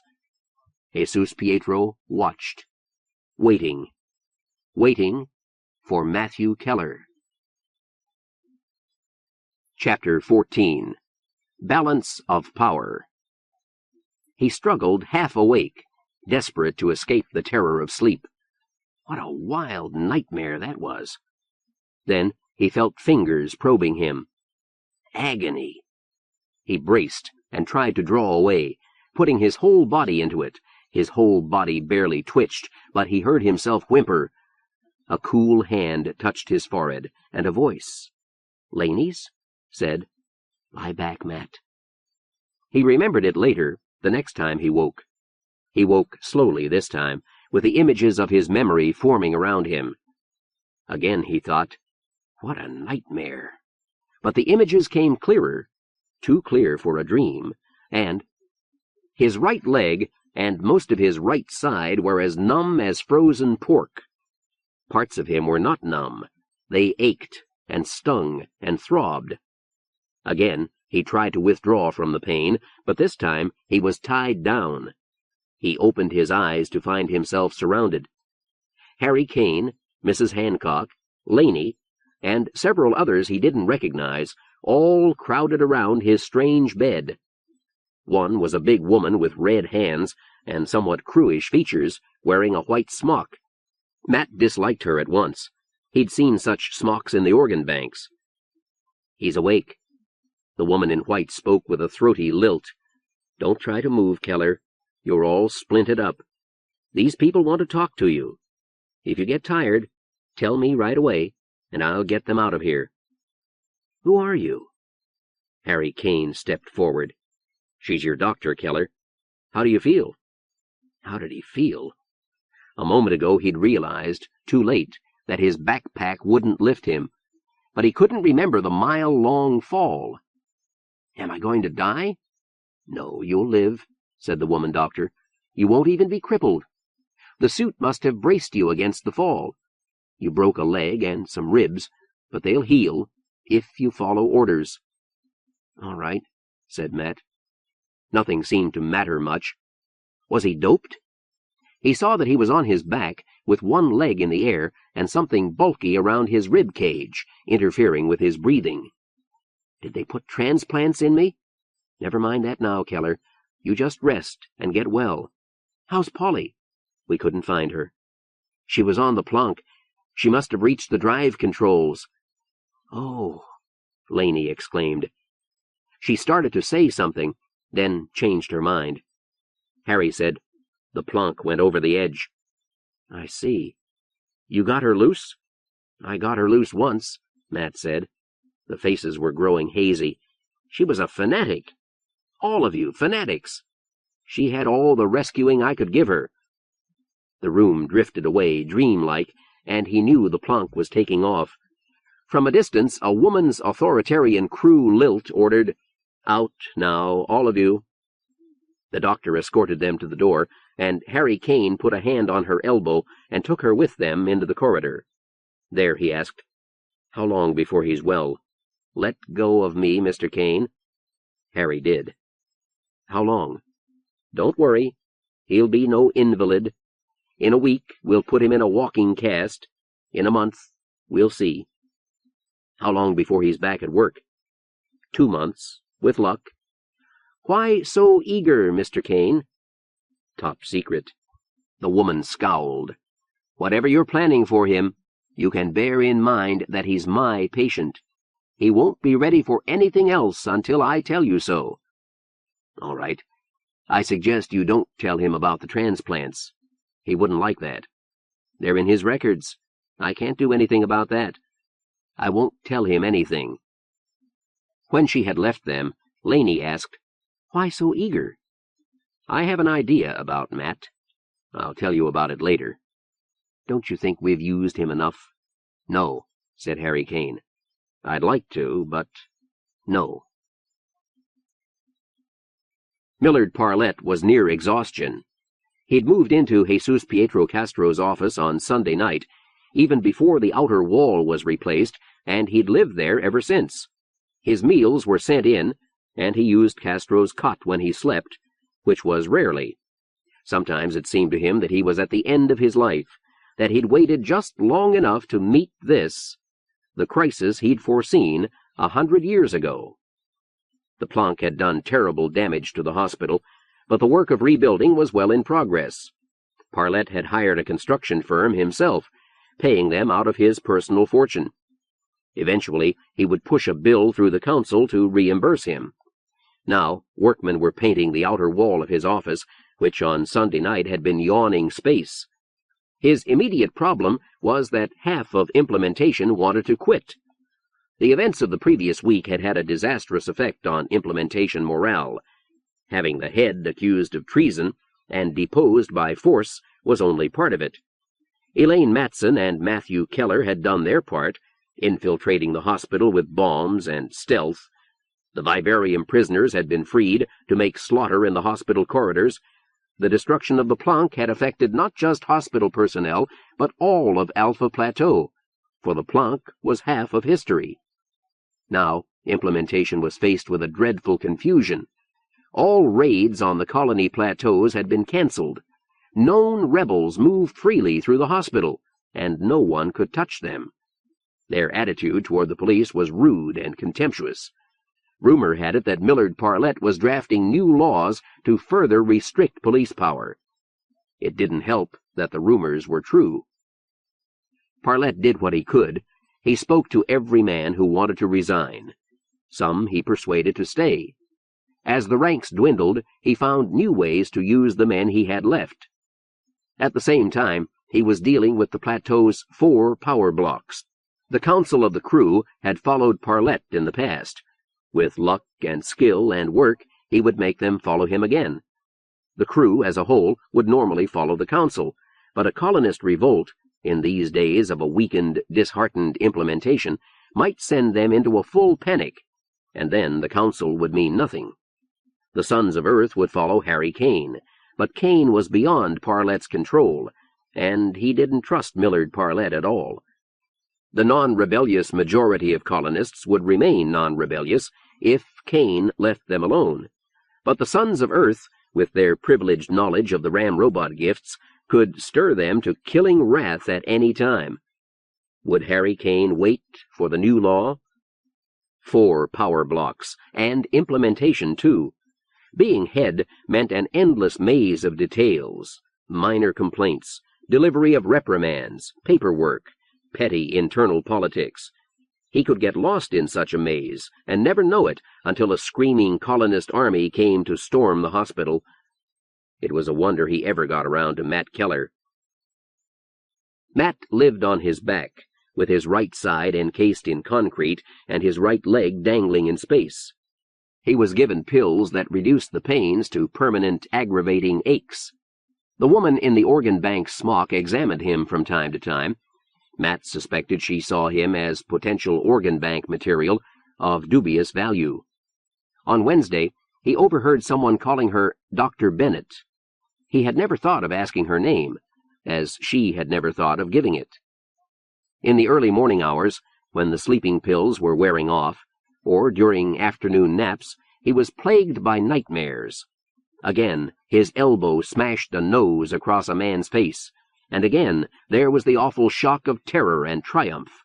Again he asked the way to the vivarium, turned, and raised his arm to see the skin beaded with bright blood. Again he stood in the organ banks, unable to run, and he woke drenched in perspiration. Or, with a stolen sonic, he dropped uniformed men until the remembered sonic backlash turned his arm to wood. He woke, and his right arm had gone to sleep under him. He thought of his family with nostalgia. He saw Jeannie and her husband every few months. They lived not 20 miles from Gamma's major mining area, but he hadn't seen his mother and father in years. How good it would be to see them again. Even the memory of mining worms filled him with nostalgia. They were unpredictable, yes, but compared to Hood, or Polly, or Laney, at least he could understand mining worms. His curiosity had been as dead as his right leg. On Wednesday evening, it returned with a rush. Why was the hospital treating him? If he had been captured, why hadn't he been taken apart already? How had Laney and Kane been allowed to visit him? He was frantic with impatience. Dr. Bennett didn't appear until noon Thursday. Somewhat to his surprise, she was not at all reluctant to talk. "I don't understand it myself," she told Matt. "I do know that all the live rebels have been turned loose, and we aren't getting any more organ bank material. Old Parlette's the head now, and a lot of his relatives are working here too. Pure crew, working in the hospital. It must be strange to you. It's weird. Old Parlette is the only one who knows what's really going on. If he does. Does he? Does he?" Matt groped at the question. "What makes you think I know?" "He's given orders that you're to be treated with an excess of tender, loving care. He must have some reason, Keller." "I suppose he must." When it was obvious that that was all he had to say, she said, "If you've got any more questions, you can ask your friends. They'll be here Saturday. There's another weird thing. All the colonists wandering through the hospital, and we've got orders not to touch them. I hear some of them are proven rebels. I'm one myself. I thought you might be. After my leg heals, will I be turned loose? I suppose so, from the way you're being treated. It's up to Parlette." Her treatment of him had become curiously ambivalent.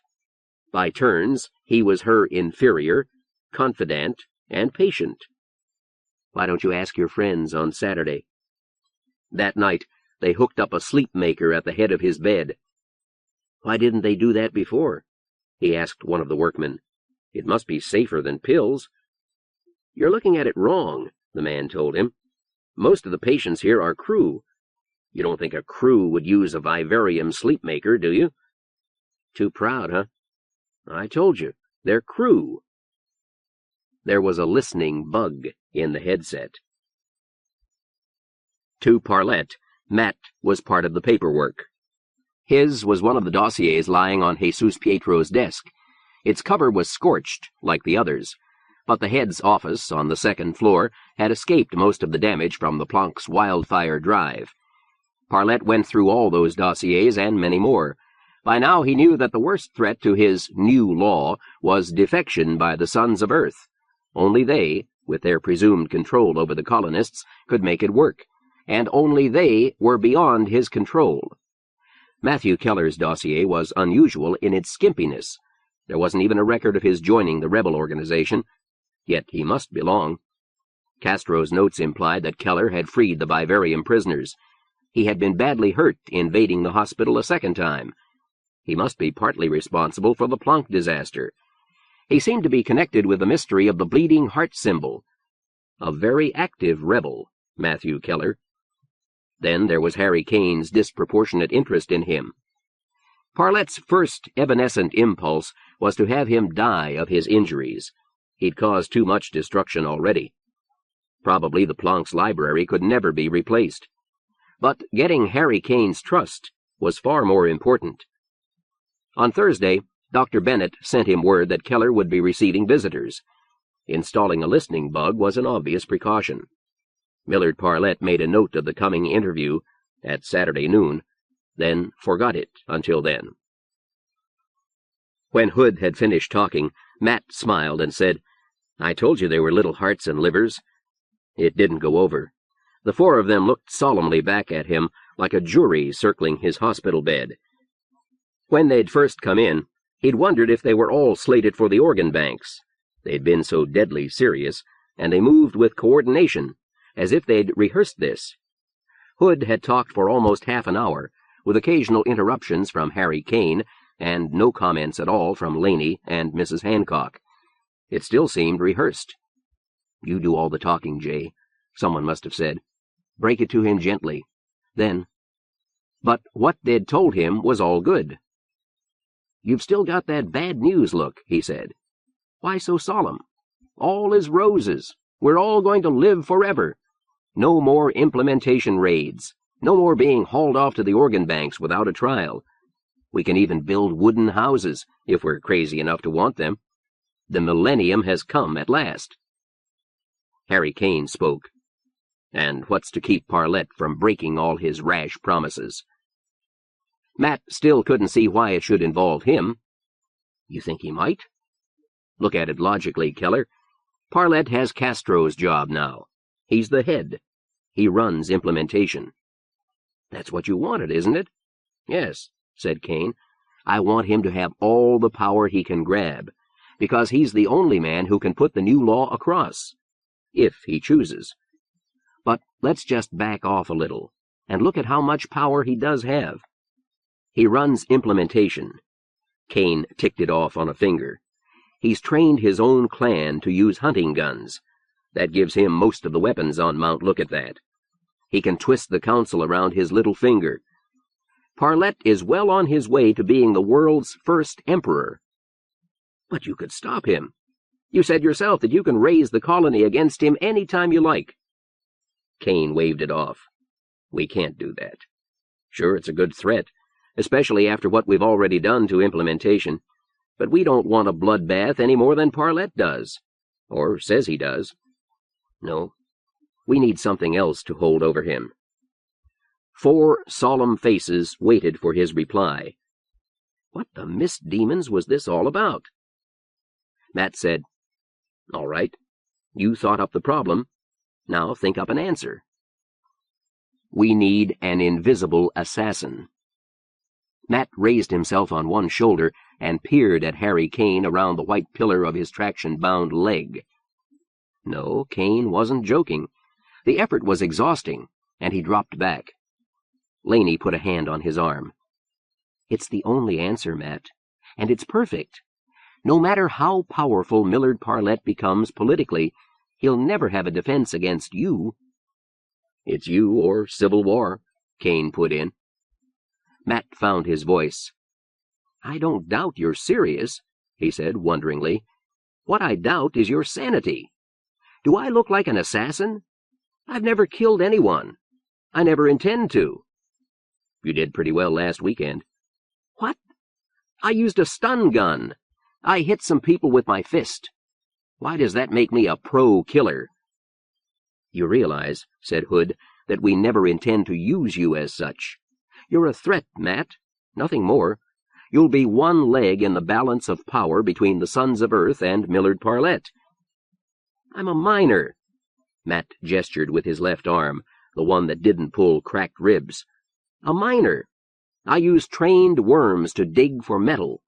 My boss sells the metal and buys worms and worm food, and with luck, he makes enough to pay my salary. Wait a minute. Have you told Parlette about this idea? No, of course not. He'll never know about it unless you agree. And then we'll wait until you're out of the hospital. Miss Demons, I should hope so. If Parlette gets the idea I'm dangerous to him, and me on my back like this, I want to be on Delta before you tell Parlette. Hell, I want to be on Earth before... Then you agree? No, Kane. No, I do not agree to anything. Don't you realize I've got a family? What if Parlette takes hostages? 2 parents and a sister, Hood amplified. Parents on Iota. Don't worry, Laney said soothingly. We'll protect them, Matt. They'll be safe. Kane nodded. If anyone so much as harms a hair on your head or threatens any member of your family, I'll declare total war. I'll have to tell Parlette that, and to make him believe it, I'll have to mean it. And I do. Matt thought very seriously about shouting for Dr. Bennett. It wouldn't work. Even if she threw them out, they'd only come back later. And Matt Keller was a man on his back. He could move 3 inches to the side if he was willing to endure the pain. 4 inches, no. A captive audience. You've really thought it out, haven't you? Why did you wait so long to tell me? Jay Hood answered. I wanted to be here. This is my day off. You're back teaching school, Jay? It seems appropriate to teach history while we're making it. In the dry voice there was a barely concealed jubilation. Hood was in his element. Strange that he'd never suspected the size of Hood's ego. You got me into this, said Matt.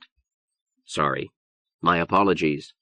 Believe me, Matt, I only picked you as a probable recruit. When Matt didn't answer, Hood continued. But we do need you. Let me show you how much. You were dying, Matt. Stop, Jay. He has a right to know, Laney. Matt, those ribs you broke tore up your lung and your diaphragm. Harry had to talk Parlette into, Jay, shut up! All right, Laney. He sounded hurt. Matt, we weren't going to tell you. Really, we weren't. Dead man's flesh was a part of him, forever, living under his rib cage. A strange, partial resurrection. Matt said, All right, Laney. How do you stand on this? Laney looked down, then up to meet his eyes. It's your choice, Matt. But if we don't have you, we don't have anyone. She seemed to stop, then hurried on. Listen, Matt, you're making a big thing out of this. We're not asking you to rush right out and murder someone. We'd be perfectly happy to see you go back to your mining worms. For all we care, you can stay there the rest of your life, with a small extra income. Thanks for being on standby alert. Maybe Parlette's honest. Maybe he really does want to make the plateau a paradise. Maybe all is roses. But, just in case... She leaned forward in the uncomfortable hospital chair, gripping his wrist with one hand, looking deep into his eyes. Her nails cut the skin. Just in case Parlette is ambitious, then we'll need you to stop him. Nobody else will be able to do it. We must let him have his power now. Somebody has to take power, or there will be civil war. But if he needs to be stopped, and you don't stop him, you'll be a coward. Matt tried to pull his arm away. Torn muscles reacted. It was as if he'd been kicked in the side with a lead boot. You're fanatics. All 4 of you. And he was trapped. Trapped. Laney let go. Slowly she sat back, her eyes soft and dreamy, with pinpoint pupils. Matt relaxed. The others were looking at nothing. Jay Hood was humming under his breath. Mrs. Hancock scowled at some unpleasant thought. The luck of Matt Keller had given him a breathing space. The luck of Matt Keller. A joke. A shaggy dog story. If he hadn't used the power to rescue Polly, she might be alive now. If he hadn't come running to Jay Hood for explanations, he'd be back tending his mining worms. No wonder this form of luck had never appeared before. Perhaps it never would again. It was a detrimental mutation. It had kept him virgin until he was 21. It had killed Polly and caused Laney to see him as a tool instead of a man. It had sent him into the plunk. He'd never have tried that without his psychological invisibility. Into the plunk to die. Out by blind luck with a dead man's lung. A man should have the sense to hide his differences. Too late. They would forget him, again and again, as often as he desired. But always they would come back. Matt Keller, tool, captive assassin. Not likely. "You," he said, "Mrs. Hancock."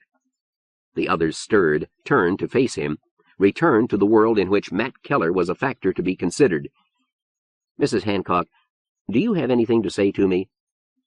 "I don't think so," said the middle-aged rebel, who should have been a shrewish housewife. "You didn't say a word while the others were browbeating me. Why did you come?" She shrugged. "Just to see what would happen. Keller, did you ever lose someone you loved?" "Sure." "To the organ banks?" "My Uncle Matt." "I did my damnedest to stop you from getting a transplant, Keller. Dr. Bennett says you'd have lived without it. But of course you'd have been a cripple." "I'd have been just as glad," said Matt, though he wasn't sure it was true. "I wanted to smash the organ banks the first chance we got. Nobody else seems to feel that way. Maybe nobody else had a husband cut up for the organ banks." "Make your point." She shrugged again. "I don't know if you're as important as Harry says. It seems to me nobody could be that important. You got us out of the hospital, right. Parlette would never have found us otherwise, right. We're grateful, right. But did we have to cut a man up to show how grateful we are? You didn't do him any good." "Well, he's dead, and we can't break up the organ banks yet. But we're trying to change the laws so less people go into them, and then only the ones that deserve it most. If you were any kind of man, you'd be wild to help us. I say it's all you can do for that dead man." "For sweet charity." Mrs. Hancock's mouth closed like a trap. "I'm going to join you," said Matt, "but not for sweet charity. And now I'll give you my reasons." "Go on," said Harry Kane. He was the only one who didn't show surprise. "I can't go back to my mining worms. That's absolute. But I'm no hired killer, and that's for sure, too. I've never committed murder.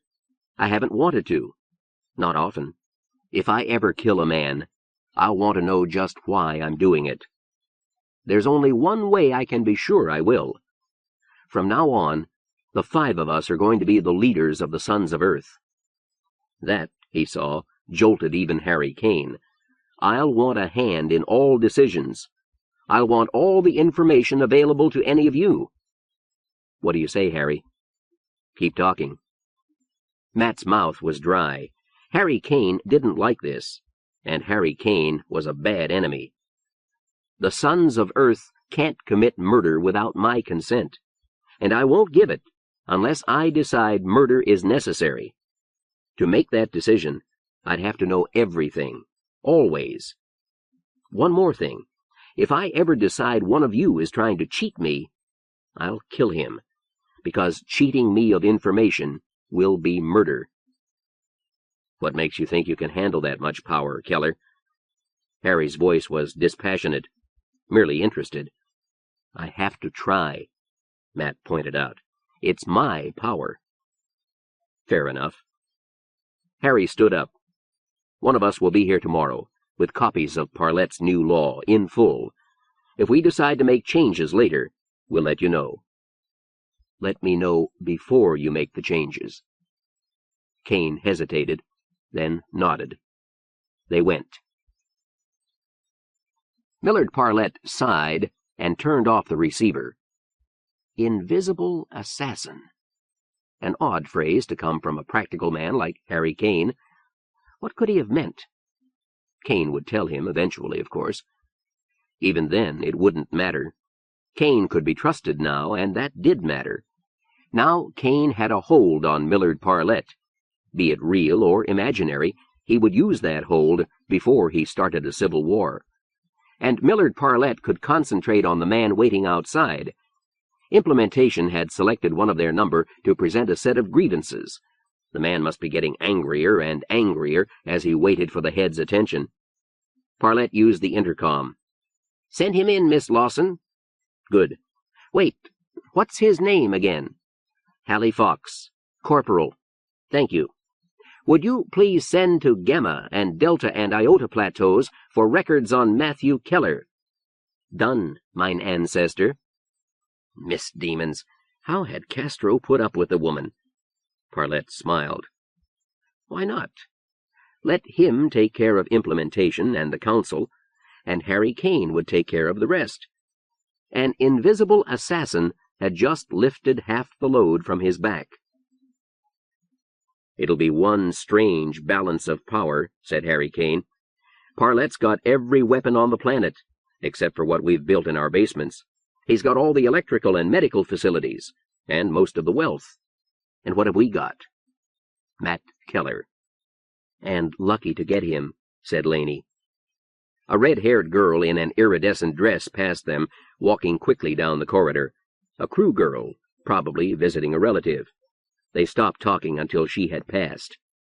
Harry Kane grinned after her, grinned at her startled expression, and at the way she'd quickened her step to leave them behind. They'd all have to get used to this someday, to the sight of colonists in the hallowed corridors of the hospital.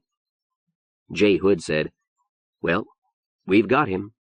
Or has he got us?" He slapped the wall, making gunshot echoes. Can you imagine what the historians will say? They may never figure it out. Matt lay on his back and contemplated the ceiling. He'd made the right decision, he was sure of it. If he had a power, then someone had to have a use for it. He himself had none. A detrimental mutation is one that prevents the organism from surviving long enough to breed. Matt's only hope of becoming a father lay in suppressing the luck entirely, at least in his private life. An invisible man goes nowhere in a civilized society. Someone entered. Matt's eyes jerked hard over, caught by the iridescent blue of her dress. "I beg your pardon," she said, and turned to leave. She was tall and slender and young, with dark red hair curved into impossible contours. Her dress was of a type never seen on Delta Plateau, loose and clinging, and it glowed. A face, lovely in its strangeness, with flared nostrils and pronounced cheekbones, marked her as pure crew. "Just a minute," Matt called. She turned in surprise, not at what he'd said, but at his colonist accent. Then her back straightened, and her chin lifted, and her mouth became a hard, angry line. Matt flushed. And before her eyes could coldly leave him, he thought, "Look at me." Her eyes didn't turn. Her chin came down, and her face went soft and dreamy. "Keep your eyes on mine," he thought at her. "I fascinate you, right?" "Right.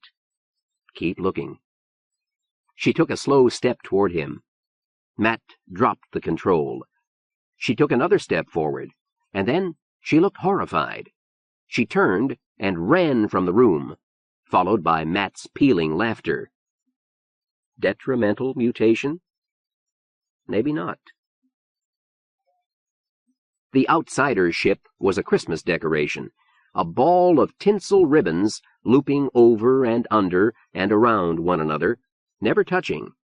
It was the diameter of New York City, with about the same population, in beings like black cat-o'-nine-tails with thickened handles. Miles ahead, at the end of its tethering cables, the fusion drive spread dim light over the ship. The basking ramps cast vacuum-sharp shadows across each other, and in the borderlines between light and shade lay the crew. They lay with their heads in sunlight, and their branched tails in shadow, soaking up energy through thermoelectric currents. Fusion radiation sleeted through their bodies, unnoticed. It was a peaceful, lazy time. Between stars, there was little to do. until actinic blue flame flashed across their course, throwing high-energy particles and electromagnetic fields about with carefree abandon. In moments, the object was out of sight, even to an outsider's sensitive eye, but not to the ship's instruments.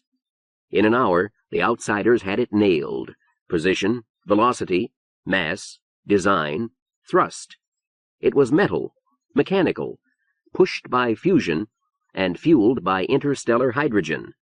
Not a primitive device, but built by potential customers.